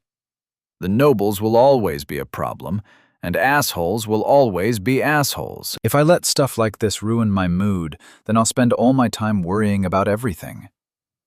I'm just going to continue focusing on the fact that I'm heading off to war against an army of evil lizards bent on world conquest, preparing my magic powers to fight them, and looking forward to seeing my new friends, the dwarves. 99% of the problems people end up all bent out of shape about are completely out of their hands. If the nobles end up declaring a noble war, I'll just take you and Vera with me. Screw 'em. If they want to handle the dwarves, they're more than welcome." Turning to look up into the air, Nero added, "And all of you douchebags that are watching can take a message to your employers. Do you think that I won't burn the bridges behind me when I leave? Try me. The last thing you want is a city of drunken dwarves pissed off at you for ruining the only positive relationship they've developed since they arrived here. There aren't any problems unless you make them." Learn your lessons and stop being such self-involved, egomaniacal douchebags. Done ranting, Nero threw his feet back on the stump, which had been slid out of the middle of the wagon, and crossed his arms in a huff. "I'm going to get back to my reading.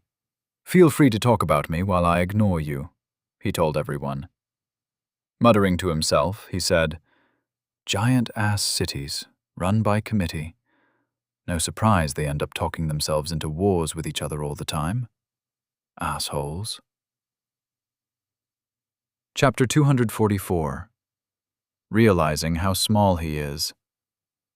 Crusher and his dwarves had taken over a corner of the square, where they'd been told House Walker would arrive. Leaning against one of the makeshift war wagons they'd built the night before, he thought about what his king had told him. Neither he nor anyone else liked how the local nobility had handled House Walker. Interfering with clan politics was considered extremely rude in dwarven culture, and demanding a newly founded clan to give up its rightful position during a negotiation was grounds for a clan war. Lord Walker was well within his rights to tell them to shove their agreements up their asses and take a walk. It was his mountain they were arguing over, after all. While the humans had fixed the paperwork and made everything legal, King Mithril and the clan understood what had really happened. The local nobility had strong-armed the lad into giving his mountain away. Nobody but the local nobility was happy about the outcome. The young lord stomping off after kicking everyone out was practically proof of their suspicions. These human nobles were not to be trusted. After returning to their rooms, Crusher himself had spoken up for the young lord. He seemed like one of the rare humans that they could get along with, and Crusher recommended that the king keep up the relationship. Luckily enough, the king had agreed. He'd ordered Crusher and a few warriors to tag along with the lad and see how he handled himself in a fight. If he proved half as worthy with a blade as he did with a mug, then he was a human worth knowing. Besides, this way the clan would get to see how the humans were in a fight. Most of them had never seen a human before they'd come to their lands, let alone seen him fight. They were all curious as to how true the tales were.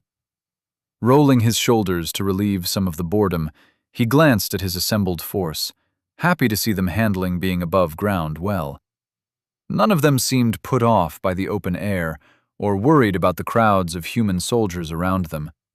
He'd picked them all personally from the clan's limited forces, and it was good to see that his judgment had been proven correct. He wasn't sure how long it would take to form his opinion of the lad, but he intended to stick close to him until he could be confident in his report. The king wanted him to learn about these humans, and especially this housewalker, and Crusher intended to learn everything he could.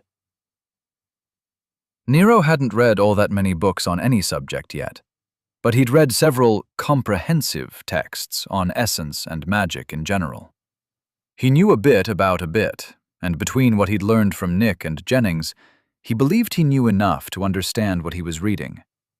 And what he was reading was beginning to piss him off. One thing that had been central to all video games, fantasy novels, game-lit, litrpg, and tabletop worlds he'd played back on Earth was that the rules were simple.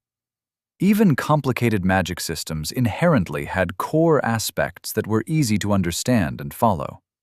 In many ways, the worlds these authors and creators imagined were much easier to comprehend than real life. Unfortunately, Nero didn't find this world's magic system anything close to simple. Every chapter, every rule, they all had exceptions or qualifiers. According to what he was reading, if he wanted to understand the core principles of magic, he'd have to delve into ethereal physics and planar dynamics, among numerous other subjects. The more he read, the more he realized that this world was just built on different principles than the one he was used to. Of course, that realization also forced him to confront the fact that he hadn't understood his old world all that well to begin with. He understood the basic concepts of things like gravity and light. He had gone to high school. But he'd never wrapped his head around the application of any of those concepts. Hell, no one had. Humans didn't have the ability to interact with those forces without machines acting as a go-between. And no one had built anything that could affect primal forces like gravity or mass, or at least he didn't think they had. But here, in Oglavark, magic was all about affecting reality directly. Technically, you didn't have to understand what you were doing when you created a fireball spell form. You just carved it into the ether with your center, powered it, and then waited for it to do its thing. According to the author of the book he was reading, that was as far as most mages bothered to study. Memorization of hundreds of spell forms and their constituent parts was more than enough for a mage to become skilled in magic. The author made it quite clear how much respect they had for the researchers and spell developers who did the actual work required to build the knowledge base mages used to construct their spells. Opening his eyes a bit to sneak a peek at Nick, who was enthusiastically explaining the history behind the mountain city they were on their way to liberate from the kobolds, Nero tried to imagine an army of people like him, hiding away in towers, studying the fundamental forces of creation, so that spell developers could find new and inventive ways to kill each other. Shaking off the pessimistic thought, Nero chided himself for being unfair to his friend. He needed to remember that this was its own wholly realized world, and was not some fantasy game that worked on a simple system that he would ever understand. Or, at least, not one he'd understand any time soon. And his old world wasn't any different. People at universities were given grants to study any number of completely bonkers concepts that eventually were turned into things he used every day. Studying wave dynamics and energy projection led to the creation of the household microwave. He hadn't needed to understand any of what it took to make it, and he could still use it to make bagel bites. Man, I miss bagel bites, he thought to himself with a sigh. Returning to his thoughts, he tried to wrap his head around how convoluted this world was. Nothing was simple, while at the same time, everything was. He could use his abilities to interact and influence the building blocks of reality, but that didn't make it any easier to understand anything. It was like everyone in the world was born with the natural ability to become a car, while not being gifted with the inherent understanding of how an engine worked. It was more than a little disconcerting. He'd grown up in a society based around the simplification of grander concepts into small, discrete analogies that would fit on a Wikipedia page. The fact that summaries wouldn't be enough here was both hard to comprehend and disheartening. Just take it one step at a time, he muttered to himself. That was all he could do. Forces of nature were probably just as confusing back home as they were here, but back home he hadn't needed to understand them. Here, if he wanted to be more than just some guy slinging spells other people developed, he'd have to put in the study hours. He'd have to learn the local equivalent of quantum physics to have a chance in hell of comprehending this world's version of the grand unified theory. All those times Nick had been lecturing him with detailed explanations that he'd glossed over, Nero should have been listening. It simply wasn't enough to get the gist if he wanted to be the kind of mage who could rewrite reality to his whims. And he definitely wanted to be the kind of mage who could rewrite reality to his whims. Temporarily setting his book aside, mentally speaking, of course, as it was nothing more than a projection in his head from his link, Nero opened his eyes to see how the rest of the people in the wagon were doing. He wasn't surprised to see that a few were busy either meditating or sleeping, while others were quietly conversing about the upcoming battle and what they were expecting to see. Traveling in a covered wagon wasn't all that enjoyable from a sightseeing perspective. Spreading out his senses, he noticed that they were no longer in a forest and were now barreling down a wide 4-lane road that resembled a highway. It was weird to see horse-covered wagons speeding along like cars. Nero had grown used to using his essence field to see what was going on around him, and he took a moment to think about how the locals defined the power. Essence fields were what they called the interaction of a person with the world around them. Whether it was their soul, mind, or body, all of it came together to create their essence fields. Different aspects of it allowed for different things, and they had numerous names for each one of them. When a person was using them to look at stuff, they creatively referred to it as a perception field. Nero had found that it was kind of like a giant invisible eyeball that floated around and saw everything within its domain. Unfortunately, he could only focus on one particular area at a time. Whatever he wasn't looking at directly became sort of fuzzy and unfocused.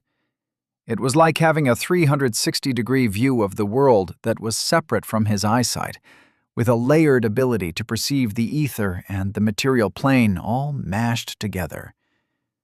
Like every subject he'd come across, there were scores of studies done that explained how it worked. It was a combination of his soul's ability to interact with the ether, along with his mind's ability to interpret what it was seeing, and his body's ability to project his influence. Every aspect of a person worked together to form the field, and trying to define which part did what in any particular circumstance was confusing as all hell. Like everything else in the world, it was a combination of factors that all worked together to create a technique. Honestly, he wondered whether it was even worth it to study how it worked. "And we're back to thinking about how complicated everything is here," he complained to himself. Being not completely delusional, he had to admit to himself that his tendency to try and simplify things was making things difficult. Not to mention making his head hurt. Trying to clear his mind, Nero mentally closed the book he'd been reading. Attempting not to think about anything, he listened to the sound of the wagon wheels flying over the road. It was an odd combination of a car and what he thought a wagon back home probably sounded like. Hours passed as he played with his perception field, learning to see everything while not focusing on anything in particular. It was like trying to learn how to remember what you were seeing out of the corner of your eye, but not really at all. Eventually, the wagon train exited the local version of a highway, and he started seeing people again. The sheer scale of the city was still mind-boggling to him. It was hard for him to keep in mind that everything he was looking at was inside a giant wall that surrounded millions of people, while keeping enough space for entire forests where the rich and powerful could hide their mansions. He wasn't sure which of the gates they were in, but the architecture he was seeing made it clear it wasn't like any of the ones he was used to. The buildings seemed simpler and more uniform. Instead of wood and paint, everything was made of stone. He remembered Nick saying that the areas on the surface had spread out from the mountain city, which had been the first place where the city had begun.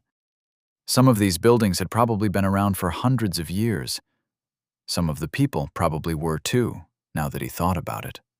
All too quickly, the people he was seeing changed from average citizens in commoner-type clothes to robed, fancy assholes interspersed among people in armor and tabards. He saw multiple businesses temporarily closed or repurposed for use during the war.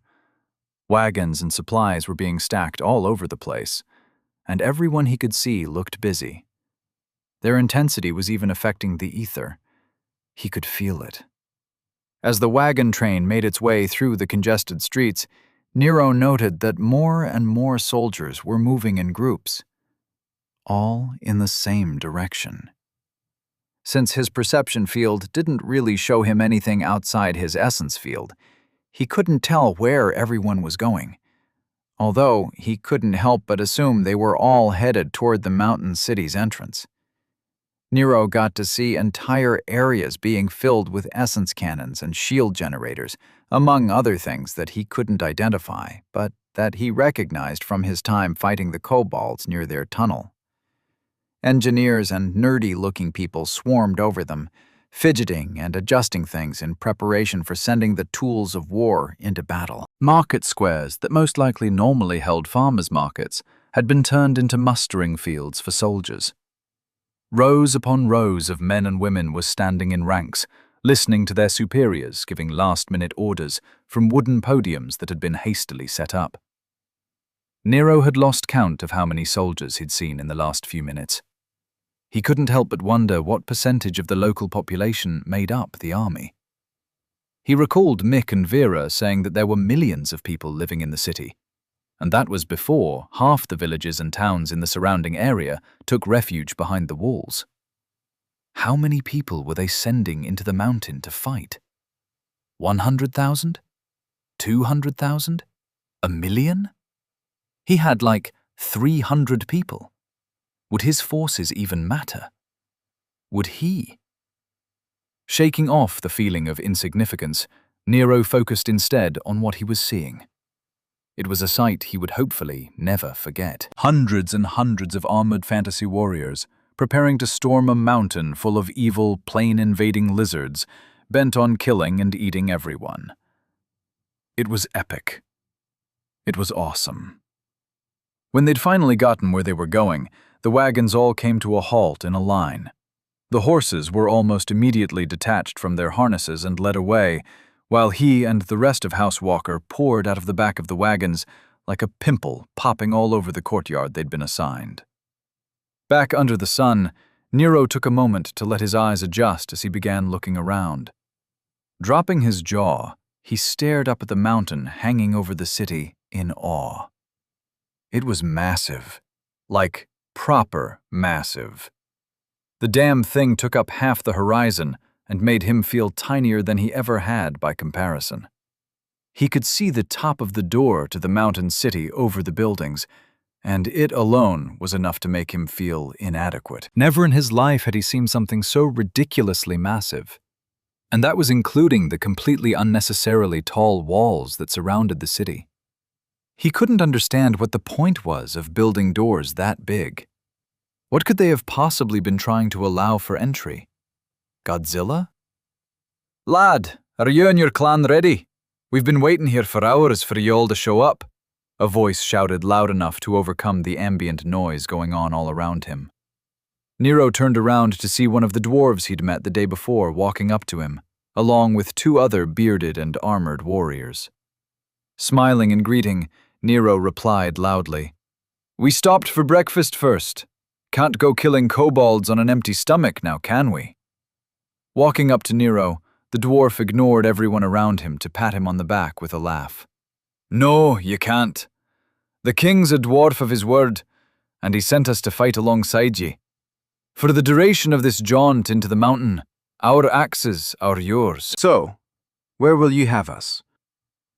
Turning his head, Nero located Kathleen, who was talking to a group of soldiers who he assumed were army based on their tabards.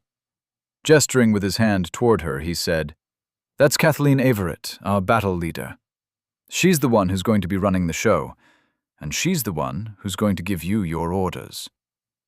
Seeing the grimace beginning to form on the dwarf's face, Nero added, "She knows more about war and killing than I do, and I'm not too proud to follow someone better than me at something. If you're to fight with us, then you best get used to it too." Nodding his head, the dwarf replied, "Fair enough, but the king told me that we're to follow you, so where you're going, we're going." Nero didn't bother to argue. Instead, he asked, "How many of you are coming along?" The dwarf replied, "Not too many. Most of us have already left for our mountain. Once the rune mages get the tunnel open, the clan will be coming through. Then the king and the warriors will push the kobolds from their end. There are only 50 of us here to fight with you, and we'll be staying until our king calls for us to come back. Don't you worry, though. A dwarf underground is worth 10 or 20 humans in a fight. We'll do our part." Chuckling at the obvious brag, Nero patted the dwarf's armored shoulder and said, "If you say so. Come on, I'll introduce you." As he led the dwarf toward Kathleen through the crowd, he asked offhandedly, "By the way, what was your name again? You're not that guy Philip or Colin or whatever his name was, are you?" The dwarf, seemingly both offended and amused, replied, "Crusher, boy. Me name's Crusher, and you best remember it." Nero nodded with a smile. "Right. Crusher. You look like a crusher, so remembering that will be easy. Although, if I end up calling you Wesley, don't be offended. Wesley Crusher was a storied hero from one of my people's legends back home, and you remind me of him." He didn't have a beard like yours, but he was just as socially adept and warm as you are. Crusher looked over Nero, his bushy brows furrowed in thought. He couldn't tell if the young human lad was insulting him or not, and he wasn't sure if he should be offended. While being compared to a hero sounded good, something about the way the human phrased what he'd said sounded wrong. "Kathleen, allow me to introduce the great dwarf Crusher. He and his dwarves will be joining us in our kobold hunt. His king has asked him to aid us in our fight," Nero shouted loudly upon arriving near Kathleen and the army folks. Turning around, Kathleen looked down at Nero with some annoyance at being interrupted. "Fine. He and his dwarves will be with you and your team. Find Nick, and he'll show you where to go." Looking around at the congested courtyard they'd taken over, Nero asked, "Okay, but can you help me out here and point me in a direction?"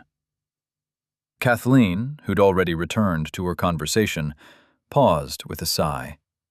Turning back to Nero, she said, "Use your link, Nero. You're still inside Dorchester's Through Hub's range. Get with your team. I'm too busy to deal with you right now." Shrugging the cold woman's dismissal off, Nero turned to Crusher and said, "Well, let's go find our teammates. Then we can collect your dwarfs and get this party started." Whispering in a tone that sounded like gravel falling through a blender, Crusher asked, "I thought ye humans made your lessers speak with respect. She sounded like a dwarf." Chuckling, Nero replied, "That's Kathleen in a nutshell. I'm told she's from the north, whatever that means. Everyone seems to take that as an explanation." Glancing over at the dwarf while Nero led him and his two followers through the crowd, Nero added, "I honestly can't wait to introduce you to Nick. He's the most human you're probably ever going to meet. I think you're going to love him. Or hate him. Either way, it will be funny."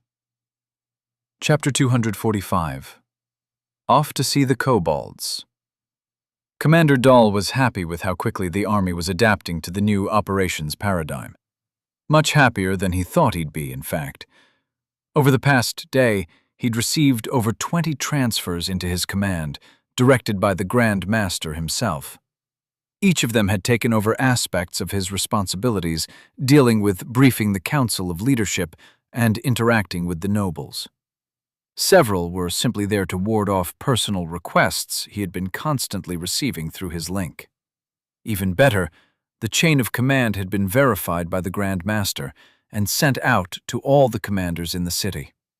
No longer would different assignments have isolated command structures.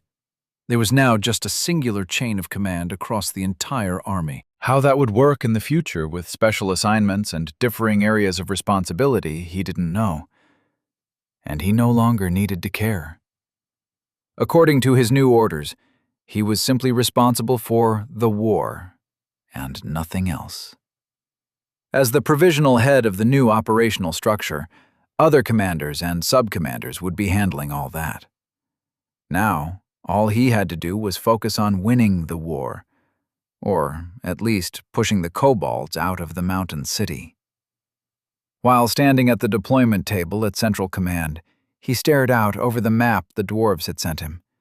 The holographic depiction of how many cities the kobolds had built up throughout the mountain range seemingly mocked him with how out of his depth he was. He'd thought he was just fighting the kobolds in the mountain, but this was just too much. Their numbers would be practically endless, and if any of those cities had developed portals to the kobolds' planar home, then they really would be. He needed to clear out the city as quickly as possible, cut off their tunnels, and rebuild the defenses. The density shift was slowly getting worse, and no matter how many hunters arrived, more and more essence disturbances were being allowed to grow. More and more villages and towns were arriving with their supplies, taking refuge behind Dorchester's walls.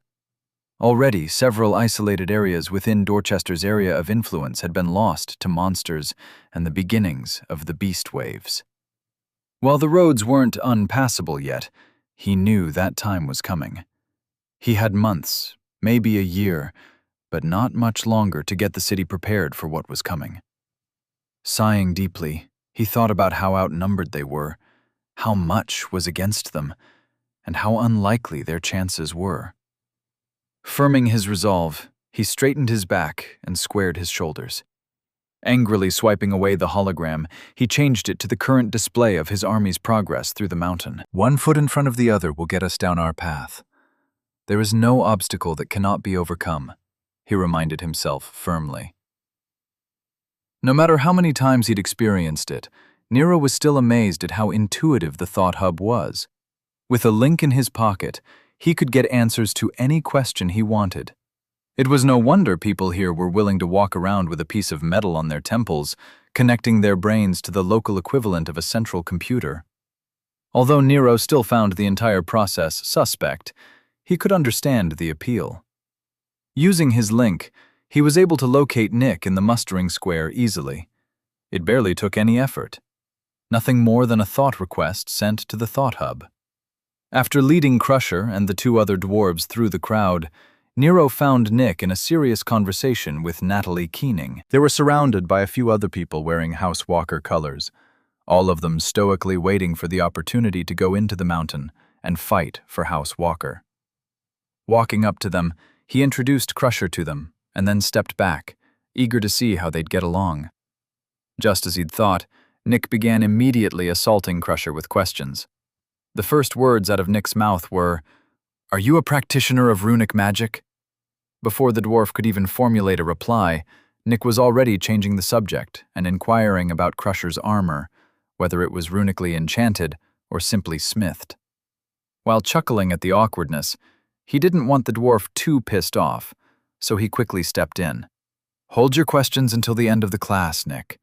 Let's let Crusher introduce himself and collect the rest of his friends," he said, patting Nick on the shoulder. Crusher looked less than pleased at the moment, so his voice was rather gruff when he stared up at Natalie and asked, "So, you're the one who's going to be leading our war band?"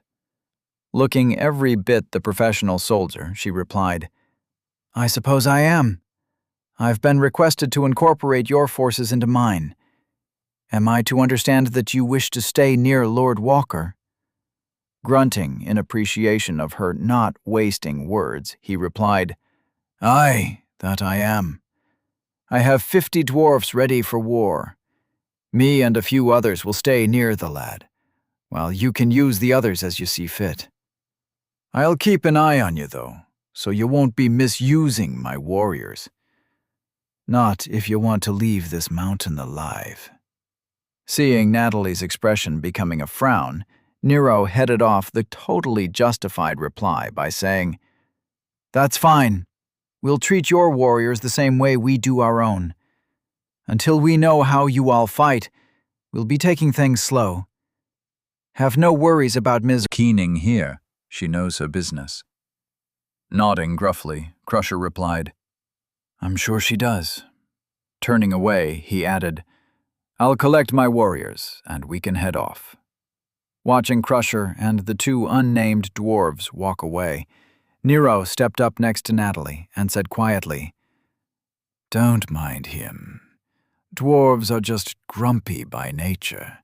Even when laughing, they sound like they're mocking you. Don't take it personally." Nick, apparently not caring about the tension, asked, "Did you find out if he or any of their warriors are runic casters?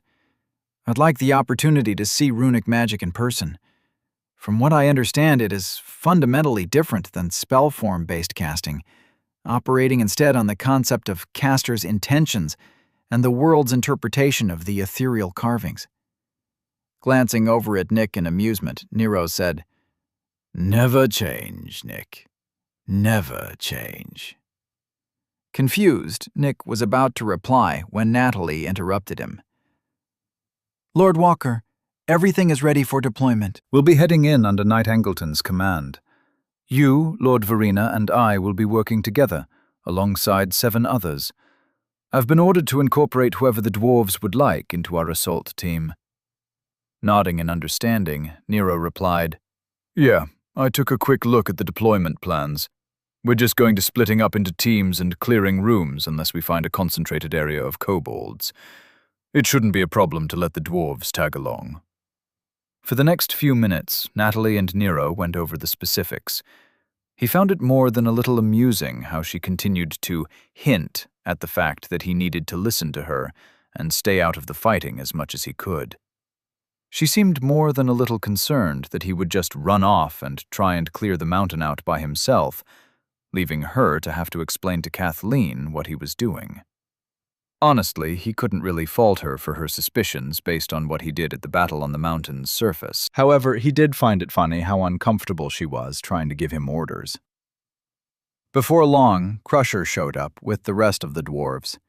Together, they looked like a rolling wave of shining metal and hair.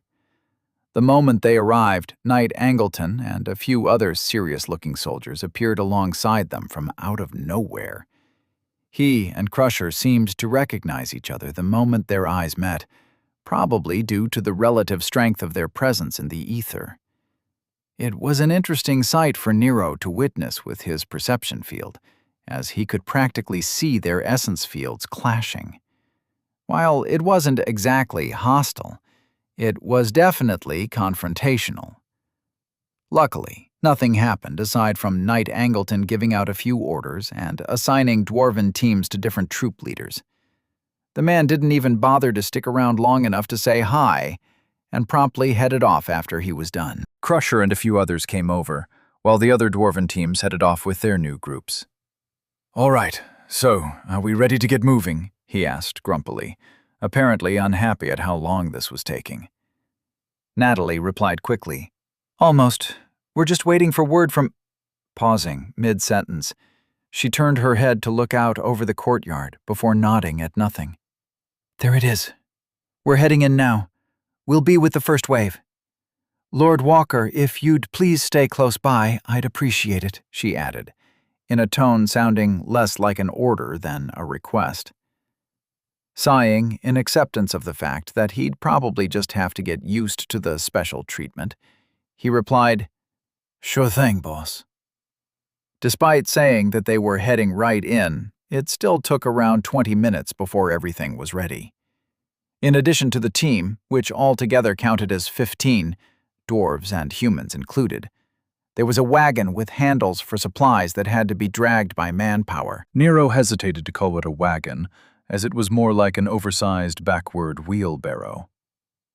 The one bright side of having to wait for everyone to get moving was that Nero was able to get his first look at a female dwarf. Apparently, 2 of the dwarves who'd be accompanying them weren't just beardless. For the most part, female dwarves were indistinguishable from the males. They were still short, wide, and imposing. Their faces, however, were much softer and shapely. That, unfortunately, didn't stop them from having the same perma-frown on their faces that every other dwarf did when they were looking around. Nero wasn't sure if they were just unhappy to be among humans, or if they were always like that. He couldn't help but wonder how grumpy they were in general, and what a date between dwarves would even look like. The fact that female dwarves even existed was enough to answer some of the questions he'd been thinking about. As a fantasy race, dwarves could have just been birthed from the earth like elementals, or reproduced in any number of weird ways. Being a binary species made them seem instantly more relatable, and Nero wondered how different they really were from humans. While their essence fields and feeling made it clear that they weren't like him, he could still feel a sense of kinship with them. Something about the way they looked at the world resonated with him, almost more than the humans he'd been living with. Eventually, he ran out of time for serious thoughts as Natalie called for them to move out. Heading toward the mountain, Nero stuck close to her as he'd been asked. Around him, Crusher and his group of 4 dwarves followed along, while the rest of the team marched in rows of 2s. Behind them, 2 burly-looking wackos dragged the wagon. Nero, spreading out his senses, watched the controlled chaos as more and more groups began organizing themselves. Smiling to himself, he noticed Rose's presence gliding along silently, weaving her way in between people who didn't notice her presence. She'd been in the background of his life for a while now, always watching. Now that he'd grown used to noticing people dimming their presence, he had no trouble picking her out of a crowd. While she'd grown quite good at hiding herself, she was no match for his improved ethereal senses. While he walked, he recalled his time in the wilds with Nick and the others. She had always been there, just out of sight, slipping out of his attention, and just watching. She'd started off as a spy for the former general, and had now agreed to follow him as a wacko. He still didn't know why. She hadn't spoken to him about it, and hadn't filled out any forms that he'd been aware of. For all he knew, she was now spying for someone else. Honestly, he didn't know why the idea of her being around didn't bother him. He was 90% sure it wasn't just because she was hot. He just didn't feel like she was much of a threat. Or at least, that's what he kept telling himself. He didn't know why, but her presence being close by made him smile. "It's really impressive, isn't it?" Nick asked. Blinking a few times to come out of his thoughts, Nero noticed Nick looking around at the exterior of the entrance in awe. Now that he was closer, he could see how large the mountain city actually was.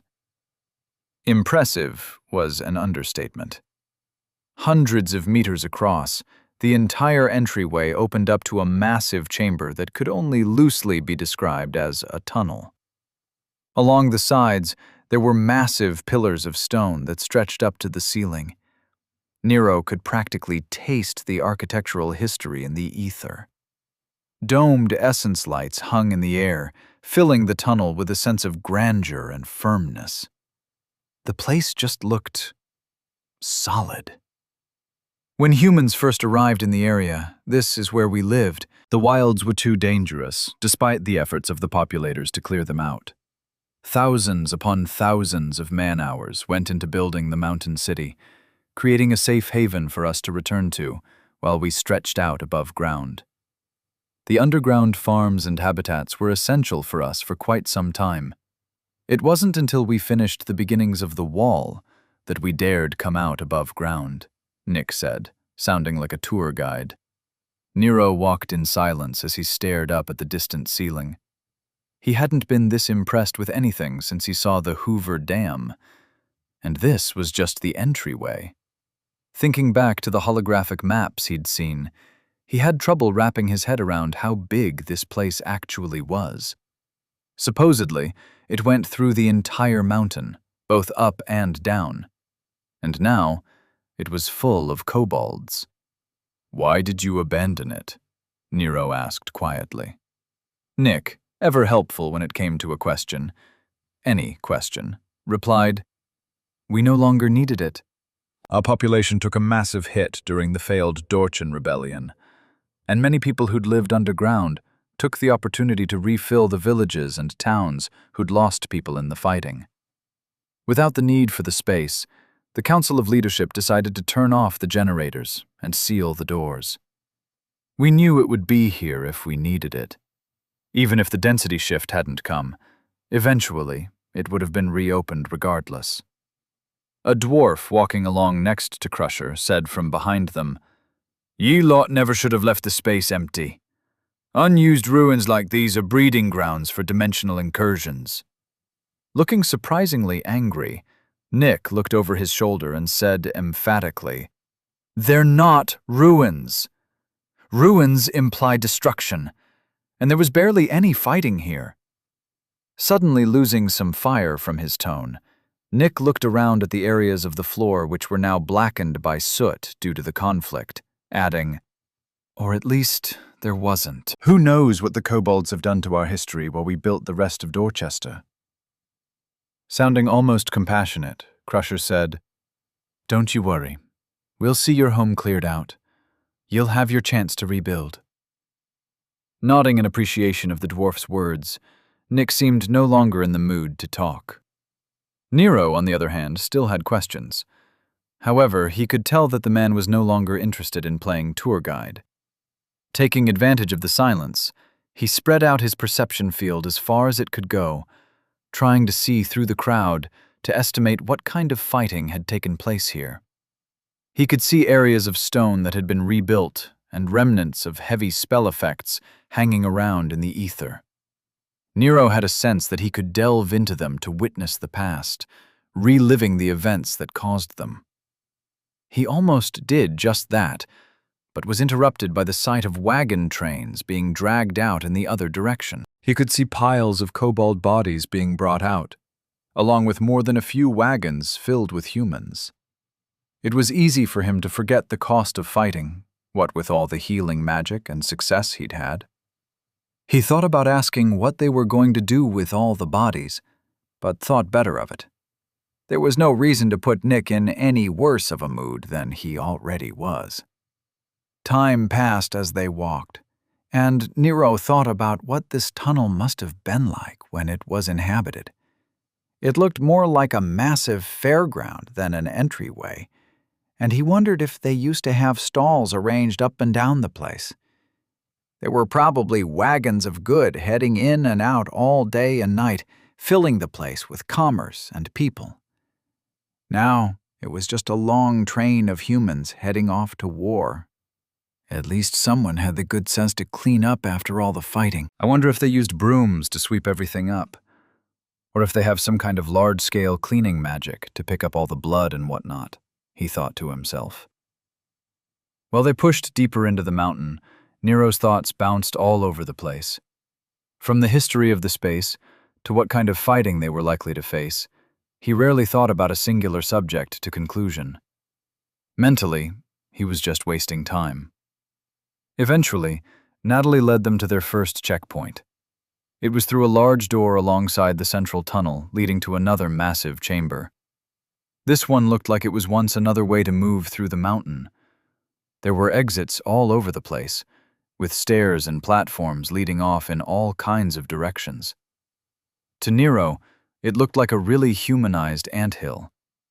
He could just imagine assholes with clipboards at each exit, checking people off as they and their wagons went through. Natalie didn't bother to stop and check in with anyone, Ignoring the army tents and soldiers who were taking a rest. Instead, she led them directly toward one of the exits, splitting off from the wider forces and heading toward their assigned area of operations. It was still about an hour until they met their first kobolds. They'd had to go through multiple tunnels which showed the after effects of fighting.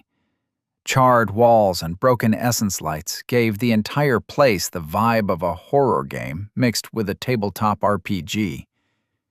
The tunnels were wide as hell and mostly empty. There was no furniture or leftovers of civilization, despite how many rooms they checked. It was all just depressingly empty. So, when the front of the 15-man group called out, "Contact!" Nero was happy for the change of pace. Chapter 246. Indoor Shells. Kathleen looked over the various teams getting ready for deployment with pride. While she hadn't had all that much time to train them, they were performing admirably. Each and every one of them was dedicated to House Walker's development and eager to push themselves further along their path. She had always been the type of woman who enjoyed seeing others working hard to improve themselves, and this new challenge, ostensibly leading a new house, was turning out to be everything that she'd hoped it would be. Through her position as House Walker's viceroy, which is what they called provosts here, she had limited access to the members of House Walker's Thought Hub records. So she knew that most of the newly appointed wackos had already taken the time to read through the recommended reading list she'd sent out. Back home in the north, several texts were considered mandatory reading for young warriors. Walking Your Path by Skellig Jagerberg, Why We Fight by Helen Otorus, and Earning Your Pride by Corinne Ilias were practically venerated as religious texts among the warblades. In time, she knew that these wackos would become a formidable force, led by a formidable demigod. Lord Walker may not be much now, but she had faith that he would reach the pinnacle before his time on this plane came to an end. Her task was to make sure he was allowed to develop, helping him stay alive while allowing him room to walk his path. Hopefully, she'd be able to convince him to head north, as her clan was looking for people exactly like him. That was, after all, what she'd been doing in this backwater in the first place. "All teams are reporting ready, Battle Leader," Blackwood said, pulling her out of her thoughts. Nodding, she looked over at the man, once again wondering what someone like him was doing here. His family was practically an enemy of House Walker, but he'd given up his ties to their house and dedicated himself to his new position as a wacko, along with all of Knight Angleton's other subordinates. Well, it was possible he just wanted to follow Knight Angleton, She couldn't help but wonder if he had just embraced the opportunity to walk his own path. Very good. Send out the call for deployment. We'll stay together until we reach the forward operating positions. I want all our team leaders to stay in communication over links through our battle hub, and relays set up for our private comms, she ordered tersely. Blackwood's expressionless face nodded before replying, "Yes, battle leader."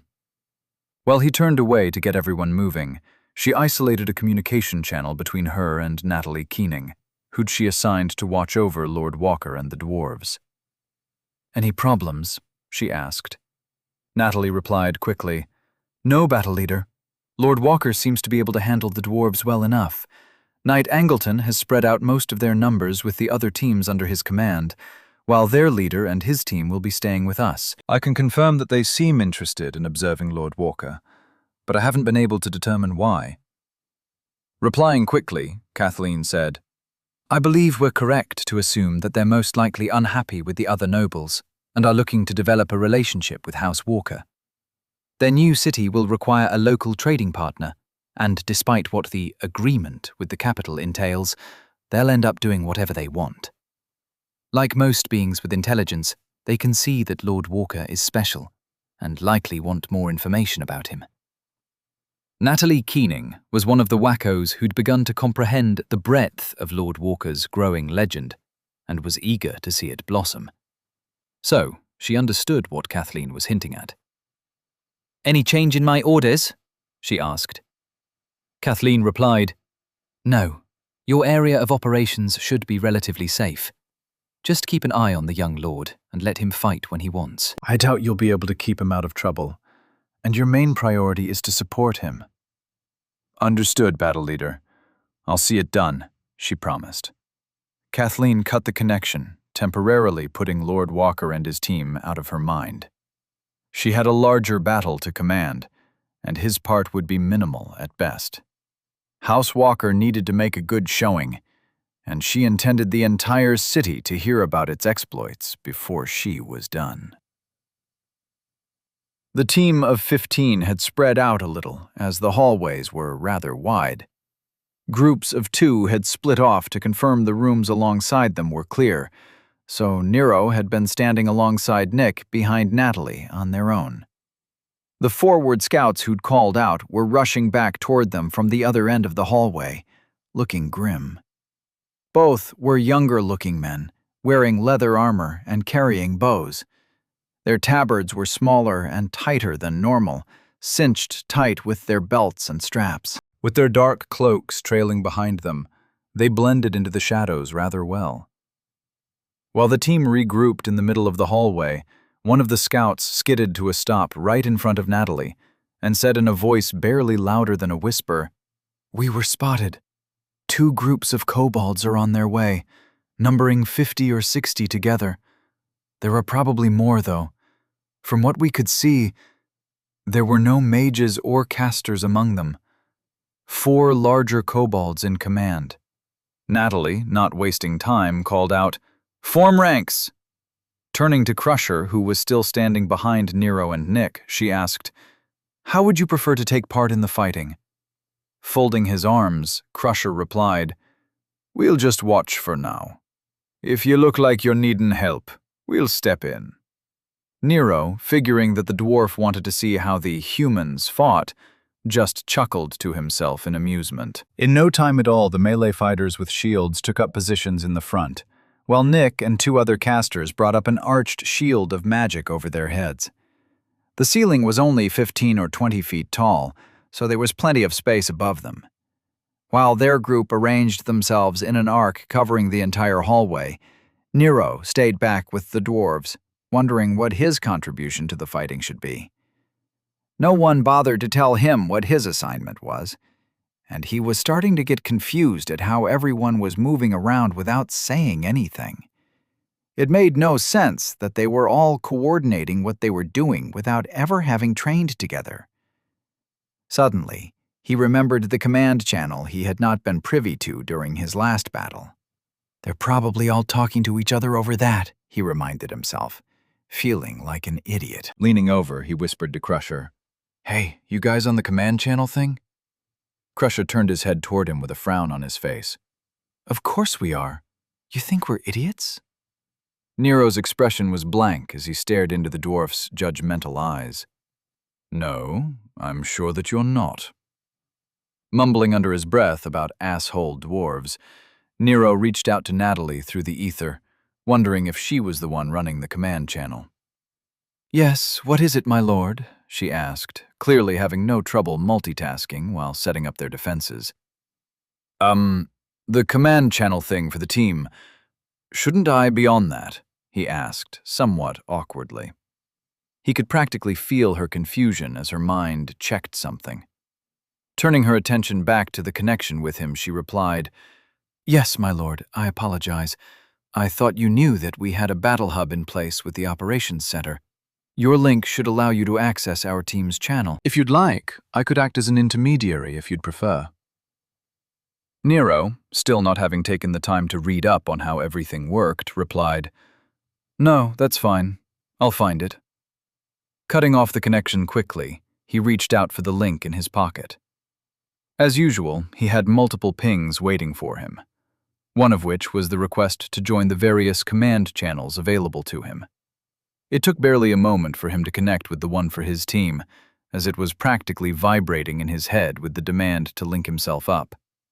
All at once, he felt the surrounding minds of the team slam into his head like a series of loud presences snuggling up alongside his brain. He could pick out who was who without issue, feeling them all like individual people standing right next to him. Be sure to keep a watch out for incoming abilities and magic. While we haven't seen any evidence of that before, we have no idea if these are the same type of kobolds that we've faced on the surface. Watch each other's backs and keep your center steady, Natalie called out over the command channel. Nero, figuring that he needed to make up for his missing the part where he was assigned a place in the formation, decided that he would contribute by doing what he always does, winging it. Stepping away from the dwarves, he took up position directly in the center of the hallway. Casting his most reliable spell, he raised the floor underneath him in a pillar, allowing him to see what was happening beyond the front of the formation. The scouts sure weren't lying, as the end of the hallway was already filling with ravenous kobolds intent on killing everything in sight. Isolating the mind of Nick through the command channel, Nero dragged the connection into a private part of his mind. Hey, Nick, not to distract you or anything, but with all the rooms having been cleared out, I figured that this area of the mountain had already been wiped clean of the kobolds. So what's the deal with these assholes? He asked. Nick, whose mind was currently focused on maintaining the shield he'd set up with the other casters, replied, It was, but that doesn't mean that the kobolds from above aren't sending out scouting parties to harass us. Our task is to continue to flush them out and thin their numbers now that they aren't getting reinforcements from the lower floors. This won't be the last kobold war party that we run into. Nero nodded in understanding, carefully sending out the appropriate emotion over the connection. Understood. Do you and the other casters mind if I throw out some spells? I'm confident that I can shoot them out under your shield while not headshotting anyone. Nick, sounding rather annoyed, replied, Why? Just wait for your orders. Nero, sounding equally annoyed, replied, You just expect me to sit here and not do anything? Isn't that what you were ordered to do? He asked, somewhat confused. Was it? Nero replied. How am I supposed to know? Nick replied. Because you know stuff? I don't know. Shut up, Nero replied, before cutting the private connection and returning their presence to the rest of the command channel. By the time their conversation finished, the front of the kobold assault had arrived. The small lizards were frothing at the snout, eager to engage in some violence. Like idiots, they didn't bother with much of a strategy, and instead just threw themselves at the front of the line, hissing and screeching, as if a 4-foot-tall lizard could actually intimidate anyone. The front-line fighters responded to the aggression in kind, cutting them down with their swords and axes like they were chopping wood. Off and on, Nero saw abilities going off along the line, various wackos flashing with light in the ether. He saw one wacko's sword trail fire in the air, leaving lines of destruction hovering like lasers that would cut into any kobold stupid enough to get themselves caught in one. Another had small balls of what looked like bubbles that would explode on contact floating in front of her. There were so many varied ways in which the frontline fighters killed the kobolds that Nero was struggling to keep track of who was doing what. While none of the abilities on their own were all that impressive, together they were enough to rip through the kobolds like paper. One thing was for sure, there were definitely more than 60 of the little bastards. Behind the kobold forces, Nero could see the 7-foot-tall super kobolds directing the little ones. Occasionally, they would hiss and smack a few with the flat of their curved swords, demanding that they hurry it up. To Nero, it looked like they were just herding cats, while being assholes about it. Not having anything to do, as he didn't want to annoy anyone with his magic, he tried to take a larger view of the battle. From his position on his pillar, he was able to see the shield above them occasionally flaring from deflecting an arrow or two. He didn't see any kobold spells going off, and Nick and the two casters looked almost bored. Ranged attackers like Rose were using their bows and javelins when they could, firing through the lines directly where there was an opening. They looked like they were running up and down the lines, looking for opportunities to contribute. Muttering under his breath, Nero said to himself, "This is dumb. If this is the extent of what the fighting is going to be like, then I'm going to have to pull out my shield and join the front lines. Otherwise, all I'll be doing is watching." Since his perception field was spread out wide, he could see the entirety of the hallway, watching everything happen. It was a good thing that he was, because he sensed the dwarves assembling themselves quickly into a defensive formation, pointing themselves back toward the way that they came. Confused, Nero turned around to see what they were looking at. While it was outside of his perception field, he could see with his eyes that another horde of kobolds was rushing them. As the hallway was longer than hell, he had a few seconds to wrap his head around what he was seeing. Grinning like a madman, he shouted over the command channel, interrupting what everyone was saying. "Lizards in the rear! Don't worry, me and the dwarves will take care of them!" Already, several arrows were being launched by the running kobolds, falling down onto the dwarves like useless sticks. The dwarves looked like they barely even noticed them. Nero, however, quickly assembled his mage armor. While it wasn't the super fantastic, all-encompassing defense type of mage armor that he'd lucked into before, it was still the standard one that required part of his mind to maintain. Predictably, it was still more than enough to shrug off the few arrows that were heading for him. Nick and the mages altered their shield to arch over the team's back, cutting Nero off from the dwarves who'd started marching toward the oncoming kobolds. Nero could hear Natalie ordering the lines to change formation, intending to split the defenses.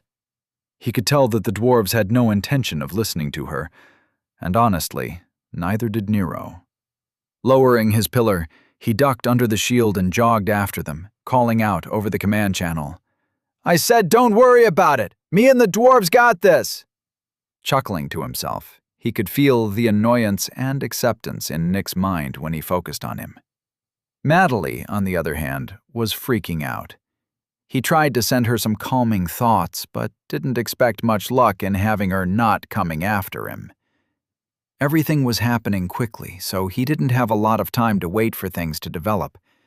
Instead, he just decided to prove to her that they had it under control. While at a jog behind the dwarves, Nero began casting one of the spell turrets he'd developed while assaulting the kobold encampments. It was a combination of napalm-spewing acid-like jelly, which should cut off the entire hallway if things worked out as planned. Shouting out loud to the dwarves, he warned them, "Heads up! Things are going to get a little hot if you keep pushing forward."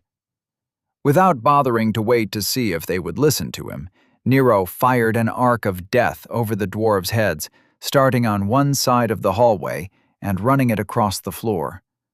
Almost immediately, a wall of fire erupted over the ground, cutting the hallway in half. The first bunch of kobolds who were running at full speed didn't have enough time to stop and slid through the flames at a tumble. Nero kept up his fire spewing like a sprinkler, running it back and forth across the floor. As his spell was tied to his personal reserves of essence that he'd collected for his shield, he took the time to continually refresh it by pulling in chunks of essence every few seconds. While needing center to keep casting, he tried to focus on maintaining his control. He didn't want to get in the habit of requiring dead things around him to cast. Theoretically, if he was able to maintain his will and control his center, he shouldn't be wasting too much center with simple spells like these.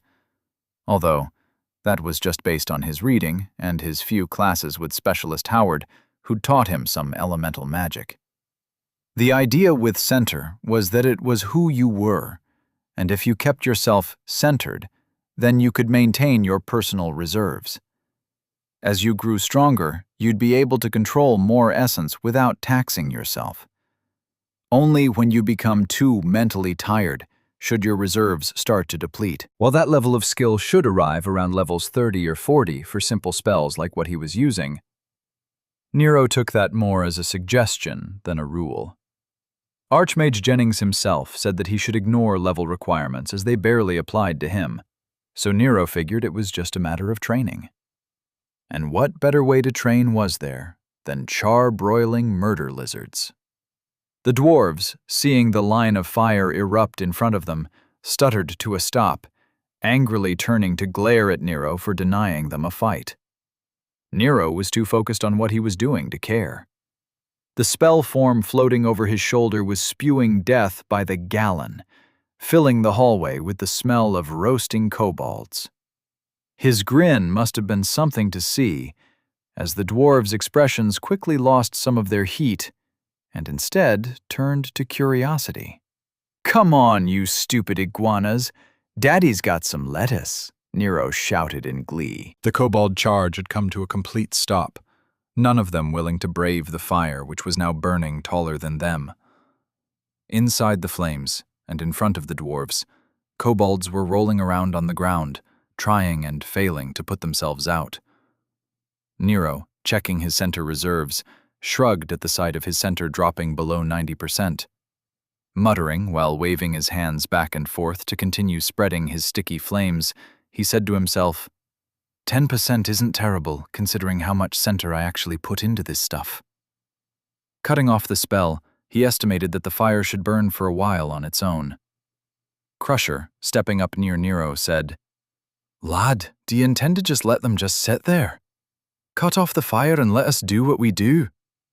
While Crusher was speaking, more and more arrows were raining down on them from over the fire, crashing futilely against his mage armor and the dwarves' armor. Nero could feel the rest of the team paying attention to what was happening, while still embroiled in the fighting on the other front. Natalie's presence seemed proud, while Nick felt smug. Not wanting to mentally dig into what any of that meant for how they probably saw him, instead pulled out a canteen from his personal space and took a swig, blatantly ignoring Crusher, who was still staring at him. After he was done taking a long drink of water, and before Crusher lost his temper, Nero pushed the canteen hard into the dwarf's chest, causing him to grab it reflexively with the hand he wasn't using to hold his axe. "Here, hold my beer," Nero said with a chuckle. Casting a quick spell to raise up a little pillar to give himself some height, Nero barely stopped himself from laughing out loud at the look on Crusher's face. Pushing everything unnecessary aside in his mind, he focused on what he intended to do. Reaching out with his essence field, he first collapsed some more essence for his mage armor, before carving one of his shell-hurling turrets above his head. Holding up his hands as if he were welcoming rain, he pulled in some soul stuff to empower his spell. Being careful not to go too far, after all, he didn't want to cause the ceiling to collapse. He began firing shells out over the flames into the kobold lines. It barely took any center at all, as he was relying on the leftover essence from the dead kobolds.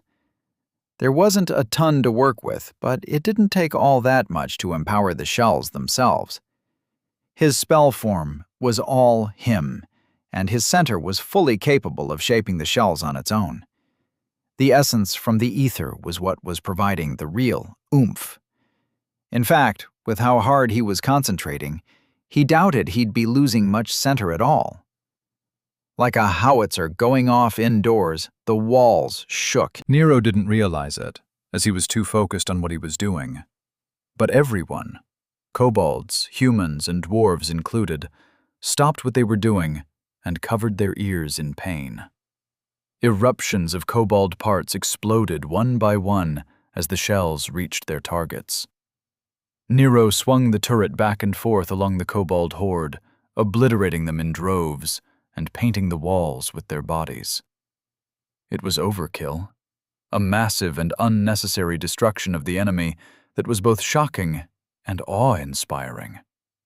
With a mere 10 shells of death, he shattered the kobolds' resolve, killing their few larger kobolds in the process. The kobolds broke, running back where they came from.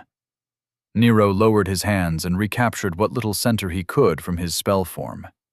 Still grinning from ear to ear, he said, "That was freaking awesome." Lowering himself to the ground, he wiggled his finger in his ear and flexed his jaw a few times, trying and failing to get his ears to pop. The sound around him felt muted, like he was underwater.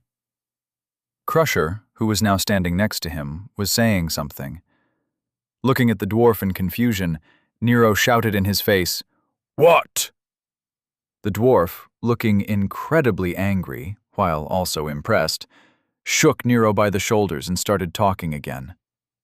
Nero, still not understanding anything, glared at him and shouted, "I think my ears are messed up from the blast. Hold the fuck on a second." Carving his go-to spell form for healing, Nero looked into himself, discovering that his eardrums had been perforated by the sound of the explosions. A quick flex of his spell fixed it in no time, returning his sense of sound. "Much better. Now, what were you saying?" he asked smoothly, a smile reappearing on his face. Crusher, glaring at him while also smiling, said, "I said, are all humans capable of what you just did?" Nero shrugged and replied, "I have no idea. I've been practicing magic for like a couple of months. I'm sure I still suck at it, so probably." Behind them, he could feel the fighting that was going on with the main force of wackos dying down. The last of the kobolds attempted to retreat while being shot down by the ranged fighters. Nick, who'd now either dropped his shield or, more likely, had simply disconnected himself from it, as the blue barrier still floated in the air, walked up to them. "No, most humans at Nero's level can't do what he just did. Not to mention that anyone who could, wouldn't. It is both idiotic and impressive that he was able to do so," Nick said with a glare while staring at Nero in accusation. "Idiotic and impressive. Yep, that tracks," Nero replied while watching the last of the flames he'd spread die down. All words are made up. Standing near the edge of the overlook on the 3rd level, King Mavros Mithril looked out over his new mountain city. Although his expression didn't show it, he was happy. Here, he would rebuild his kingdom and revive his clan. The empty mining town below him had been built by and for humans. There weren't too many large buildings, and they'd wasted a great deal of time and energy carting in wood from the surface. Most of these buildings would have to be torn down, especially those poor excuses for ore processing plants they had set up. Human smithing relied on essence crystal forges and smelters, requiring large amounts of energy to even run. Dwarves didn't have to put up with any of that nonsense, and instead used runic magic to power their industry. It was the power of the world that forged their creations. Humans were wasteful and short-sighted. Based on what he was seeing, it was easy to figure out how the town had progressed. Whoever had first inhabited this place had simply chosen the first larger cavern they could find and began setting up camp. From there, they spread out across the cavern floor. Looking over to the walls of the cavern, he guessed the multiple rings of floors overlooking the surface came much later, and only because they had run out of room. Before now, he hadn't thought much of human stonework, but he had to admit they did a good job creating the basic structure of a central cavern. The floor was well processed and strong, and the tiers and ramps were carved directly into the walls. Overall, it was a large and reasonably well-done little town they had built for themselves. The only thing that stood out as odd was the large number of wooden barracks and housing towers that they had built. There were 20 of them, arranged in rows, bucking up against all 3 floors to the cavern's ceiling. Primarily made out of wood, they were obviously meant to house warriors for some reason. Thousands of them. Even more confusing were the nearby caverns that had been cleared out to provide training areas and more housing. Altogether, those structures had changed what had initially been conceived as a mining town into a warrior city. He'd been briefed that the town was wiped out due to the clan's treason or something, but he refused to believe that there wasn't an altogether more logical explanation for all these warriors than just preparation for some future battle. Although, it did, however, explain why the town's original inhabitants spent so much effort creating the multiple hidden tunnels to the surface. They must have needed a great deal of food from the surface to keep the warriors fed and well hidden. Grumbling under his breath, he whispered, "Stupid humans and their poor city planning." He'd have to tear everything down to the stone. Farming tiers would have to be set up in the side caverns, and the walls completely recarved. The central exit would have to be expanded, and a new gate built for the entryway. There was a great deal of work to be done. "Sire, the rune priests are ready to fire up the tunnel," a voice shouted at him from behind him. Turning around, he addressed the warrior who was peeking out from the tunnel. "Good. It's about time." The warrior waited patiently for Mavros to stomp over, his expression doing nothing to hide his eagerness to see their people again. As Mavros walked past him into the tunnel, he asked, "Did they say why it took so long to path the connection to Umershad?" The warrior walking quickly alongside him explained, "From what I overheard, the initial teams we sent to scout the area wouldn't let them get started until they cleared the area. They were worried about how dangerous the caverns were, based on how many warriors looked to be living there. Also, the destruction and damage to the roads was substantial, not to mention the number of bodies they had to take care of. Whatever happened here was a slaughter." Women, children, and elderly weren't even spared. Mavros couldn't argue with the investigative team's logic, so instead he merely grunted in acknowledgement of the point.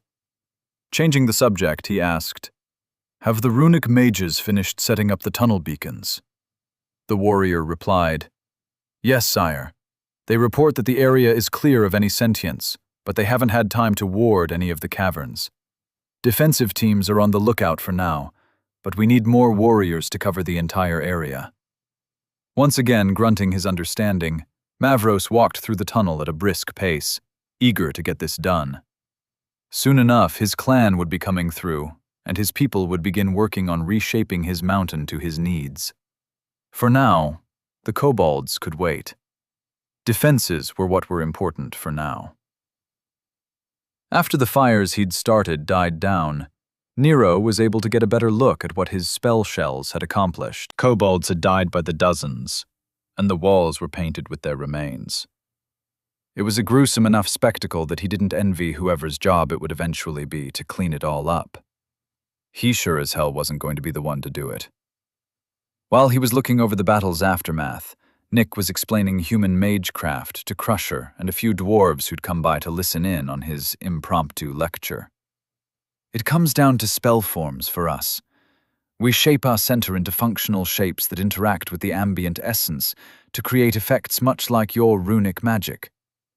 The difference is that we aren't able to affect the essence flows as much as you are with our intent. Although, as you can see, that doesn't make our magic any weaker, just more specialized," he said while gesturing to the kobolds painted on the walls.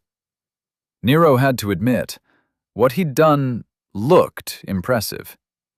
He'd wiped out an entire warband with only a few spells. What Nick didn't mention was that Nero hadn't really relied on his own power, so much as channeled the leftover soul stuff from the cut-down kobolds the rest of their party had already handled. The only reason it had worked out as well as it had was that the kobolds were all extremely weak.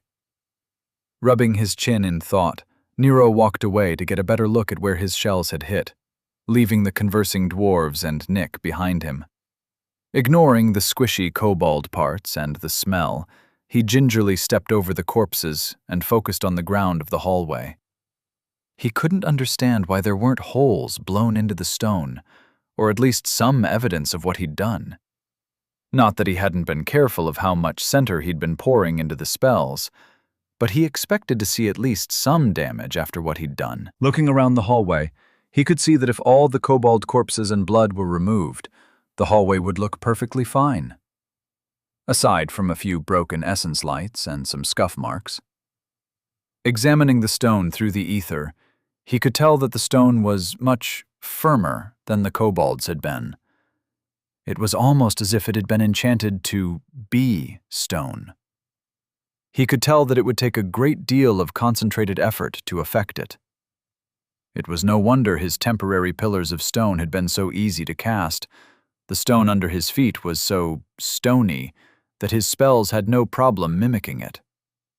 Nodding to himself, he realized that was the crux of the matter. The kobolds weren't strong enough to stop the spell's effects, while the stone had been made to endure. Spellcasting in this world, at least how the humans did it, was based on 3 factors, only 2 of which were in control of the caster. First, there was the spell form, which was created by the caster from his own center's power. It defined how the various essence flows in the ether would be collected and then used. Second was the amount of power the caster chose to infuse into the essence after it had been collected. That would determine how real the spell was to those who'd end up getting hit with it. Typically, that was determined by how much center the caster dedicated to the spell. The third bit, however, has nothing to do with the caster and everything to do with the spell's target. Depending on how strong a target's essence field was, they might be able to completely ignore a spell effect, just like the stone did. "That was a masterful display of control, my lord," Natalie said from Nero's right. Startled by her sneaking up on him, Nero glanced over at her and said, "Huh? Oh, right. Thanks. Good job on the other side of the fighting." Everyone's all right, right? Nodding, Natalie replied, "Yes, there were no casualties. These kobold squads weren't all that powerful. They didn't have any mage support or shamans among them." Nero, not really listening to her, was still thinking about the difference in spell effects between what had happened to the kobolds and the stone hallway. He realized it could basically be likened to an application of willpower. Center was like personal willpower made manifest. Stronger people had more and could use it to empower their spells to be more real the more they pumped into them. The more center a person uses, the more they weaken their willpower. It was a 3-way battle between the world, the caster, and the spell's target. The spell itself was just an illusion that the caster was trying to get the other 2 to believe was real. That also explained how weird center levels were. Center wasn't exactly a finite source of power, as it was determined by the caster's strength. The more center a caster used, the harder it was for him to hold on to it. Rubbing his temples at the headache he was getting from trying to wrap his head around all this, he looked over at Natalie and asked, "Hey, how did the kobolds end up sneaking up behind us? Weren't we clearing everything on the way over here?" Natalie nodded, her face becoming serious. "Yes, these hallways should have already been cleared. As I'm sure you noticed, all of the furniture and remnants have been removed, and the hallways scoured clean. There shouldn't have been anything behind us." "So, where do you think they came from?" he asked. "I'm not sure, my lord, but we're going to find out," she replied, turning to look over at the 2 scouts who were walking over to her. Offering her a nod, They both sprinted off toward where the extra kobold warband had come from. Nero assumed Natalie must have given them private orders over the battle hub. The rest of the group had been busy stacking up kobold corpses and getting them ready for pickup. Meanwhile, Nick was still busy conversing with the dwarves, who seemed more than interested in listening to him talk, as long as the subject of what he was talking about included how humans could cast spells like what they'd seen Nero do. Chuckling to himself, he couldn't help but feel annoyed that he'd robbed himself of the opportunity to see what the dwarves could do. After all, they were all carrying pretty intimidating weapons, and he doubted they were only using them as a fashion statement. Images of dwarves in Gucci suits and well-groomed beards danced through his head as he amused himself with his imagination. Natalie recaught his attention by saying, "I've reported our encounter with local command and alerted them to the fact that there might be hidden cobalt tunnels we'd missed." Shrugging his shoulders, Nero replied, "I'm sure there were. Just let me know if you want me to do anything. This is your show, and I'm just another wacko along for the ride." Offering him a firm nod, Natalie turned around and walked off, obviously using her link to communicate with the troops currently still working on cleanup. Walking over to the group of dwarves and Nick, Nero listened in on what Nick was saying. "You see, where runic magic borrows power from the world, spellcasting requires the mage's understanding of what they are doing. There is no divine or worldly element to it at all," he stated emphatically. Crusher turned to the dwarf next to him and said, "Uli, what would it take for a Yi to get a spell effect like that?" Standing there, like a boss in full armor, Uli rubbed his beard with one hand while he tapped a finger on the hilt of his axe, which was casually laid across his shoulder. "I'd need a good 5 minutes to prepare the runes. Then maybe another 10 to charge them." Doubt I'd be able to avoid damaging the stonework, though. Nick, eager to help, said, "It's a delicate balance to fill a spell with enough center to damage opponents while keeping the surrounding integrity of the material intact. Lord Walker, was lucky that this entire city was built back when Dorchester's ambient essence levels were much higher. The stonework here was set in a time when the area was much, much stronger." Nodding along, several dwarves understood what Nick was saying. Even Nero had a general idea of what he was talking about. Over the command channel, Nero heard Natalie call out, "Everyone on me! Victor and Sam found the kobold tunnel." Nero was picking up everyone's names as circumstances allowed him, and he assumed that Victor and Sam were the scouts he'd seen Natalie send off. When everyone was back together and heading out, Nero looked over his shoulder and chuckled at the sight of the battle they were leaving behind. The more intact kobold bodies had been stacked up along the wall, while the ones that weren't so together were just shoveled there. The center of the hallway was clear enough, but no one in their right mind would call the place cleaned up. He listened closely as Natalie assigned everyone their positions, discovering that the two mages alongside Nick were named Peter and Merrick, although he didn't know which one was which. He was surprised to find how many of the warriors were women. Not because they were women. It was just that with so many of them in armor, he hadn't noticed. Something about a woman named Claire being covered in blood and gore while wielding a sword and shield just didn't sit right with him. It was weird, and he wouldn't say otherwise. After a short 10-minute walk, where Nero was in the middle of the pack along with Nick and the mages, they finally arrived at a door that had one of the scouts, either Sam or Victor, leaning alongside it. Gesturing with his head, he led them into the room after he went in. The other scout was standing near a blank wall, the stone looking the same as every other wall around them. "It's here," the scout said quietly, before pushing his hand through the stone like it wasn't even there. Nero, surprised, focused his senses on what he was looking at.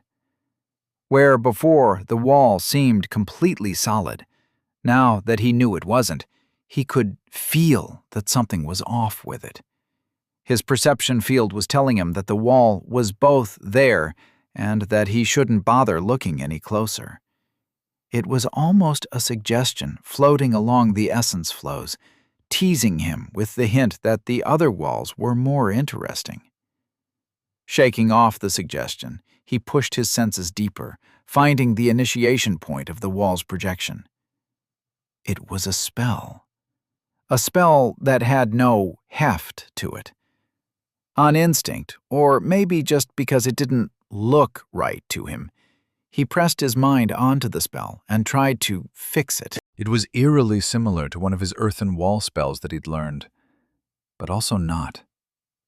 Almost immediately, the spell unraveled, freeing the essence that had been in the shape of the wall. With his eyes, he could see the wall disappearing, leaving a rough cave tunnel heading off into the dark. It was probably 10 feet around and roughly circular. The kobolds had just forced their way through the wall and then hidden what they'd done. Nick turned to Nero and nearly shouted, "How did you do that? You didn't dispel it, you broke it? No, you unmade it!" Nero, not understanding what Nick was so excited about, replied, "I just futzed with the spell form holding it together. I didn't mean for it to break, I just wanted to see how they did it. It was like a spell, but not. I don't even think it was an illusion. I have seen those before, you know." Natalie, not letting the group be distracted, shouted, "Quiet! I have to call this in." While everyone was reforming back into formation, he could tell that Natalie's attention was currently elsewhere. Interested in what she was saying with command, he looked through his link to see if he had the option to connect with the command channel she was using. When he found it, he connected himself immediately. Smirking to himself, he realized he was getting much better at keeping multiple connections going. He also took the opportunity to remake his mage armor to get some more practice at having more than one thing pulling at his mind. Was the one who dispelled the illusion. Unfortunately, from what I gathered from Lord Varina, the method isn't repeatable, Natalie said in a clipped tone. "Is there any way to determine where these hidden tunnels are?" a voice Nero didn't recognize asked. Natalie replied, "Not that we can see. The only reason we found the one we did was because we tracked the group that assaulted us back to it." Even looking right at it, we couldn't tell it was anything other than a standard wall. Nero flinched when he sensed Kathleen's presence asserting itself. "That's unacceptable.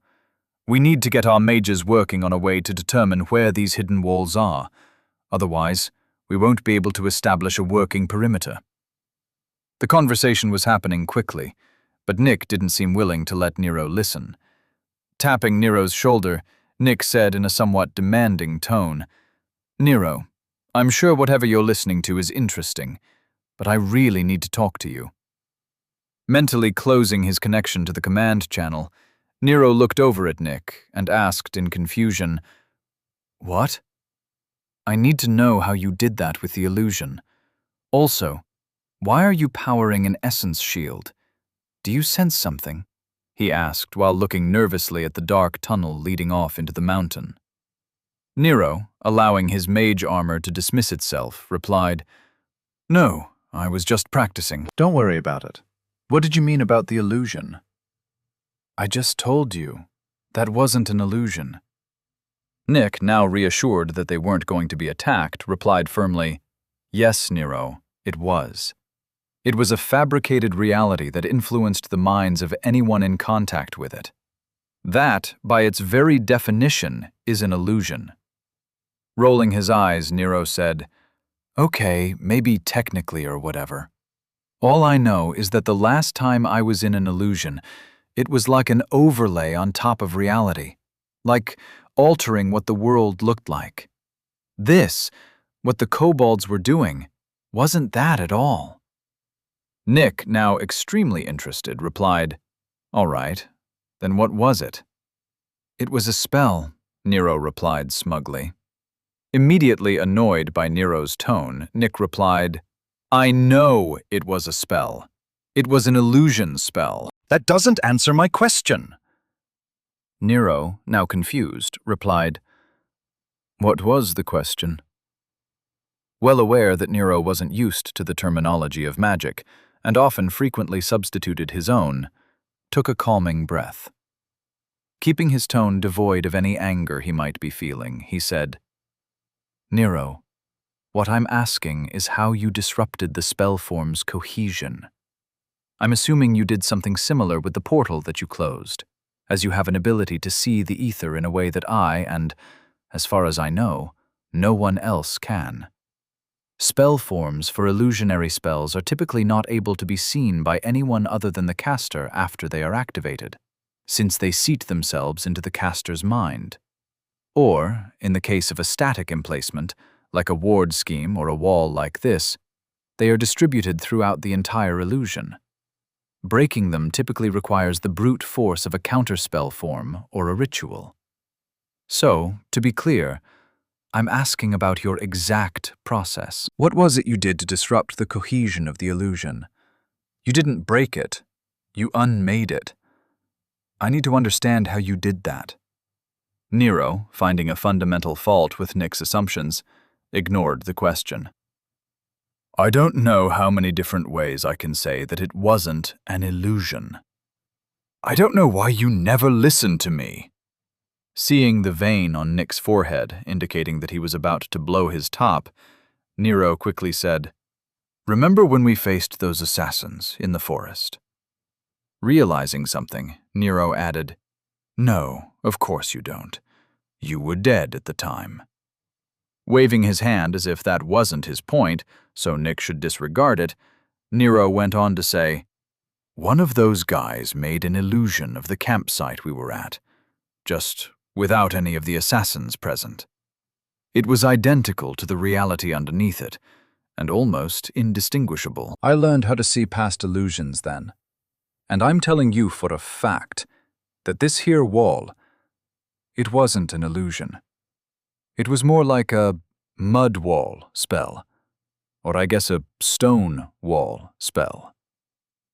Now looking more intrigued than annoyed, Nick asked, "How do you mean?"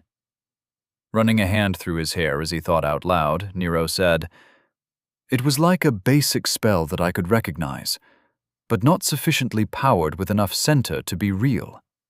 It was like a spell that wasn't doing anything, but also not. I don't understand exactly how the kobolds did it, but they created a spell for a wall that didn't make a wall. It just made what looked like a wall. Then there was another part that I didn't recognize. It somehow made the wall look uninteresting, or more like not worth investigating. That part I didn't get at all. It was like that hiding technique some of you do, but in a spell form. I also have no idea how it was powered. It almost looked like it was feeding off the essence flows that were being directed by it." Nick, listening closely to every word Nero said, suddenly widened his eyes. Opening his mouth a few times as if he were unable to voice what he was thinking, he finally managed to get out, "Good, good. You did well. Stay here and don't move. I have more questions." Before Nero could respond, Nick took off at a run directly for Natalie, shouting, "I need a direct line to the closest Center Research Survey team available. Also, get someone from Central Command on the connection. And Kathleen. Yes, and maybe someone from the Mage Tower. We need to reconfigure the localized scrying array." Nero, not having any idea what Nick had figured out, decided to ignore him. While the formation of soldiers had placed themselves halfway into the tunnel in order to watch for anything coming through, the dwarves instead were examining where the wall had been broken through. They were running their hands over the cracked stone, occasionally using rune magic and waving their stubby hands around. Nero, not having anything better to do, looked around the room and wondered, where did the kobolds dump the stone, dirt, and crap that they excavated from the wall? Suddenly, he found himself chuckling at the image of a group of kobolds sweeping the floor and using dustpans. Even evil murder lizards have to clean up after themselves, he thought to himself happily. Chapter 248. Why can't things be simple?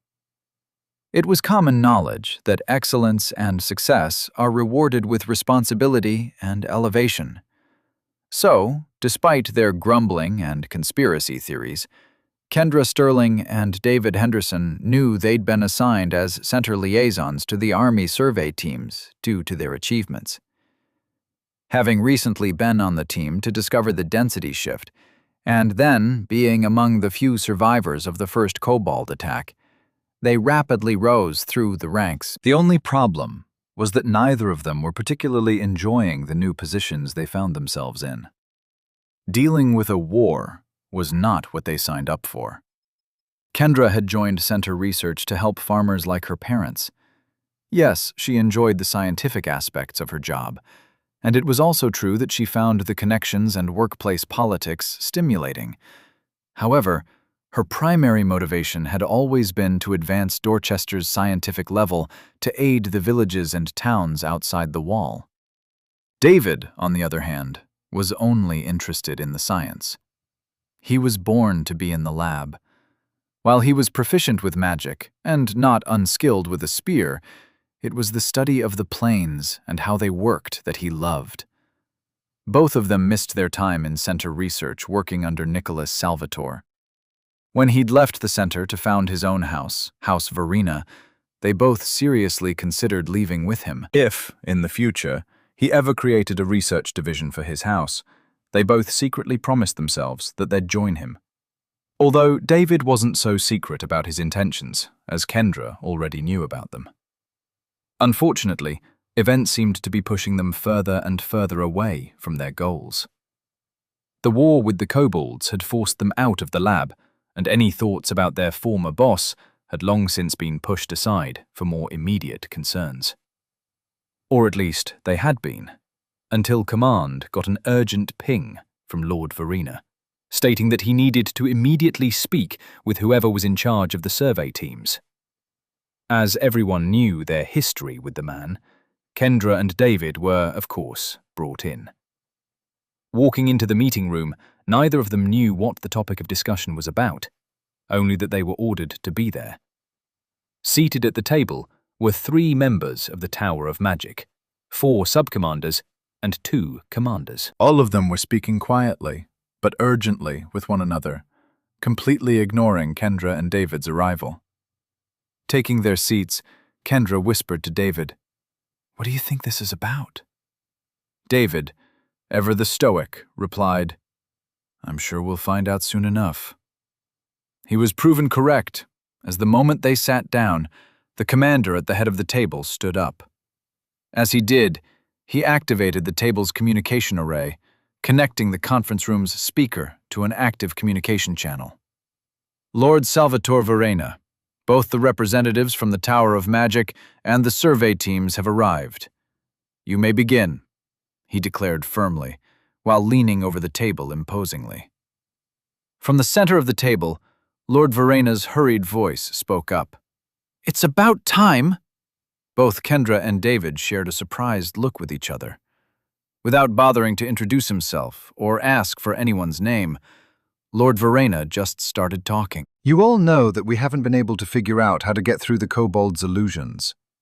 They are a form of spell weaving that we have never seen before. While we're sure that the technique is known to the kingdom, our level of development hasn't earned us the right to utilize the Tower of Magic's database to learn how to counter it. In short, we've been trying to figure it out on our own." The commander, clenching his fist in victory, asked, "And you've discovered how they're doing it? Outstanding, Lord Verena." Lord Verena's voice, having been interrupted, paused for a second before replying, "What? Who was that?" "This is Commander Hagen, currently assigned as the coordinator between the Tower of Magic and our intelligence efforts," the commander replied quickly. Lord Verena replied, "Of course you are. Now please be quiet. I need to speak with the people who are actually capable of understanding what I'm saying." I just told you that we don't have the ability to pierce the kobold illusions. And furthermore, why it's so difficult for us to do so. I'm attempting to be brief, so a great deal of what I'm saying will need to be inferred. We don't have time for me to repeat myself. Kendra couldn't help but chuckle into her hand at her former boss's obvious disdain for anyone who dared interrupt one of his lectures. David, having known the man for the longest, wasn't surprised in the least by his cutting response. Changing his tone, as if he fully expected the commander to sit down and shut up, Lord Verena continued. Now, since we haven't been able to pierce the kobold illusions on their encampments, and what we can assume are subterranean cities, we assumed that we couldn't pierce any of their illusions. However, what if they aren't illusions, in the strictest sense that we understand them? Both the three mages from the Tower of Magic and Kendra and David exchanged looks of confusion, obviously none of them having any idea what Lord Verena was talking about. You see, while working to clear out the upper city, my team and I discovered a kobold tunnel that was hidden by using an essence construct with an illusionary overlay. The spell that anchored the effect was not technically an illusion. There was no array, just a powered spell that was actualized by ambient essence flows. While I very much doubt they're doing the same thing on a grander scale, it's not inconceivable that they adapted the technique to a powering array anchored to whatever they want hidden, he said, while sounding somewhat impressed with their ingenuity. David, suddenly understanding what Lord Verena was getting at, shouted, "If that's true, then we can interrupt their illusionary effect by simply bypassing it. If we tune our scrying arrays correctly, we can sidestep their so-called illusion and see what they're hiding." Sounding surprised, Lord Verena asked, "David, is that you?" Somewhat ashamed at having spoken up without being asked to, he replied quietly, "Yes, my lord, it's me. And Kendra is here too. Apologies for interrupting." Lord Verena replied happily, "No need, young man. It's good to hear from you. How is the survey team treating you two?" Before David could reply, Lord Verena shouted, "Wait, never mind that now. Let's keep our focus on the problem at hand." Kendra, having been able to follow along, spoke up. "Of course, Lord Verena. First, we need to recalibrate our scrying arrays for a wider spectrum. We'll have to fine-tune it as we go to determine at what wavelength the kobold spells are working at." David, nodding along, added, "Yes, but we'll have to be thorough. I very much doubt all of their illusions will be set up by the same mage. Who knows how many signatures we'll have to isolate?" One of the mages interjected, "We'll have to set up a variable assembly to scan across a large bandwidth until we get a hit with an active spell form. From there, we can isolate the interference signature and use the Tower of Magic's Thought Hub to filter through our collected data for similar instances of essence irregularity. It would work like spellcaster tracking, but on a much larger scale." David, once again too excited to keep his mouth shut, shouted, "Of course! That's why you wanted the survey teams here. We need to find an active kobold illusion to use as a reference for the Tower of Magic's scrying teams. Otherwise, we'll be trying to find one essence signature in a million." The commander, realizing that they may have just cracked the kobold illusion problem, asked firmly, "Are you saying that you can break through their illusions?" Lord Verena's voice blared through the room's speakers. "Hells be damned, man! Let the scientists work." While Nick was in contact with whoever he needed to talk to, Nero had taken out his trusty wooden stump to sit his ass down. The dwarves remained fascinated with the broken stonework around the edges of the kobold tunnel, while everyone else was still roughly in formation, both watching the room's exit and the tunnel for incoming enemies. Natalie and the mages, meanwhile, were huddled together talking with the two scouts. Pulling out a plate of some type of meat and what looked like blue mashed potatoes from his personal space, Nero decided to take advantage of the opportunity to enjoy some food. If there was one thing that he still found amazing, it was the fact that he could store anything he wanted and pull it out whenever he felt like it. He would have killed for this ability back home. Just the thought of being able to pull out a cliched bag of popcorn after he'd started an argument between two strangers was enough to send him into the giggles. Smirking to himself as he used the silverware he'd stolen from the keep to dig into his meal, he reminded himself that he needed to acquire another stump the next time he was in the wilds to act as a table. Having to sit his meal on his lap like he was at a picnic simply wasn't cutting it. While he ate, he thought about how excited Nick had been about what he'd said and tried to figure out what the man had figured out. It was obviously important and could probably affect the war as a whole. It also was pretty apparent that it had something to do with the weird kobold spell technique that acted like a mind-altering illusion. Thinking back to the only other kobold illusion that he'd seen, Nero tried to remember what the one on the mountains felt like.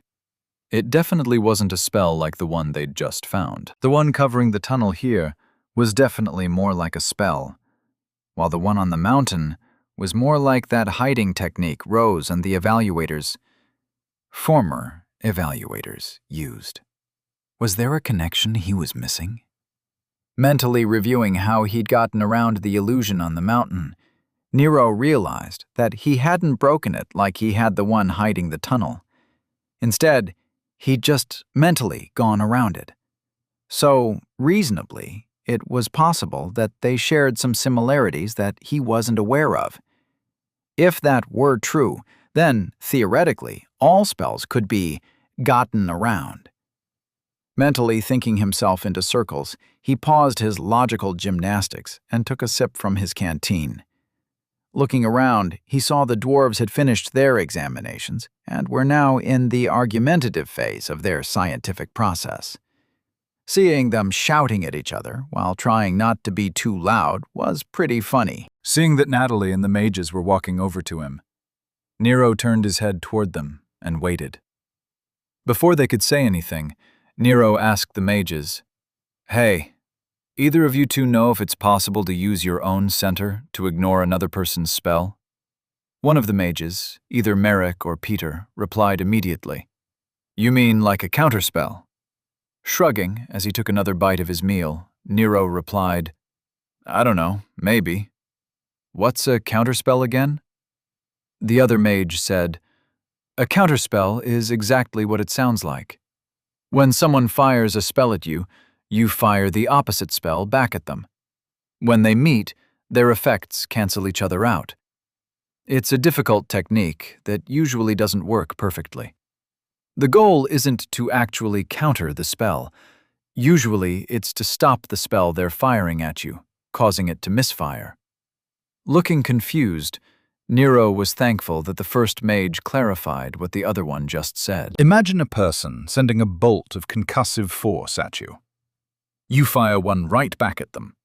Both spells are hypothetically just as strong as the other one, and when they meet, they both project an equal force in opposition to one another, he said. Nero nodded before saying, "I get it. So if the spells are exactly perfect, they cancel each other out. But in the real world, that doesn't happen. The counterspell is never a perfect counter, so the spells just destabilize each other. In the example you just gave, that would probably end up with the two spells just blowing up when they hit." "Not really. In that example, they would probably just fizzle apart and cause a small release of wind from whatever force is left over," the first mage said. Interrupting them, Natalie said, "As fascinating as this is, we need to talk about our orders. Miss Averett has asked us to push through the tunnel and see where it goes." Meanwhile, other teams are backtracking and checking the cleared areas to ensure that we haven't missed any other hidden tunnels. Nero, nodding in understanding, put his half-eaten meal and silverware back in his personal space, along with his stool. Clapping his hands together to clear off the non-existent crumbs, he said, "Sounds good. I'm ready when you are." While Natalie got everyone back into formation, the dwarves returned to the rear, still arguing with each other about whatever it was they were arguing about. Nick took up his position in the middle of the formation, right next to Nero and the mages. To Nero, it was obvious the man was still focused on the conversation he was having over his link. He was barely paying attention to where he was going. It took one of the mages holding his arm and dragging him to get him heading in the right direction. While they slowly made their way up the tunnel, Nero was happy to see that someone had thought of the magical equivalent of flashlights. Almost a third of the people in the formation had cast a simple light spell, either hovering above their hands, or in the case of the two mages, over their shoulders. Nero, copying what they were doing, cast one of his own. It was a pretty simple spell, one he'd already learned from his household spells book. But what was interesting was that almost everyone cast it subtly differently than the person next to them. They all inherently attached themselves to a person's center, requiring constant power, but allowing them to carry them along, unlike most spells. And while they all looked identical, at the spell form level, he could see the discrepancies. As far as he knew, spell forms were supposed to be rigidly defined. Mages who studied and created them needed to learn exactly how they were supposed to be carved. Any deviation from the pattern was supposed to cause problems with the spell. But obviously that was not an actual rule, because he was looking at half a dozen exceptions. Keeping his voice low, Nero nudged the mage next to him, catching his attention. "You're Peter, right?" The mage replied with a small smile. "Merrick Gottlieb, my lord." "Right, sorry. Anyway, you know your light spell. Well, I was wondering why it's a little different than everyone else's. Not that yours is the only one different. Everyone's is. I was just curious as to why that is. I thought spells were supposed to be cast the same way by everybody," Nero asked, trying to smoothly move past the fact that he hadn't known the man's name. Looking confused, Merrick replied, "It is? They are? That doesn't seem right. I'm casting the standard light spell everyone learns in school, like everyone else. When you say different, what do you mean exactly?" Nero, not knowing how to explain it, still tried. It's like they're all kind of warped reflections of each other. Or better yet, like everyone was shown the same pattern, but then kind of copied it freehand. They're all pretty close, but not really identical. Merrick paused for a moment to focus on his spell, furrowing his brow in concentration. He then took a moment to look at the mage next to him's spell, whose name was, by process of elimination, Peter. After a moment, he turned back to Nero and said, "I'm sorry, my lord, but they look the same to me. If they weren't all the same, they wouldn't work correctly. Therefore, I believe you may be mistaken." Nero had never been so respectfully told he was crazy before. It was a new experience. Not wanting to argue, Nero replied, "Thanks, Merrick. I'm sure it's just the nerves getting to me. Don't worry about it." Immediately ignoring the man, Nero kept up the pace with the rest of the formation, while staring at his feet in thought. Obviously, the locals didn't have the precision essence sight to see what he was seeing. To them, everything was too fuzzy to recognize that the spell forms were different. So, either nobody ever bothered to use any of their fancy machines to check the same spell from multiple people and compare them, or he was missing something. Once again, Nero wondered why he couldn't have found a universe where the spell abilities and reality were controlled by hotkeys. It reminded him of the time in college when he had to take a physics course. Even at the most basic level, it required a ton of math that he never really understood. After having figured out the way all the forces and everything balanced out, and having solved for the resulting direction of the theoretical pool ball, the professor had made it very clear that everything they had just learned only worked in theory.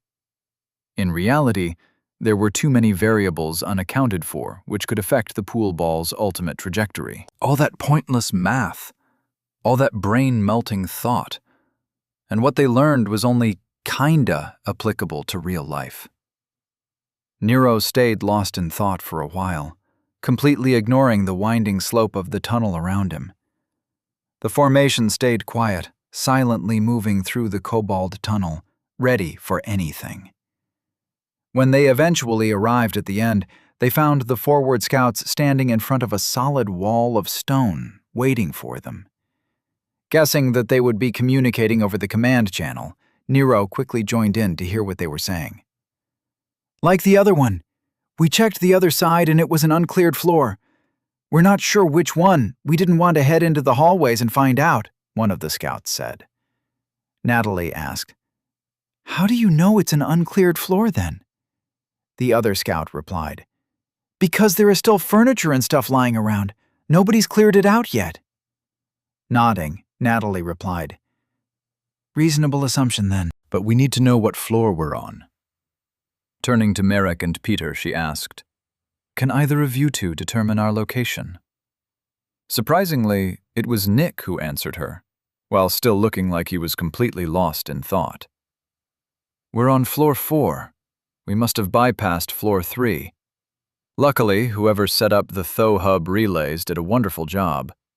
When the engineering teams got the central control chamber up and running, the floor relays seemed to have activated.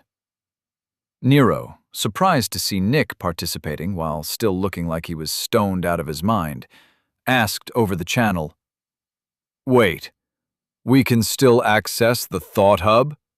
I thought we were on the Battle Hub. Or is that the same thing, just of battle or whatever? Coming out of his daze, Nick took the time to look directly at Nero, making sure that he was able to see him rolling his eyes. Nero, check your pings. I've sent you a book that I want you to read before you ask any other questions that make people question their decision to follow you, Nick said before going slack-jawed again, obviously re-engaging with the multiple conversations he was probably having. Muttering under his breath, Nero said quietly, Damn, that was a solid burn. Respect. While Natalie and the rest of the team were determining how they should proceed, Nero did what he was told and checked his pings for the book Nick had sent him. Right there at the top, he saw Nick's ping. Opening it, he found a fully typed-out note. How Nick was able to quickly write it, while likely having multiple conversations with people across the city, Nero had no idea. Nero, this is the standard introduction to the Thought Hub that all children are given when they get their first link. While most people only bother to read the first few chapters, most of your questions will probably find their answers in the later ones. Knowing you, I doubt you care much about the history of how they came to be. But you should at least try and learn about how they work. Historical social pressures and developmental paths are forces of nature that are inevitably entwined.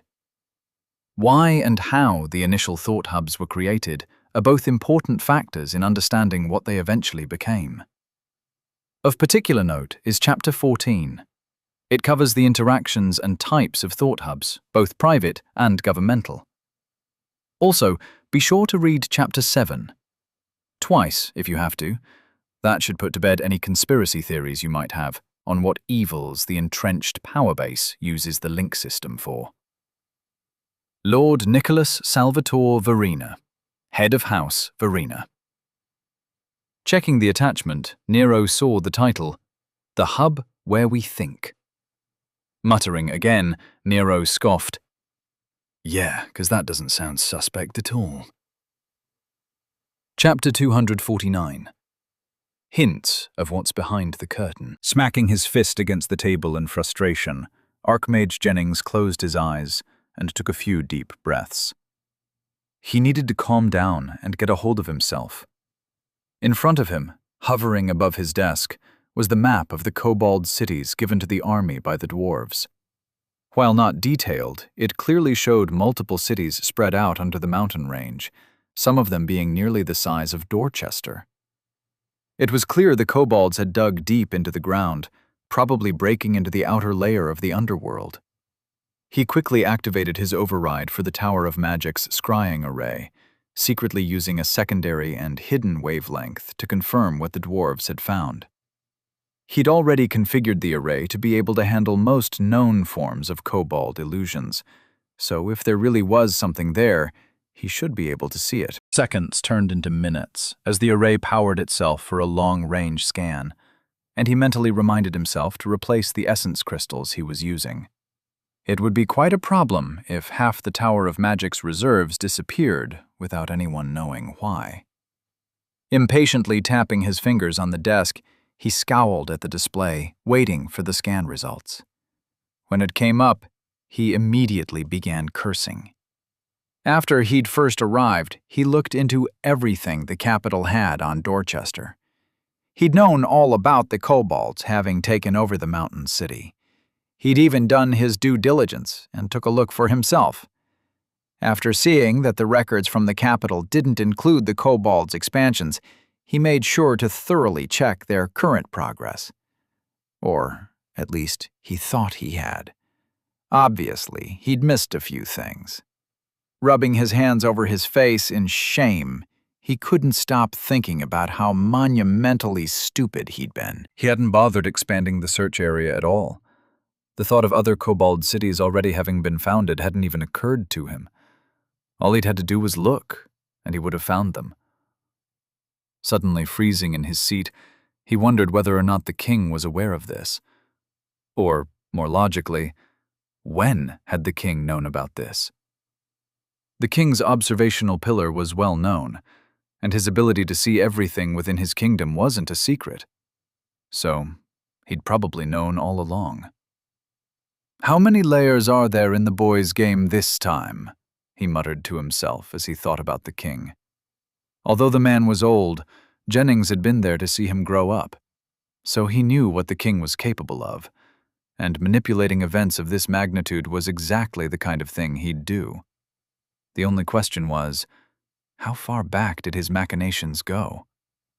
Had he purposefully used the populators to cause the density shift to happen early? Could he possibly have predicted the arrival of Lord Walker and his influence over recent events? However unlikely, Jennings had to at least consider it a possibility. While it was more conceivable that the king was just taking advantage of the situation to clear out the influence of the Tower of Fate, Jennings couldn't be sure that there wasn't a larger game being played he was unaware of.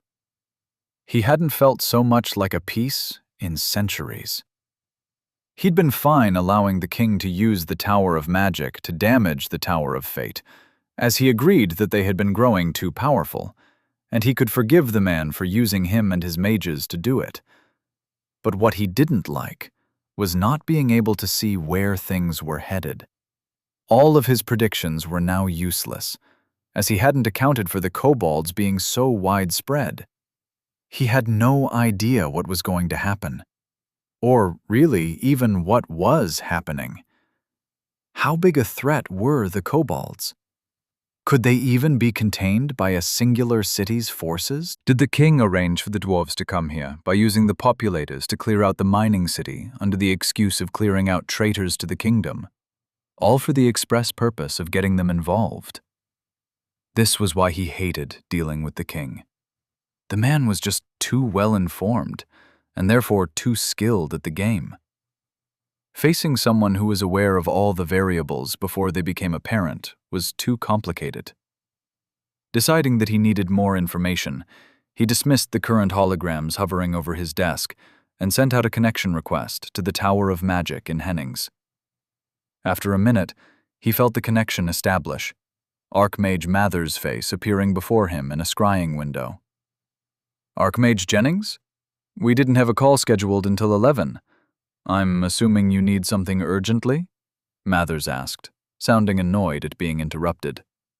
Jennings snorted at the man's growing confidence. The temporary position as the head of the Council of Mages seemed to be doing good for him. "Yes, I do. In fact, I need several things," he said emphatically, his tone utterly devoid of warmth. Hearing Jennings' tone, Archmage Mathers sat up straight and lost some of his confidence. "What can I do for you?" he asked. Jennings replied quickly, "First, I need you to use the tower's scrying array to inspect the mountain range around Dorchester. And before you ask, no, the one here isn't good enough. You're going to have to use the control hub in my lab. You already have access, so don't worry about having to use the temporary override I gave you." Seeing Archmage Mathers staring at him in confusion, Jennings growled, "Are you writing this down?" Jumping at the question, Archmage Mathers replied quickly, "Yes, of course. Go ahead." Sighing in annoyance, Jennings began. Now, before anything else, you'll need to configure the scrying array to... Nero had tried to read the book. He really had. But events didn't seem likely to allow him any time to do so. Before he'd even gotten through the introduction, Natalie had begun getting them ready to move out. Nick had even interrupted him by harshly making him promise to leave the kobold illusion alone so that the arriving survey team he'd ordered could study it. Or use it to find other ones, somehow. Nero hadn't been listening all that closely. He'd been trying to read. The largest downside of having his book displayed in his mind over the link was that Nero couldn't hold it up to show others that he was too busy to talk to them at the moment. He missed having a physical excuse to ignore people. Regardless, he still ended up having to close his book when Natalie ordered them forward. Despite being in the middle of the formation, there was still too much for him to see after they walked through the illusion of the stone wall. Instead of finding empty rooms, like the ones on the floor below, the room they walked into was obviously being recently used to house kobolds. The lights were still the standard essence lights that looked like glow balls hanging from the ceiling, and the furniture was obviously at one point meant for humans. However, the kobolds had definitely made their marks on the place.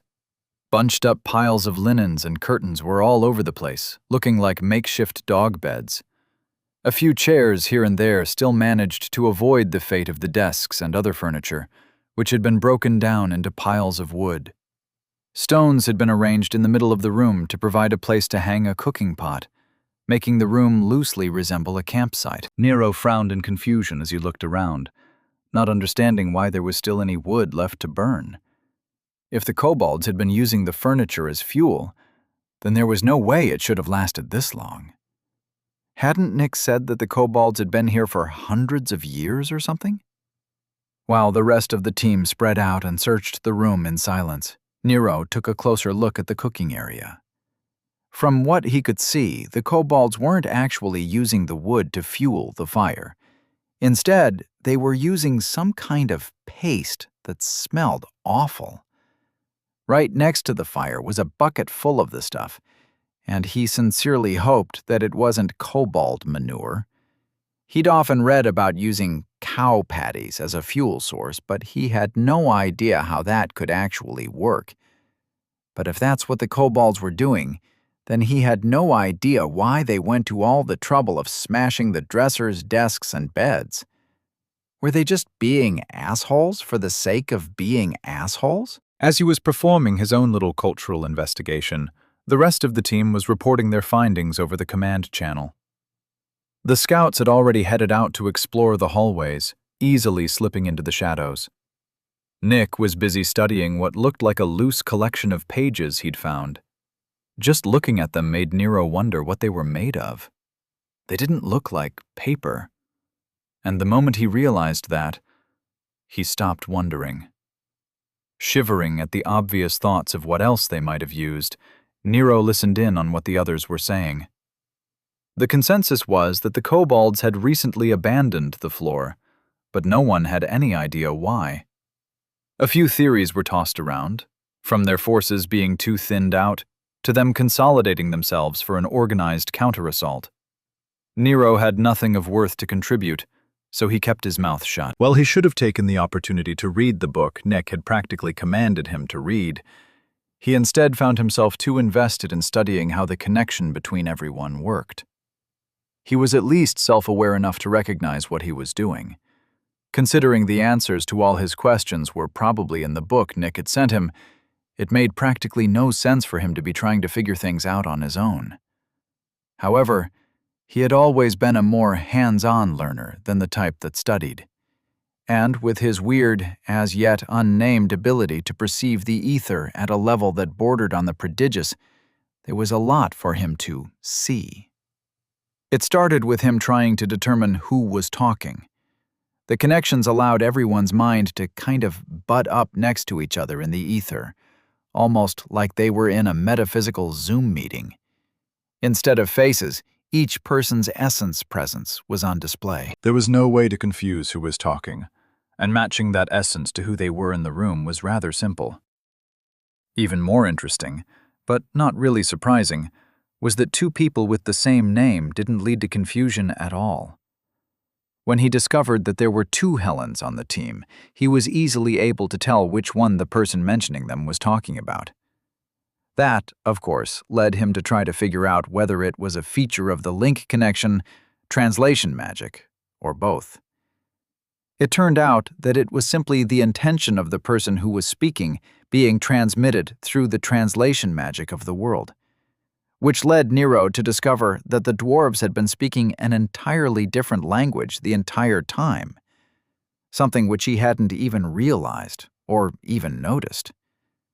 There was no odd dubbing effect or anything that could hint that what he was hearing wasn't exactly what they were saying. It was all happening automatically in his head, and unless he used his senses to override the translation, he wouldn't have noticed at all.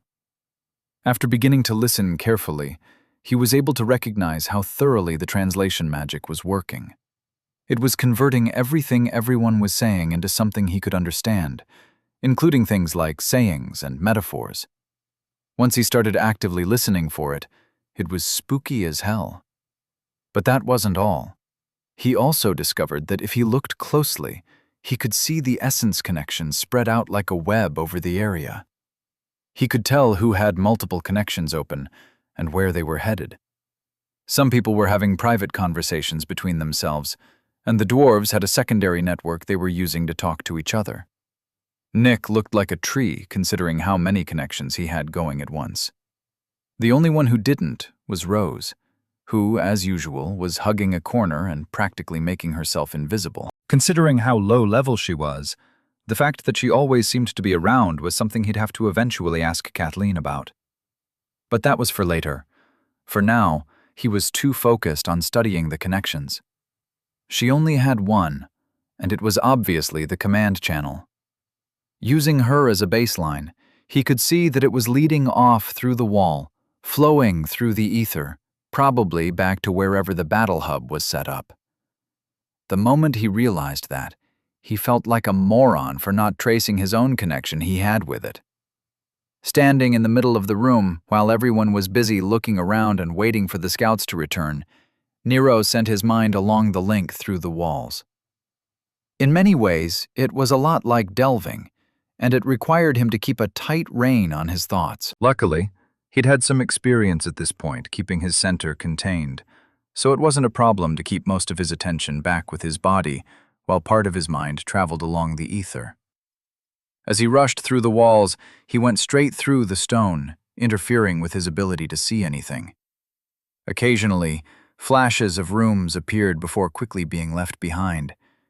It was like he was flying through the mountain city like a ghost. It was odd to see the connections in the ether. They weren't like essence flows exactly, but they were similar. He kind of had to focus to even be able to recognize them. His ability to perceive the material plane somewhat faded away into a grayscale as he did so, and couldn't figure out why. It was almost like there were layers to the ether, and he could only focus on one or two at a time, while the material world acted as the background. So, this is controlled scrying. This is going much better than last time, he thought to himself, somewhat proud of his progress. He even had the time to check his center levels, using his identity as he flew through the walls. There was definitely a drain, but he was able to keep it under control. Now that he was aware of it, losing center felt like a combination of his focus wavering and his confidence failing. It really was a metaphysical drain on who he was, rather than anything like muscle fatigue or something of that sort. When his mind probe slammed to a stop, it was back at the forward operating station where they'd come from. His attention was drawn to the ridiculously large wagon, which looked like something out of a steampunk novel. While it had 6 wheels, what really set it apart was the fact that it was mostly cylindrical. Armored plates were attached all over the place, while little essence lights lit up areas underneath them, making the thing look all magi-tech. Meanwhile, several people were at control consoles, fiddling with things alongside it. So, this is a battle hub, he thought to himself. There were so many connections coming off it that when he focused on them, it practically blinded him. But there was also a solid pillar of essence that was shooting off toward one of the walls, which he guessed was probably back toward the Dorchester Thought Hub. He was careful not to try and interact with any of them, as he had no idea if he'd end up inadvertently frying someone's brain. Noticing that his center had dropped below 75%, he quickly closed off his connection to his mind probe. Slamming back into his own mind felt like someone had set off a firecracker in front of his face. He instantly reared back and closed his eyes. "Son of a bitch!" he swore in an angry whisper. Nick, having been standing nearby, thoroughly engrossed in his reading, said quietly and somewhat blithely, "I warned you not to mess around with scrying yet. Enjoy your headache." Nero, now rubbing his temples, which were throbbing, glared at the man. Nick hadn't even bothered to turn away from the book he was reading. Walking away, intending to get some space from the man, Nero muttered, "Dick." Thinking to himself, Nero realized Nick had gotten a few good digs on him over the past bit, without reprisals. He'd have to remedy that soon, or the old man would start getting too full of himself. Putting his growing grudge against his friend aside for the moment, Nero thought about doing some more investigations into the Thought Hub-type connections they were using. The pain in his temples convinced him he'd be better off focusing on the team's current mission. Luckily, his connection to the command channel hadn't been affected, so he could still hear what everyone was saying. Although, he had to admit it was weird to see everyone grouped up while just staring at one another while their minds talked to each other. Command says it's up to us if we keep going. Technically, our mission is to clear our area of level 2, so there isn't any reason for us to be here, she stated firmly. One of the Helens replied, "But we might as well try and find out where the kobolds are grouping up. It doesn't seem weird to you that they have abandoned the entire floor?" Natalie replied, "We don't know they have. We only know that they aren't using this room anymore, and even that is only conjecture." Another soldier, one whose name he hadn't caught yet, added, "That's right. For all we know, they could be using one of this floor's central market areas as a mustering ground. It's more important for us to find the hidden tunnels they've set up so we don't get surprised." Merrick, one of the mages, suggested, "I think that we should return to our assigned route. There will probably still be warbands that are patrolling which need to be cleared out. We should let the survey teams and the Tower of Magic worry about the hidden tunnels, while we focus on the fighting. They'll find them." While Nero knew that his opinion would definitely matter, he didn't want to influence Natalie's decision. He knew he had no idea what they should be doing, and he currently didn't feel like pretending he did. Interrupting their conversation, one of the scouts who'd gone off to check the hallways said, "I found out where they went." Natalie, along with everyone else, went silent. They were all eagerly waiting to hear what he had to say. "They've retreated to the upper levels, leaving behind warbands being sent out from central positions near the main tunnel junctions. There are currently a few thousand of them swarming around the one nearby. It's obvious they're prepping for a defensive engagement." I think the warbands we've run into are meant to hinder us and buy them some time to get their defenses in place, he said in what Nero was beginning to recognize as his typical quiet voice. Natalie's face scrunched up in annoyance. "That's going to make clearing them out difficult. With the hidden tunnels throughout the floors, they'll be able to strike out wherever they want. They'll get the time they need to set up whatever they want." Nero, not seeing the issue, spoke up. "Why don't we just go clear them out? He said there are only a few thousand, right? After we defeat a few waves, I can use their soul stuff to just nuke them." Nick, having been listening to the conversation, stepped up next to Nero and glared down at him. "Nero, while that might work, we have no idea how prepared they are for us. Also, you don't know what kind of kobolds are there. If there are only the basic grunts that we've been facing, your plan might have a chance." However, I very much doubt that, now that we're inside one of their strongholds, we won't find some of their actual leaders and upper castes. Nero, understanding what Nick was getting at, replied, "You mean actual, real kobolds? and not just the clone army they've bred to assault us. I guess you're probably right. But how different could they be from the ones we've been facing? Natalie, her tone grave, replied, "The simple kobolds we faced, both just now and on the mountain, were, at best, equivalent to level 10 or 20. There may have been a few of the leadership castes among them, but I doubt it. Kobolds don't usually send out their leaders for assaults. That's why digging them out of their holes is so difficult. Above ground, they're swarm predators. Here, they're more like an army." Shrugging his shoulders as if he weren't worried, Nero replied, "Well, we'll just have to kill them harder then." One of the soldiers who'd been silently listening along replied, What? You mean like stab them more than once? Nero, pretending to be utterly serious, replied, "Yes, that's exactly what I meant." Chapter 250. But that's it? While her time among the Southerners had done a lot to alleviate the prejudices she'd once had, she still occasionally found herself wanting to lash out at them for their idiocy. There was something about being able to choose when and where they fought that dulled the tactical skills they should have developed as battle-hardened warriors.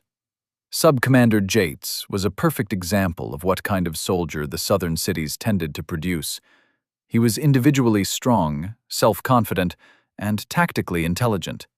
However, he was also rash, overconfident, and too eager to bet on his troops' overwhelming superiority.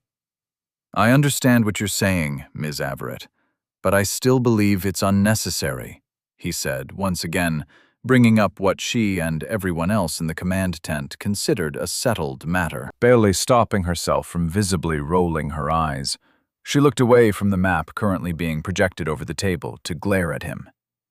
Yes, I know. You've made that abundantly clear. Your opinion, however, has no bearing on whether or not you're right. And in this case, you are not, she replied firmly. Jate's expression was making it apparent to everyone in the room that he was coming close to his emotional limit. The vein on his forehead was visibly throbbing in tune with his accelerated heart rate.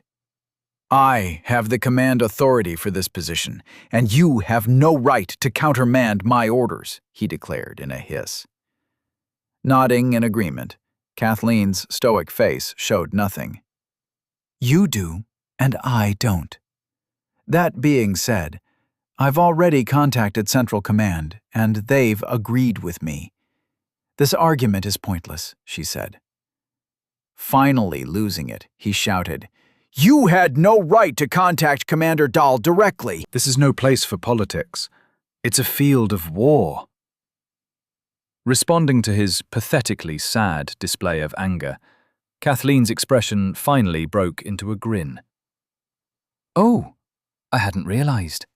You've been treating this as a monster hunt, so I may have unintentionally gotten confused. Do you typically overextend your troops during a war, when the enemy has proven their ability to outflank you?" she asked somewhat mockingly. "They haven't outflanked us. We're underground. There is no flank. Our reserve can simply follow the directions given by the survey teams to collapse the hidden tunnels as they find them. The forward positions do not need to be moved back," he shouted adamantly.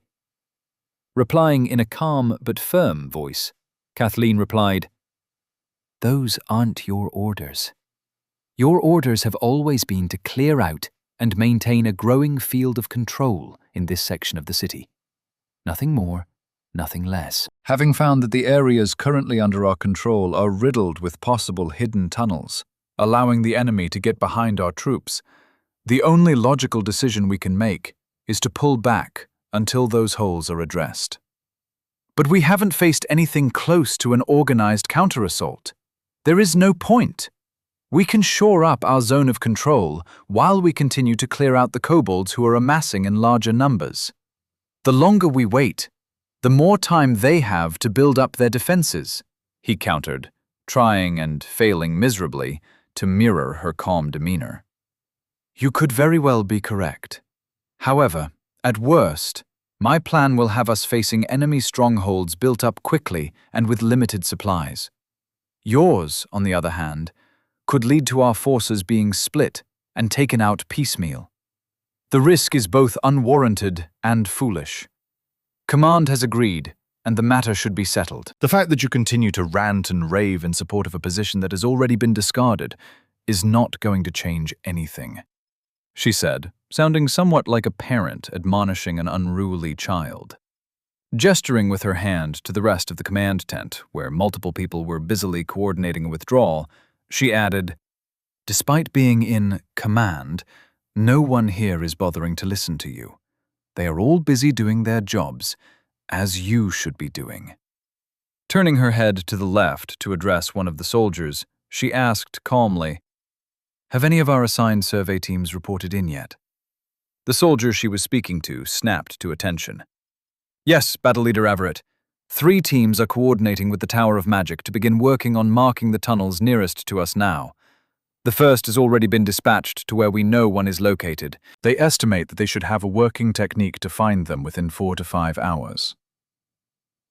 Nodding in appreciation of their efficiency, she replied, "Good. Make sure all our teams are accounted for and are back here as soon as possible. We'll restart our push as soon as we resupply and have some targets. Be sure to coordinate with the engineers so that they are ready to close the tunnels." Sub-Commander Jates stood there fuming, absolutely furious that his own soldiers were listening to her. However, there wasn't much he could do. Both command and everyone in the room had either heard or seen what happened when he'd attempted to duel her. It had not been a proud moment for him. Rubbing his still aching shoulder, which hadn't seemed to heal right, he stomped out of the room to go and clear his head. As he left, he couldn't help but hear Kathleen mutter, "Weak southern pretty boys should be seen and not heard." Nero shouldn't have been all that surprised that they were being called back. That had been Natalie's recommendation, and as far as he could tell, she seemed like the type of woman who knew what she was doing. From what he recalled, she had joined the wackos for the challenge and excitement being around him would offer. Having been a guard captain for Precision Shipping, Vera's company, she also had plenty of experience leading people. If she thought it was best for them to retreat, then that should have been the end of it. Looking back, he realized that he really shouldn't have said anything. It made absolutely no sense to him how she seemed to be taking it as a personal failing that she couldn't allow him to lead what was likely a doomed assault on the closest kobold position. She'd gone out of her way to offer him the opportunity to take control of the team and lead them into battle despite her orders. His opinion should not matter to her that much. After hearing her once again apologize to him, he replied tiredly, "I told you it's fine. I wasn't even really being serious. It's probably better that we're being careful. We should clear out the hidden tunnels and make sure that no one else gets surrounded. Stop worrying about it." Walking alongside him down the hall in the middle of the formation, she replied sadly, "I understand. I just want you to know that I don't doubt that you would have led us to victory. If at any time you feel the need for us to disregard our orders, you only have to say the word. We're all behind you. You are the walker, and where you lead, we shall follow." Nero couldn't help but droop his shoulders at her sincerity. He couldn't even mock her. She was like a tactical weapon version of a puppy that had for some reason imprinted on him. Not wanting to prolong the uncomfortable conversation, he said, "Understood, and I appreciate it. If and when that becomes an issue, I'll let you know.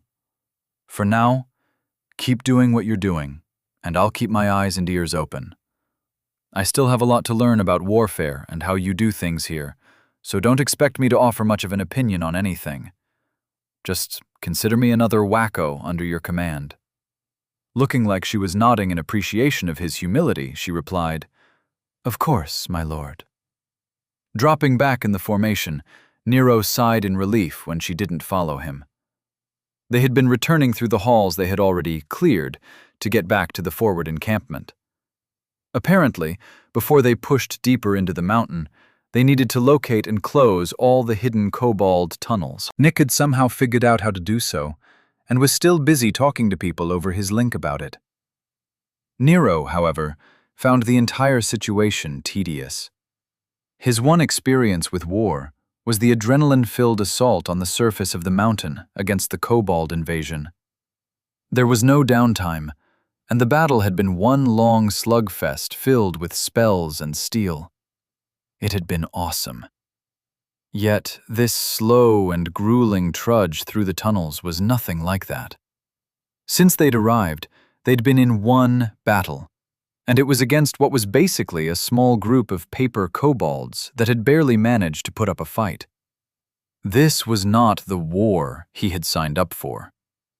Looking around the formation, he could tell that no one else seemed bothered by their progress. In fact, everyone else seemed proud of their little victory. Having found himself near the dwarves at the back of the formation, he made his way over to Crusher and interrupted the dwarf's conversation with the dwarf next to him. Hey, you guys fight in tunnels like this a lot, right? He asked, completely ignoring the fact that they might have been in the middle of something. Looking over at Nero with some confusion, he replied, "Aye, we do." Is it always like this? Slow? We've been walking around for like hours and only had one fight, and it sucked, Nero said angrily.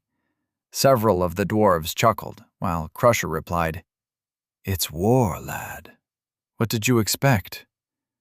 Blanking his expression, Nero replied, "I don't know. Fighting? The last time I was in a war, the forces involved numbered more than I could count. There were lines of troops up and down the mountain, and fields of dead enemies that had to be carted off to make way for our advances. It was freaking intense, man. This just sucks." Crusher, his tone full of amusement, reassured him. "You'll get your fill of fighting, don't you worry. This city is large enough to house hundreds of thousands of kobolds, probably millions." While we're only cleaning out the upper floors, there should still be plenty of them to get your axe wet. Cringing at the imagery, Nero replied, "Right. Thanks, I guess." Now, no longer wanting to talk to the dwarf, and having no one else to distract him, Nero retook his place in the center of the formation. They were probably halfway back to the forward encampment, and he figured he should probably try and be remotely productive. He should at least get something out of this waste of time. Opening up his link, he returned to the book Nick had given him about though hubs and all that they entail. Before he'd barely gotten through the introduction, so it should at least occupy him for a while.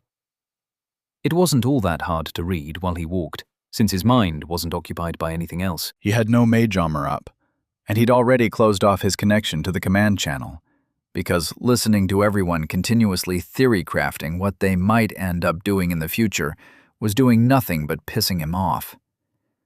So he let himself get distracted by the tale of how thought hubs were developed and why.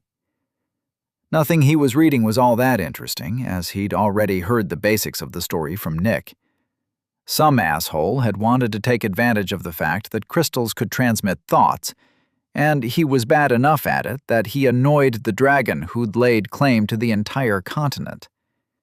He still found the dragon's name, Plastia, incredibly stupid.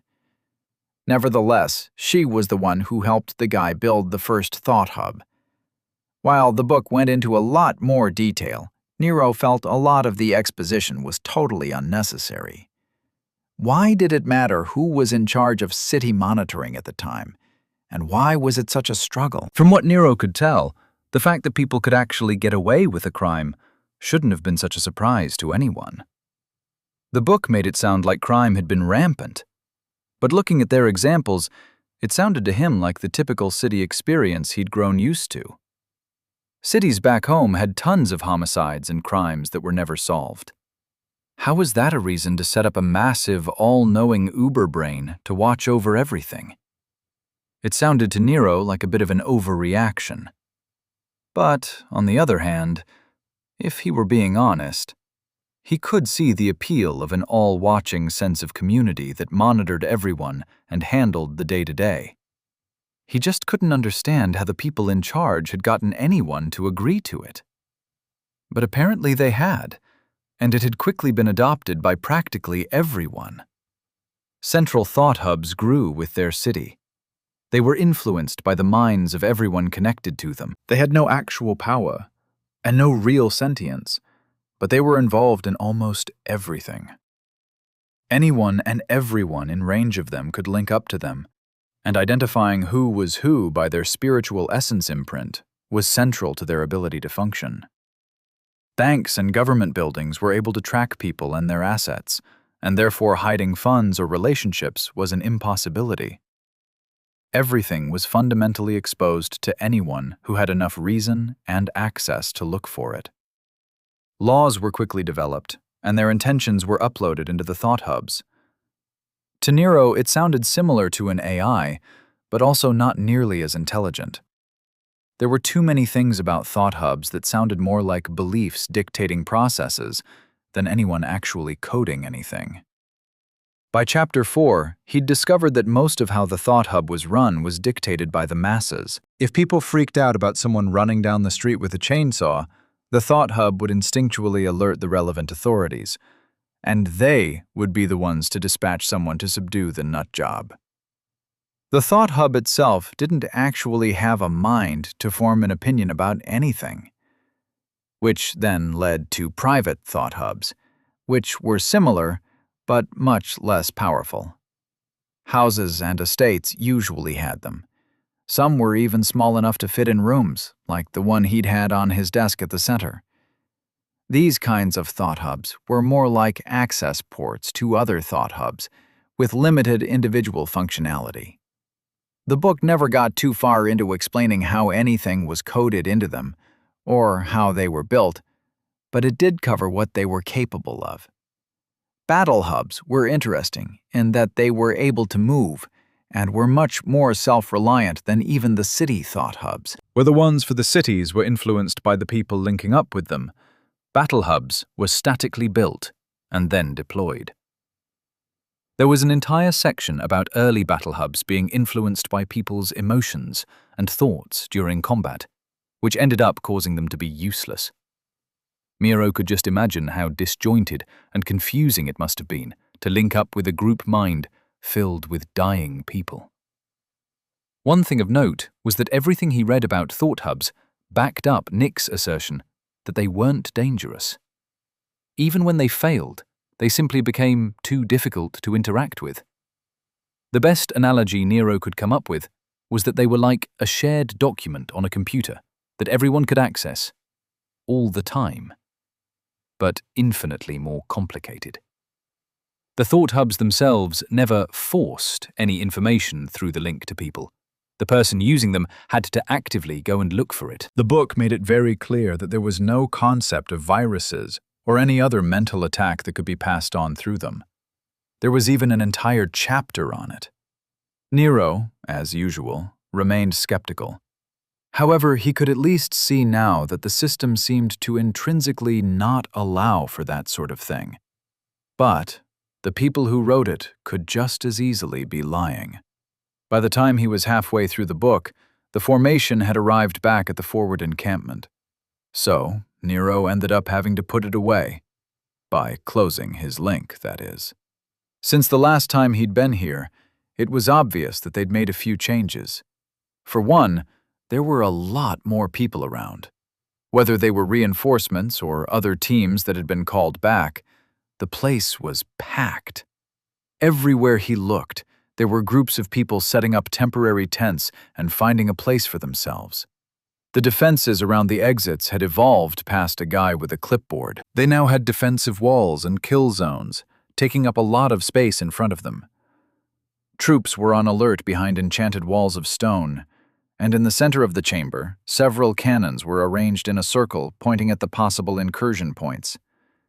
There were even some of those shield generators he recognized all over the place. Based on what he could tell, this was becoming less and less of a temporary encampment and more of a permanently fortified fallback position. Natalie led them through the crowds quickly, somehow easily finding their assigned place in the chaos. And while she and the scouts went off to report in, the rest of the team was told to set up camp. In many ways, it was weird for Nero to set up his tent in a giant chamber underground. But in others, it was kind of nostalgic. It reminded him of his time in the wilds, just with a lot more people around, and this time with dwarves. Interestingly, the dwarves didn't use conventional tents. They instead used runic magic to make little stone dwellings that looked like squat blocks with a door. Some of them were even stacked on top of each other, with little stairs built right into them. To Nero, they looked like squished buildings meant for little fat people. Were the dwarves more sociable, Nero might have even tried to get a look inside them. As it was, he knew he'd eventually end up trying to get them to explain how their runic magic worked. Right now, all he could tell was that they imitated spell forms with some sort of language. Nick's brief explanation hadn't been much of a help, despite how intricate it had been. But for the moment, all Nero could think about was taking a nap and consolidating the experience he'd built up in his soul. Since they weren't likely to be sent out on a mission any time soon, he figured he at least had enough time to do that much. Hopefully I'll have some time to finish the Thohub book, so I can prove that bastard wrong about my willingness to learn anything, he thought to himself sourly.